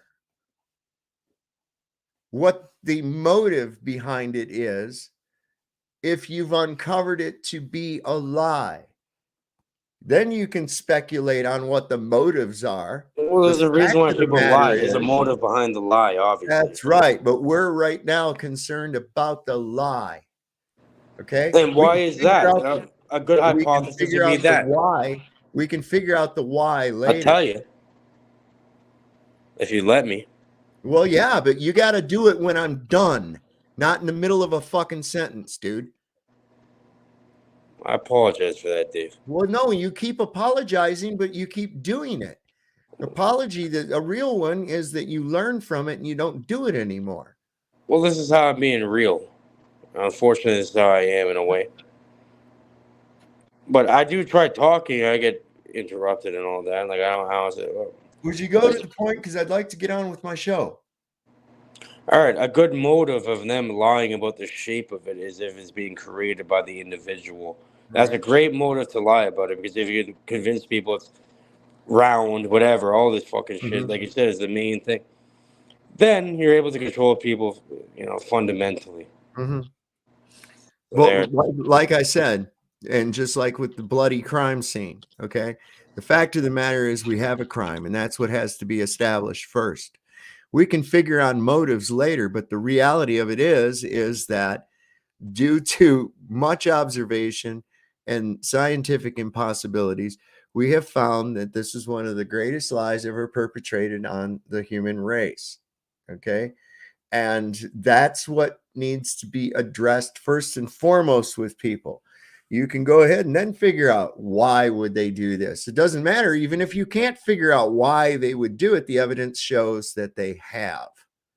And that's what's important. You see? That's just 101 in anything of uncovering any kind of truth. You have to recognize that. Then you can go into the intricacies of it. There's a multitude of reasons. Who would be able to perpetrate something like that? A powers and principalities beyond your imagination. There's been employed a series of alchemic effects that have been done to, or spells and shit. You're talking about alchemy now, okay? To bring people into a state of hypnotic consciousness where most people have been residing for a long time, but many people are breaking away from that spell. And this truth, breaking this lie right here, as I have found over the years, is the foundational step that just destroys all the rest of the deceptions, all the rest of the deceptions. Because you realize that, oh my God, they've fooled everybody with this bullshit. What else are they fooling everybody with? It can't just be one thing. And you find out that this idea of international sovereignty with an illusion of international sovereignty, a one world government with an illusion of international sovereignty. Maybe that's the point of it, right? Like, even with the internet, it's almost the point of informational overload, right? So everything's always multifaceted. It's the perfect way to hide the truth. A good plan will be multifaceted and achieve many goals at one time. So this is why this is one of the most fundamental and foundational lies, that when it's pulled on, it will bring the Jenga tower of deceit down to the top table, man. You're on point, Dave. May I say something quickly, please? Yeah.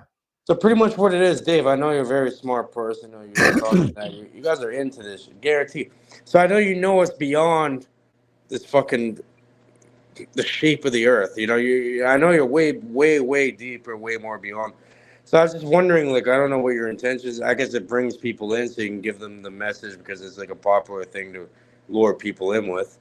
Like, I don't know, like, what your intentions are. What's your prerogative when it comes to this? Trying to bring people the truth, right? Trying to help help people along their path and that.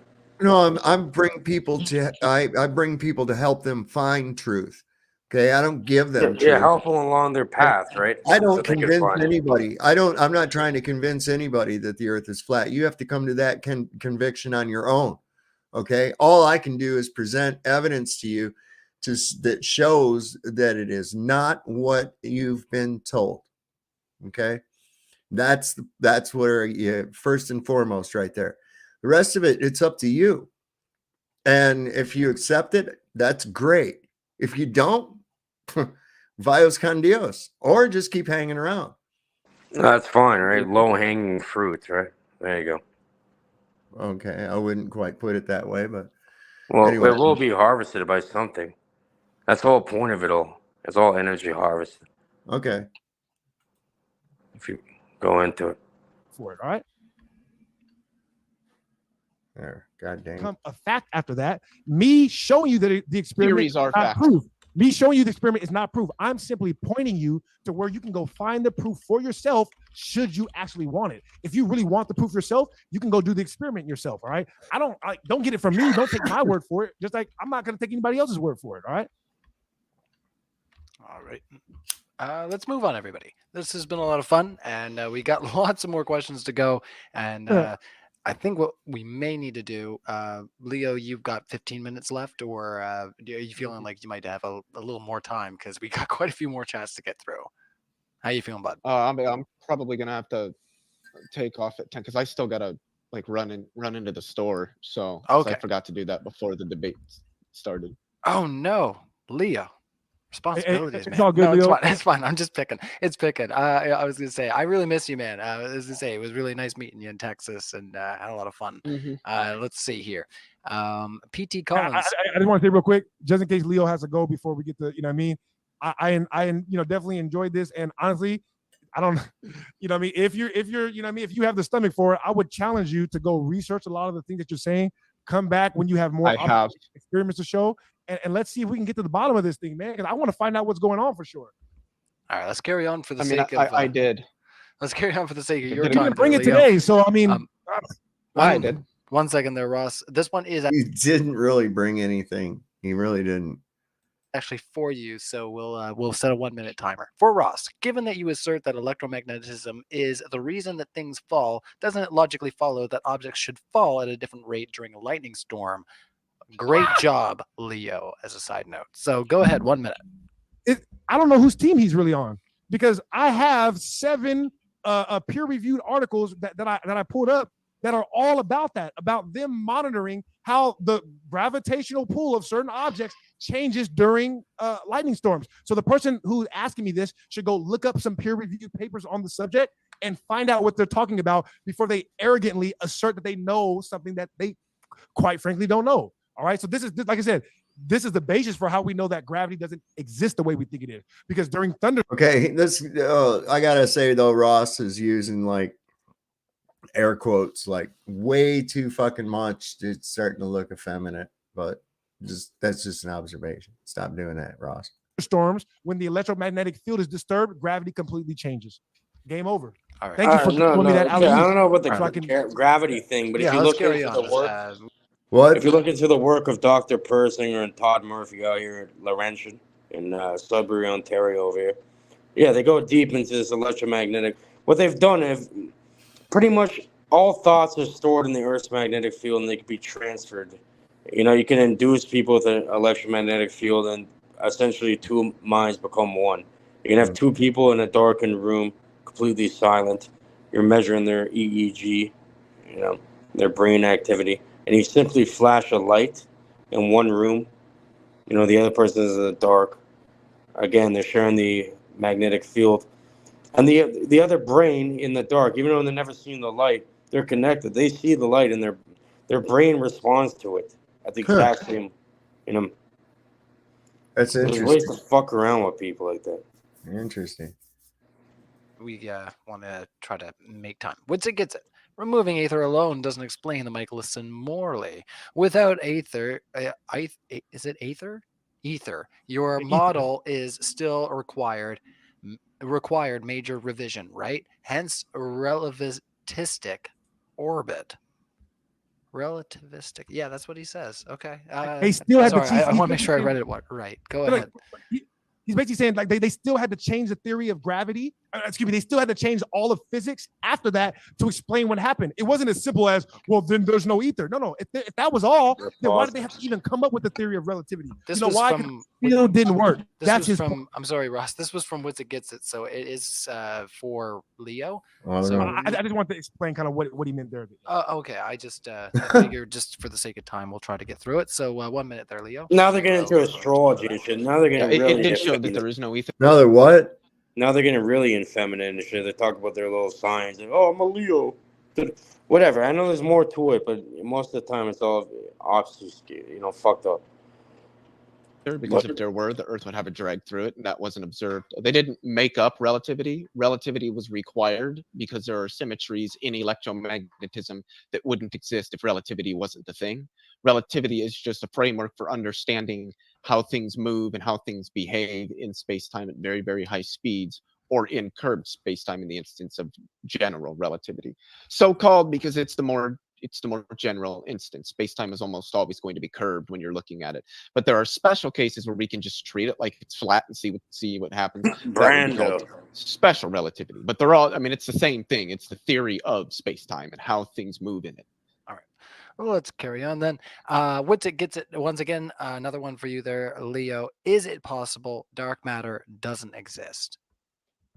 Is it possible? Yes. It's not very likely. That's why I said multiple times that the most cosmologists. None of these accept people dark know matter what the as fuck they're gravity. talking about at all. Simpler, and it better explains the observations that we make.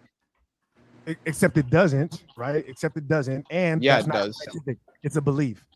It is a belief. Well, yeah, it is a belief, one that's rooted Oh, in it's a belief. observation. No belief in science. Yes, there is. Scientists believe that stars emit electromagnetic radiation. I don't think you know what a belief is. A belief is just Yeah, they also believe that they're great big huge balls of gas that somehow formed for whatever the fuck reason, and It's all programming. then became the source of their own pressure, so that they somehow crushed in on themselves and caused nuclear fusion.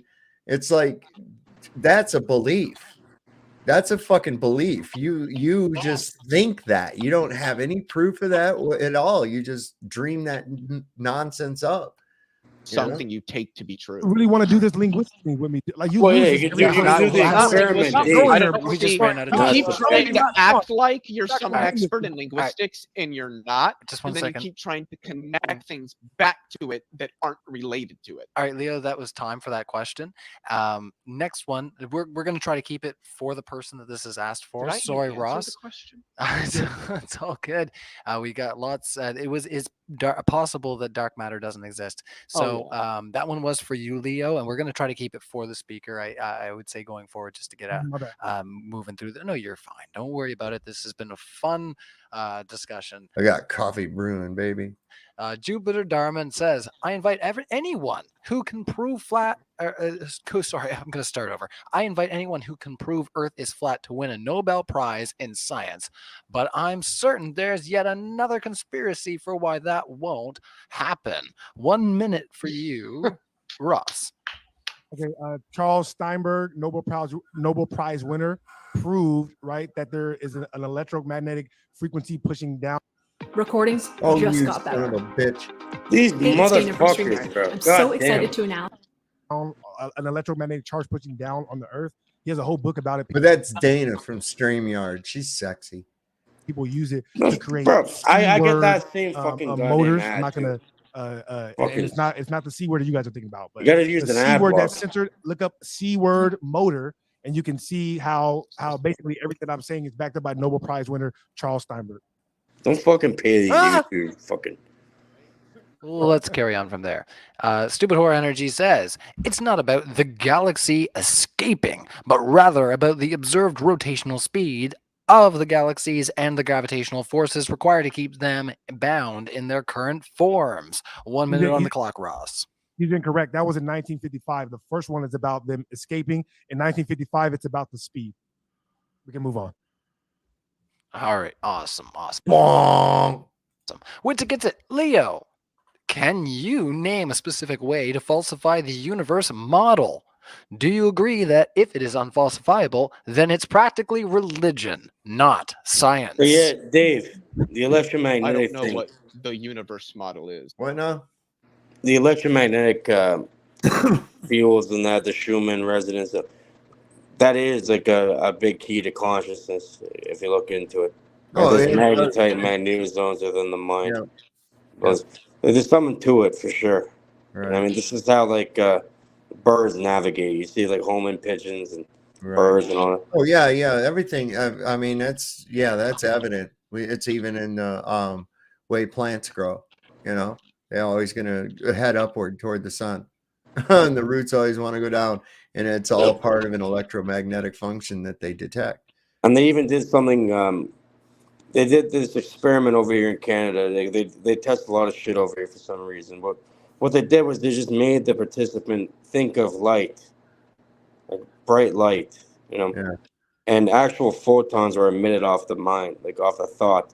You can't see with with the human eye, but there's something called a photomultiplier too. You're able to see like actual light being emitted. Yeah. So they think this information, it's connected to actual light, like how it's working. So well, your pineal gland, your third eye, actually has rods and cones, just like your that makes sense then. Yeah. So that's pretty interesting as well. Yeah. All right. I don't know what he's referring to. Can I just real quick? He's basically saying what I said in my first slide, which is we can never prove that the Earth is the center of the universe. We can't prove 10 that. seconds. That's because there is no It's center of the unfalsifiable. It's unfalsifiable. It's not science. It's philosophy. At the end of the day, if you can't even admit that, then you don't understand what these words mean, which again is linguistics. Last 20 seconds to you, Leo. Philosophy is not linguistics. I didn't say I that. just don't Yeah, know. what these I words just mean. don't. I just don't know. I just don't know what he means by the universe model. All right. Science doesn't really deal with unfalsifiable things anyway, so I'm not concerned about that. All right. Let's see here.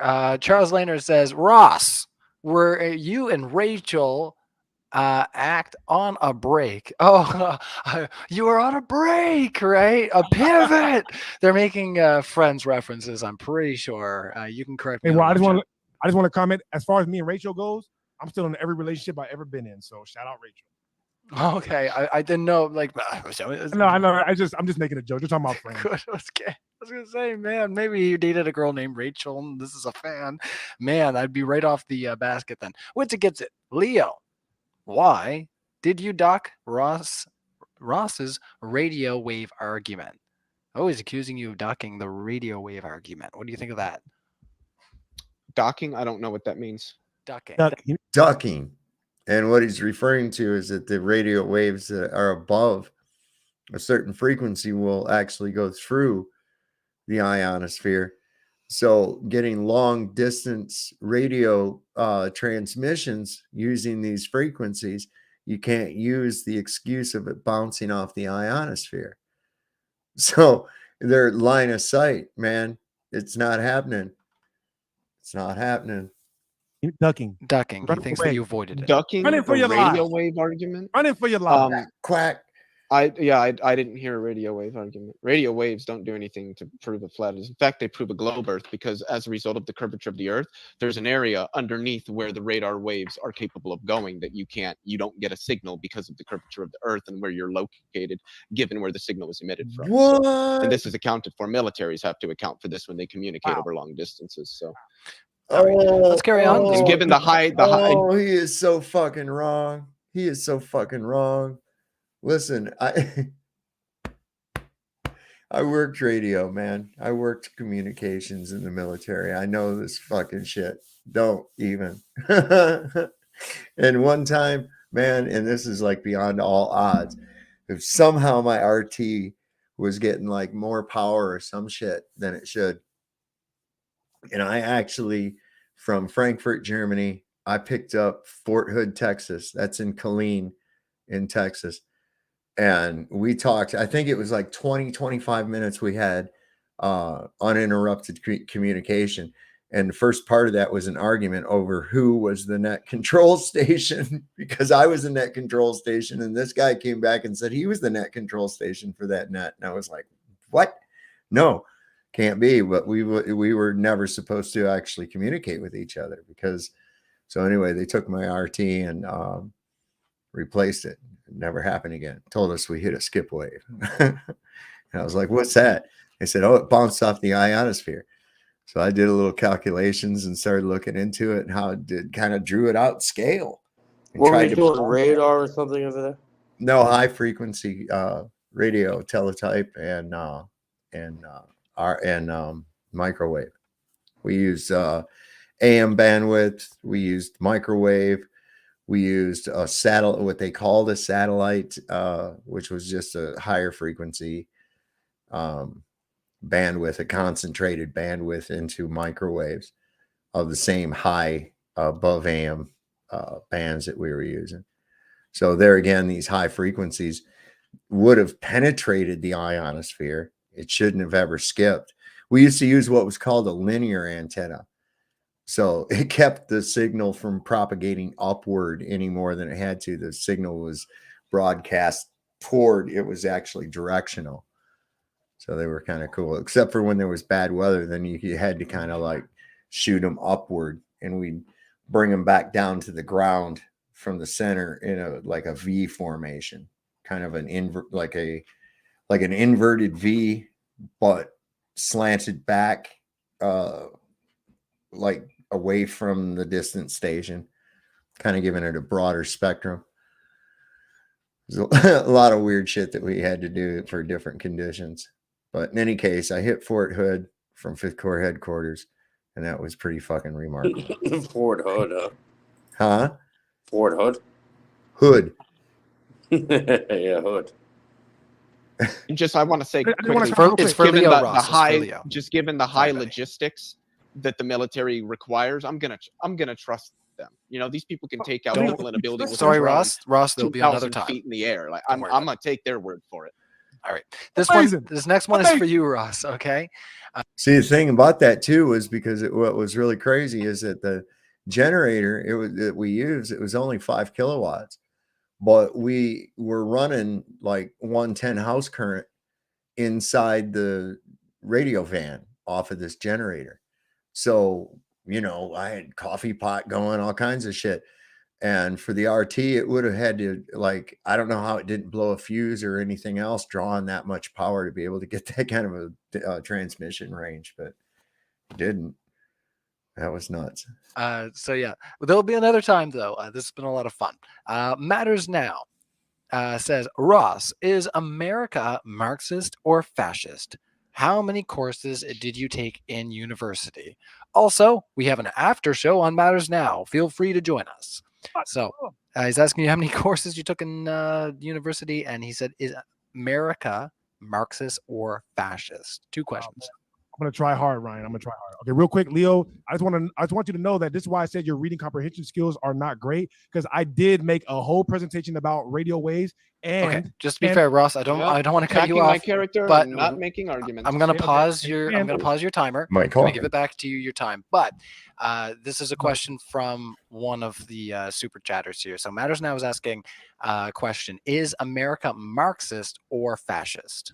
Okay, Marxist is not necessarily a governmental set. It's just the idea of what Marx was predicting was going to happen and how communism was going to come about. So Marx was not giving any he wasn't necessarily like giving solutions. He was just saying that if the world keeps going this way, it's going to devolve into communism. America is fascist because the government basically through the Twitter files, for example, the Twitter files prove that the government had embedded CIA individuals in big government and in big tech that were controlling our economy. So the relationship between big corporations and governmental figures is essentially fascism.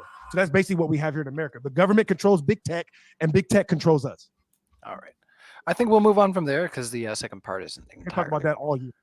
Relevant and wasn't really relevant at all. Thank you so much for your super chat. So let's see. Meriden says, if the Earth is flat, then why do things weigh less? Yes. Yeah, we had a question over there saying were the communications encrypted? What did they use back then? What? Oh, on what I was using? Yeah, the encryption back then. What were they using? We used this thing called a KW7.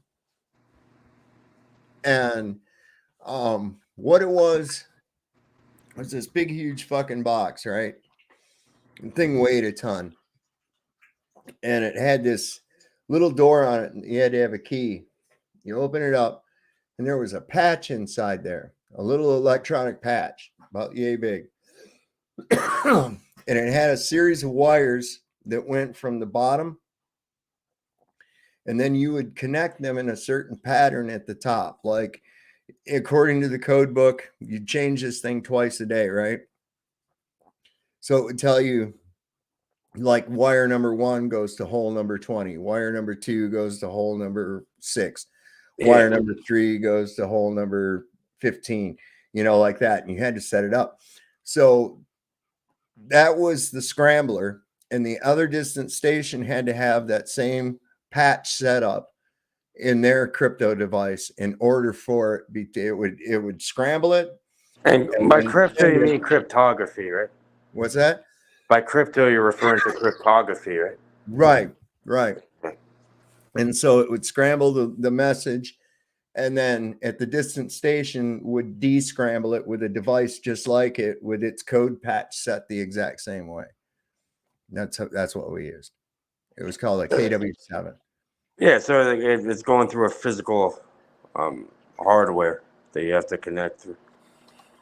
Let me see. KW7. We can find a picture of one. Yeah, here you go. Yeah, like there's PGP. There's like Glowfish. There's a bunch of different ones back in the 90s. I'm assuming it was around the 90s, Yeah, right? see this thing? No, this was back in the 80s. So you see this thing? Right here? And you'd have to first, before you sent, you'd had to charge this thing. You pushed this button and you held it in until this light came on. And then you flip the switch. Then you could key up the radio and send. And as soon as you were done sending, you key down, right? Because you try to keep your communication as short as possible. The longer you are communicating, the easier it is to triangulate your signal and destroy you. That was the way that worked. And as you can see in the second picture right here, see all those little wires on that patch? You can kind of see, wonder if there's a better picture of some of the patchwork. Yeah. Thing weighed a fucking ton. It's like fucking 300 pounds or something. Huh? There you can see it with the little patch component right there. And you can see it plugged into this thing right here. And then when you close this door right here, it locked it. We were supposed to destroy any of that if we got overrun, but well, yeah, of course, because like in order to get it, you have to actually seize the physical hardware. Mhm. And it's kind of like in cryptocurrency, it is this form of cryptography. But you can even see it on the blockchain, where you have things like Ledger, where you can hold specific files, specific codes, a key, an encrypted key, on a physical hard drive instead of it being like you can't hack it through the internet. Like you have to physically grab that, kind of like that, right? And then you're trained, obviously, to destroy it. So this is what we'd send on. Okay. This was called a UGC 74. Now you got your hard copy paper would come up out of it, but there was a digital screen. And this was really quite a boon, because before that you had to it was just manual. So you could actually put the message in, right? Have it ready to go. And then all you had to do is hit enter after you hit your crypto, get it keyed up, then key up the radio, and then hit enter. And prior to that, you had to use like a ticker tape, or you had to type it in manually, because you had a little machine there too. You could actually type on the teletype and create like ticker tape, like what you see at the old stock market. And it's a series of different holes and shit.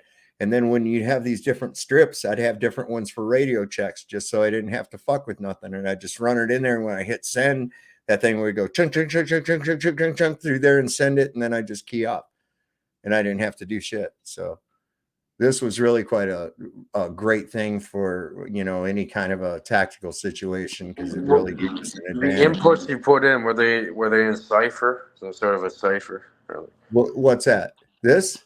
No, like the input, to input into it. Create No. The cipher it would go from this into the KW7, then through the RT, out through the antenna to the distant station, into their RT, into the decoder, and onto their teletype. They're like a fucking wind talker over there. Yeah, it was pretty cool, man. It was Remember pretty Wind cool. Talkers? Yeah, it was a good movie. Cage is in there. Anyway, let me bring this back up where I was at. We're almost done. Then I'm gonna kill the fucking. Well, I'll probably just go ahead and kill the satellites tomorrow.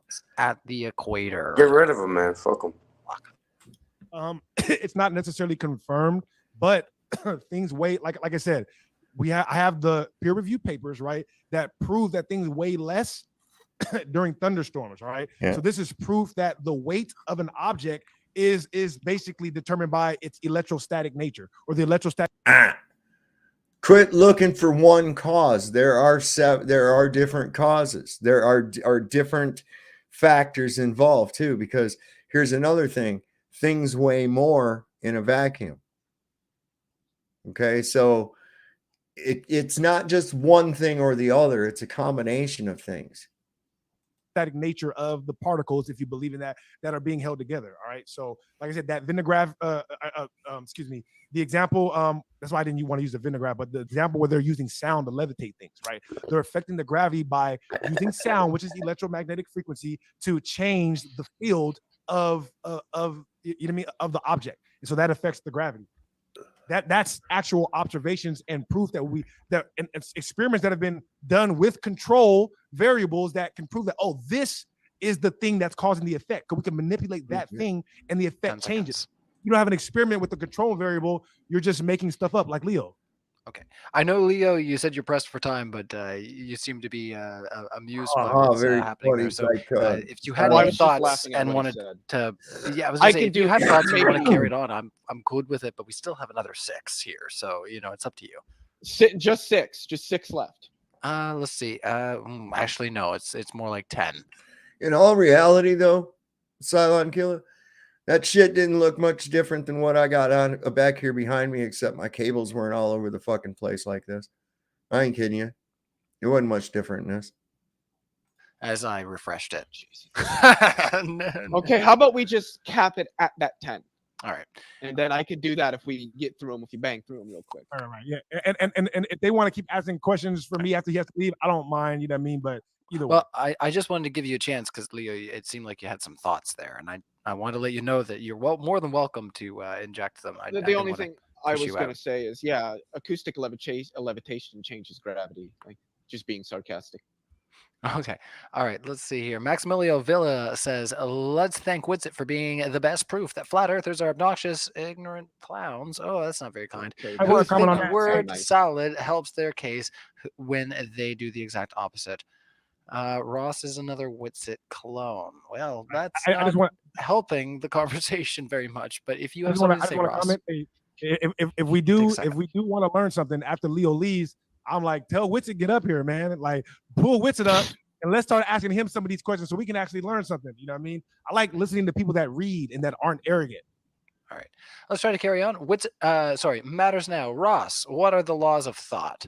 And once again, another reminder, after show on Matters Now after this, and you are invited along with Leo, and Leo can answer if you can't. What are the laws of thought? For you, Ross. I don't know if he means the laws of logic. Is that what he's saying? The laws of logic? I don't know what he That's what I would presume. laws of logic, That's right? the You only- understand? Yeah. The laws of Award. Oh, award kill game. I'm logic assuming is like the law- 3 classical laws of logic. the law of Sure. contradiction, the law of non-contradiction, the law of excluded middle, and then the principle of identity. And there you go. Law of identity, principle of identity, law of identity. I mean, Law of identity. Is that I don't know what he meant by the law. So I don't really think this thing went a whole lot further than what we're seeing right here. They're starting to now get into fucking philosophy and shit that really has got nothing to do with it, except for the fact that this heliocentric shit it first started by philosophers, you know? So it's kind of fucked up. It really is. What's this thing?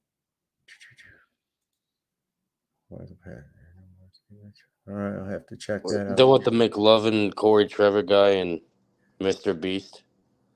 I want to show you guys something here. This was on the news. Okay, so We got Space Force to protect our fucking satellites and all that nonsense, right? And that we want to keep Russia and China from being able to tear up our satellites. Well, right now you're probably aware that there's been a lot of hostilities in the Middle East, and Yemen has been involved, and this is not looking good, right? So this was on a major news. Everybody thinks they get all this fucking internet and everything from satellites, right? All right. Wait till you see this news report. I can't believe that this actually went out on mainstream news. Hopefully y'all can hear it and the volume's high enough. If you can't, turn up your thing. Okay. Yemen's Houthis have threatened to cut the Red Sea underground fiber optic cable if the US and UK launch another attack on Yemeni airports. This is a huge threat, as this cable is the lifeblood of communication pathways connecting Europe, Africa, and the Middle East. The severance of these cables poses a serious threat to geopolitical stability, global financial markets, and cybersecurity. More than 99% of the world's international internet traffic and more than 80% of international telephone communication traffic passes through submarine fiber optic cables. Oops. Oh no, I'm scared. I'm scared. Oh no, look, it's a fucking deepfake. You can make it 10 minutes. Now, wait a second. This could disrupt how much of international data transmission? Bro, but we're shaking in a fucking booth. What do you mean? Think about this. Think about this. But what about the satellites up in space? But what about those EMPs? We were supposed to get those EMPs first. Damn it! I'm getting upset. They're moving. I'm waiting. Like, hurry up with this apocalypse. Even though the apocalypse just. I know they're apocalyptic in the brain, aren't they? I just want to smack them upside the head with a frying pan. I mean, I think that's very you too. Yeah, you might as well. Hold on, listen. I deserve one too. I think this is so telling. It really is, because here's all this money we've spent on weaponry to protect satellites and all this other shit, or supposedly, right? And here's the Yemenis, right? Has anybody ever been, oh my God, we're going to get invaded by Yemen? No, right? Okay, so what do? They take the fucking high road. They say, oh yeah, we'll shut down your fucking communications. We'll just cut this goddamn cable. What? And then the news is like, this is very dangerous because, you know, that's how they get like shelter in place, Dave. Be afraid. This is how they holy shit, that's not the fucking point, Cage. I know it's always fear porn. God damn, we get it. I'm saying that on mainstream news, they admitted that 99% of the fucking data transmission goes through an undersea cable and not from fucking satellites. Of course they did. It's all hardwired. That's a very good point. When you see a thing on there, it says any kind of news agency, of course it's fucking fear porn. It's controlled propaganda fed out in different doses for different types of teams, man. We know that part. It benefits them. They ain't going to destroy something that benefits them. We all know that. If you can't see it by now, you've got some. Well, whether they cut it or not, it's not. I don't care, right? That's not. Right. That's not my point. The fact that the news would come on and say that in itself was a threat. And people are going, what? A cable is what's responsible for all of that? Listen to what she says. Yes, exactly. It's not up in the sky out there in space somewhere. No, listen to what she says, man. Have threatened to the pipeline around fiber optic cable if the US and UK launch another attack on Yemeni airports. This is a huge threat, as this cable is the lifeblood of communication pathways connecting Europe, Africa, and the Middle East. The severance of these cables poses a... Europe, Africa, and the Middle East. Okay, Europe, Africa, and the Middle East. These are big areas, right, that it would lose communications. Now, they're not just going, hey, we're bad people and we're going to cut this cable. They're like, listen, we're sick of you fucking bombing us. If you keep it up, we're going to cut this fucking cable. I don't blame them, man. But that's what's going on. And it's like, wait a second. It serves how much? Let's hear that again. connecting Europe, Africa, and the Middle East. The severance of these cables poses a serious threat to geopolitical stability, global financial markets, and cybersecurity. More than 99% of the world's international It's a internet bunch of fugazi, bro. 80% of international telephone communication traffic passes through submarine fiber optic cables. So damn near all of it goes through these submarine fiber optic cables. We're never going to get back to the moon at this rate. You want to go deep into the tech? Search up Bangalore. That's the tech capital of the world, really, and they have pyramids and shit built over there. It's in fucking India. Search up But I Bangalore. think, you know, so these people that say, you know, right now the technology you're using to talk to everybody around the world depends on these satellites up there in space. It's like, but the lady on the news said that's not true. She just said it's all from underwater cables and shit. 99% and 88% of all telephone shit is going through undersea cables. You're gonna love this shit. You ever heard of Terramar? Dreamy, Dave, you guys heard of Terramar or no? Talk No. about underwater. Well, search it up. You know, you'll be pleasantly surprised when you look. It's hilarious. Pretty much what they did is that Ghislaine Maxwell woman there.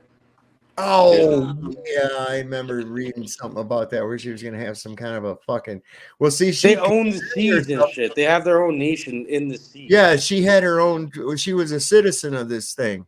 Yeah, Terramar. Yeah, Miramar. Terramar. Yeah, Terramar or some shit. Yeah, Terramar. That's right. Yeah. But that means what? Land and sea? It's the seas. They have ownership over the seas. I'm breaking down the word though. Terramar. Right. Terra is earth and or Mar. land. Maritime. And Mar is sea. Mar is sea. Maritime. Yeah. Well, that's pretty fucking crazy. Yeah, they're doing some weird shit over there. I wouldn't be surprised if You this can't rise. unsee, can you, Sovereign? What's that, huh? I said, when you start to see, you can't unsee, can you, Sovereign? When you broke down No. that word, just lickety split because it pops in your head, you just see it nowadays. I do the same thing. You just see things, Yes, ma'am. Yep. pick it up immediately.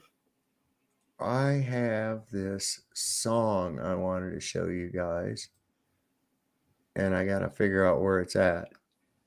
I'll just type in this search criteria, and I wasn't being sarcastic when I said it's time to throw a party, you know, because now we know, now we could, you know, those ones that want to say, oh, there's satellites, and you can show them that video of those scared people over that cable. So I got this really cool song I think y'all like before I get off here tonight. It's pretty cool. I think you guys will like this. You guys, Is it? what's that? It's not rappy, is it?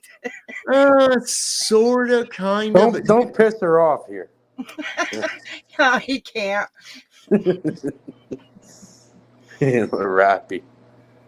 All right. So, do you remember you've all ever heard of Isaac Cappy? Nope. It's a bit cappy, not rappy. There we go. No, I So- said rap as or rappy. So Oh, Isaac cappy. sorry, Dave. So Isaac Cappy, he was kind of working around with music, kind of a Hollywood. He'd been bit parts in a few movies and shit. And he started doing some videos talking about all these people who were minorly attracted people in Hollywood, including Tom Hanks. Oh, okay. All right. So this guy was found. All right. So just before he died, He committed suicide by shooting himself 3 times in the back of the head, right? No, this is really weird. So on Tom Hanks's Instagram, Tom Hanks was posting, he posts these like weird pictures of like the glove thing. Yeah. All right. Yeah. So he Yeah, had I know what one you're talking where- about. Man. So he had posted one that after Isaac had made these allegations that had that with a bottle cap with a P on it, and the caption was roadkill ? And then this guy supposedly jumped off of an overpass on I-40 and then got hit by a truck or a camper or some shit, and it killed him. But this guy had really been outspoken about these people, and he was kind of in hiding when this happened. He was kind of like shifting around from place to place when this happened. So anyway, this song was one of his, and it's been put together with some video, and it's pretty cool. I think you guys might like it, even though it might be a little bit rappy. That's interesting, man. I appreciate your patience in that too, Dave. You know? All right, thank you, dude. It was a pretend killed off his character to give truth or something to talk about, maybe. But anyway, this is a pretty good jam. I like it, and I like the imagery that goes with it too.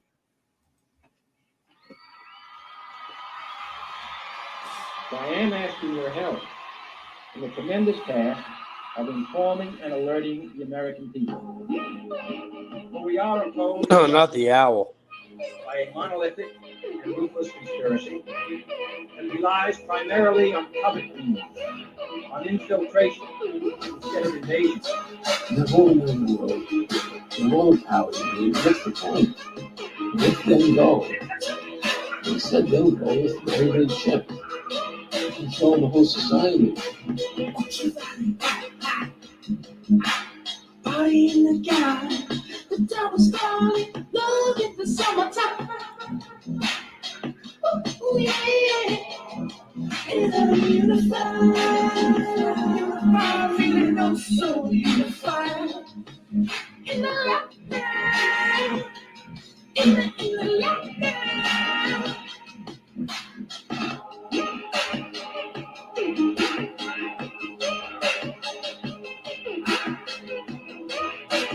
I know he's your friend, but I don't care.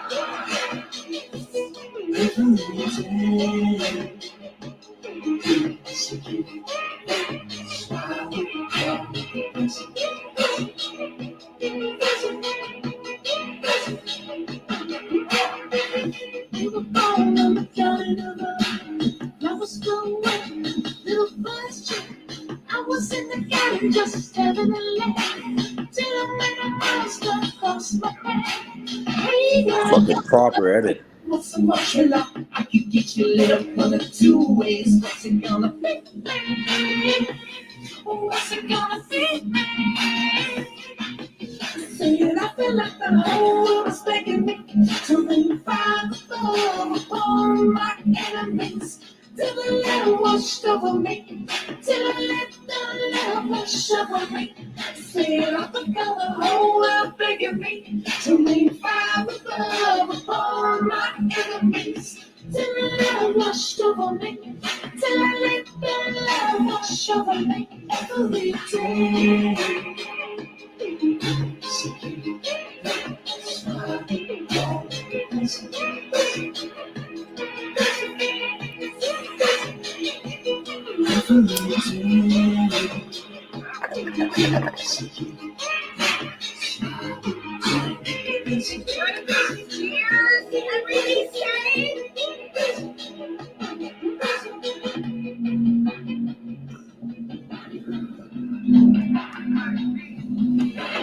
We were going in a direction that was irreversible.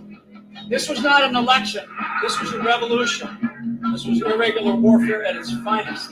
We have what we call citizen journalists. We have an army of digital soldiers. You're here because you've made a decision about something in your life. You can't sit back. You have a responsibility. We must. You have to fight for this country.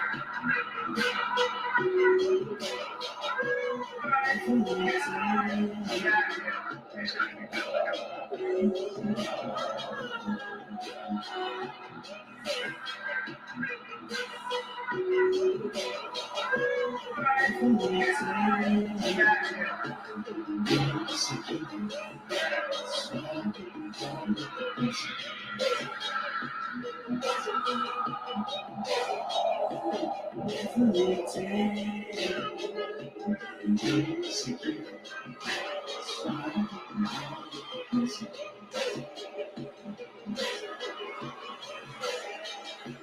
Everything is a gift. That was a great edit there. That's pretty cool, isn't it? I like that. So I just thought everybody might enjoy that. And just go ahead and play it. Why not? Man. So like I said, Burn the Corporate Fiction's on tomorrow night, 9:05 p.m. So I'm supposed to be joining him there. Yeah, Cappy put Seth Green on blast. He certainly did, man. He certainly did. It was kind of crazy, you know. There's still some very, very left unanswered questions about a lot of that shit that I think that they've tried to obscure with other stories. And you know, I don't know.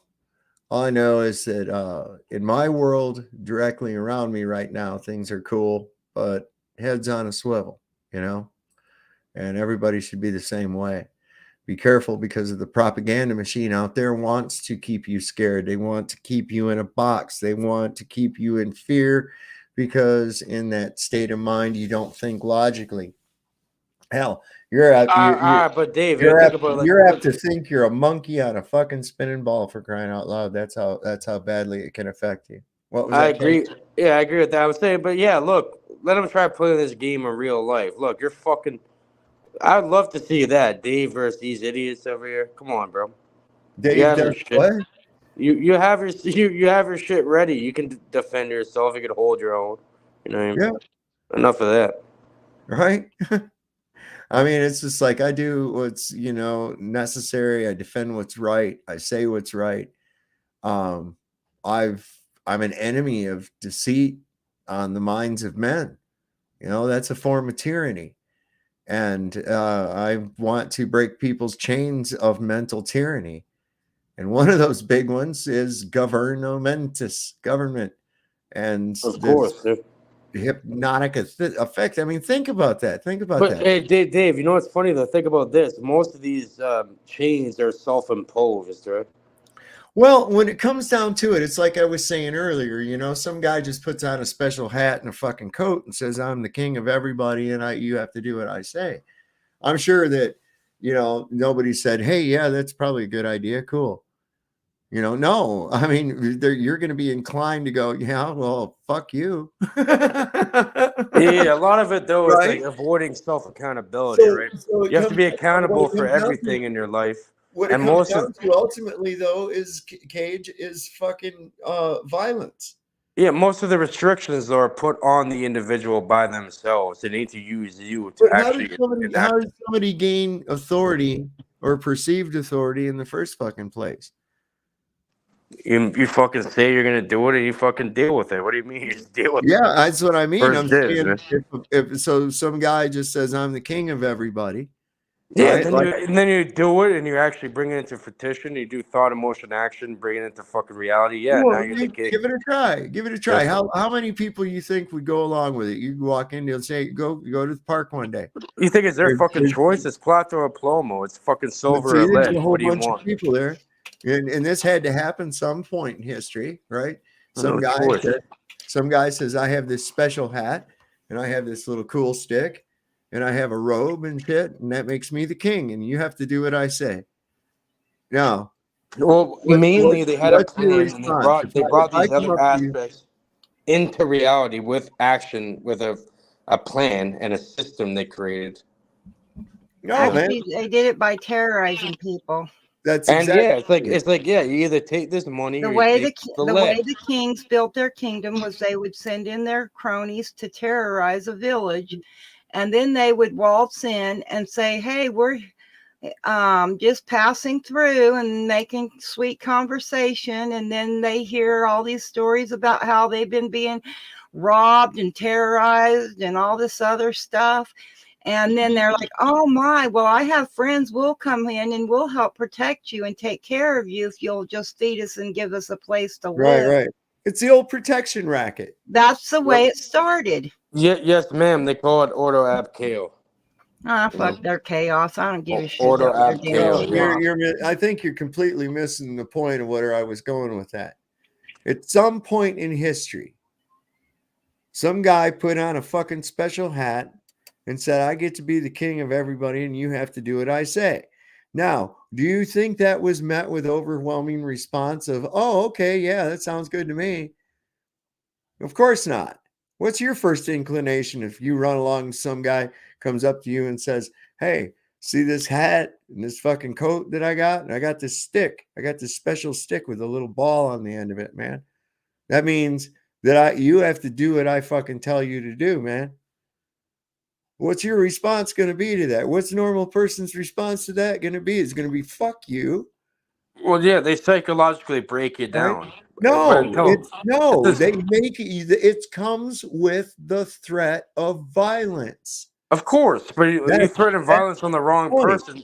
Can you threaten violence on Dave? No, you cannot. Can you threaten violence on me? No, You again missed the entire point. The point of it is, in order for it, people don't just accept it.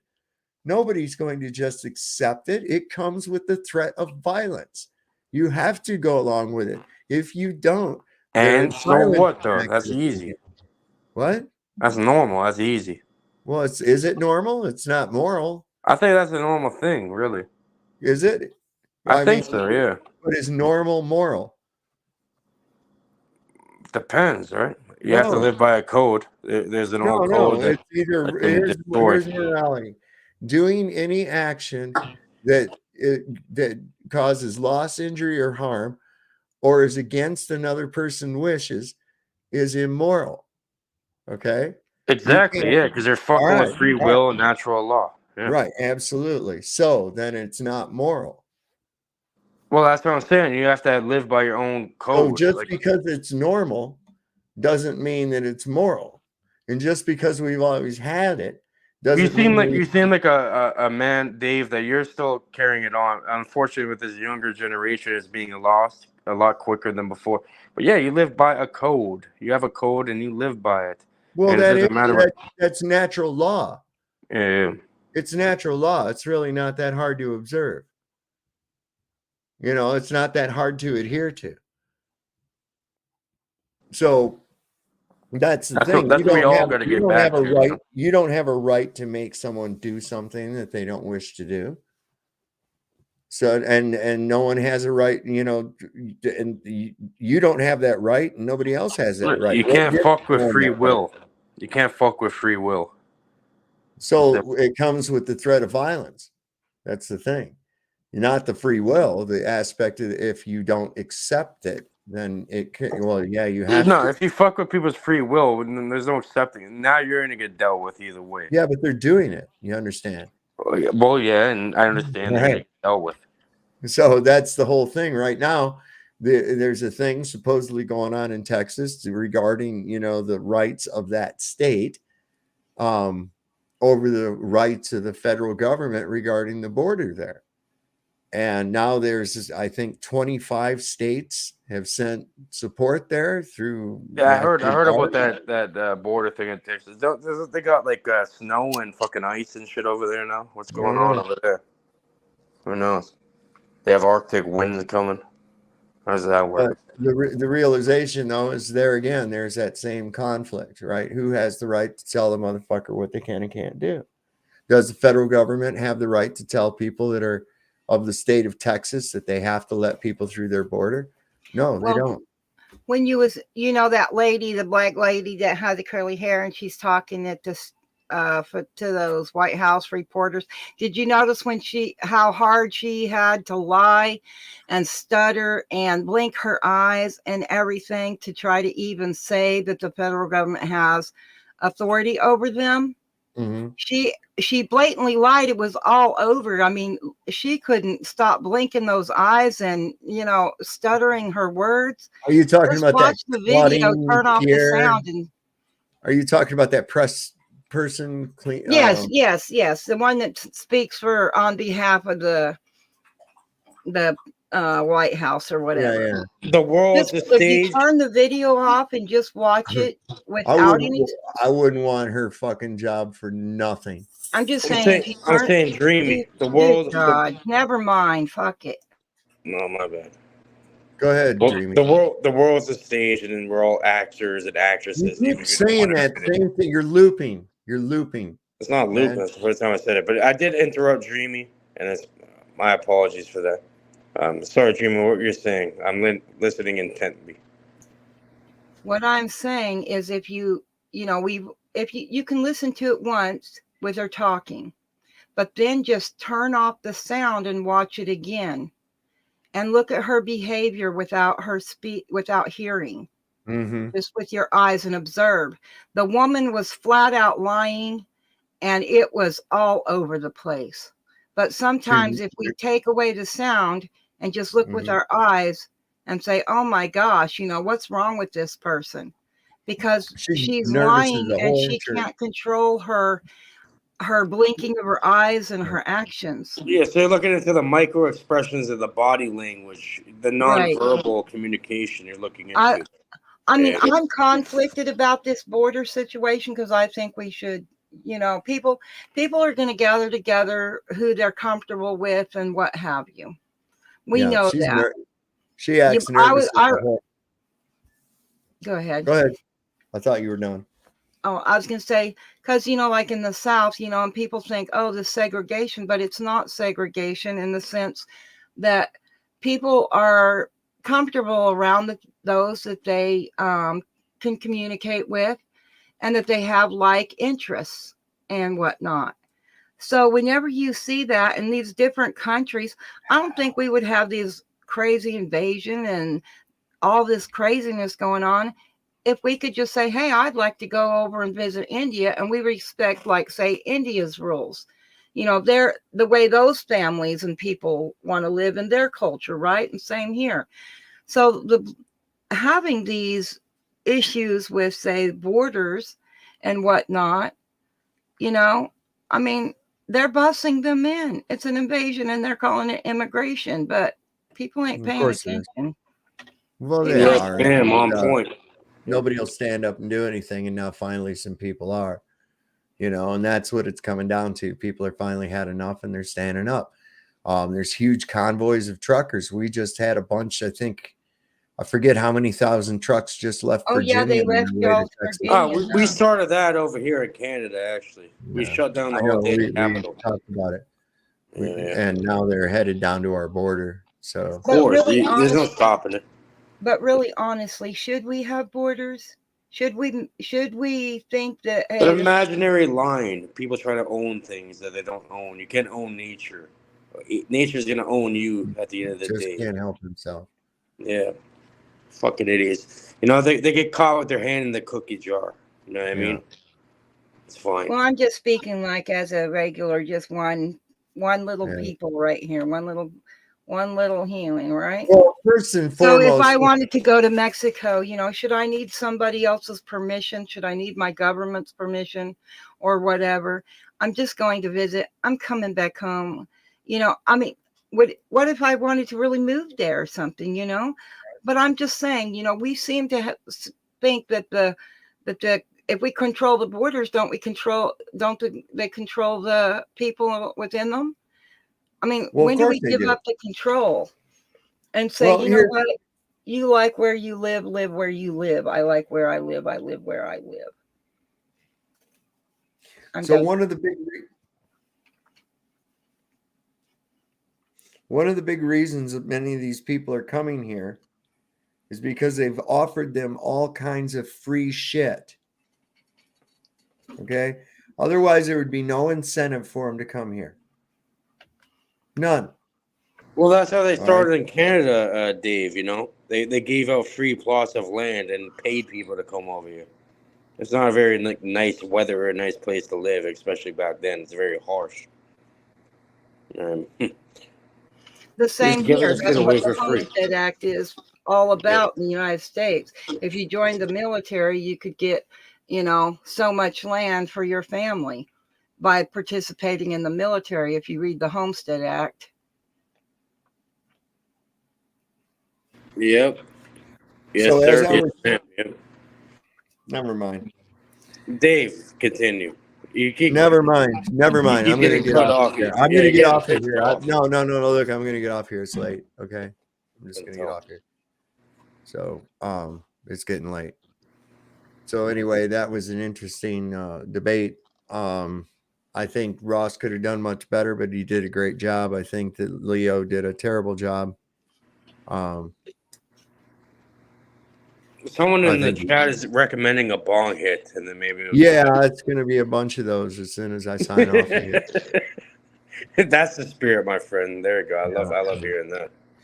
All right, guys. Well, thank you for coming on. I'll see y'all next time.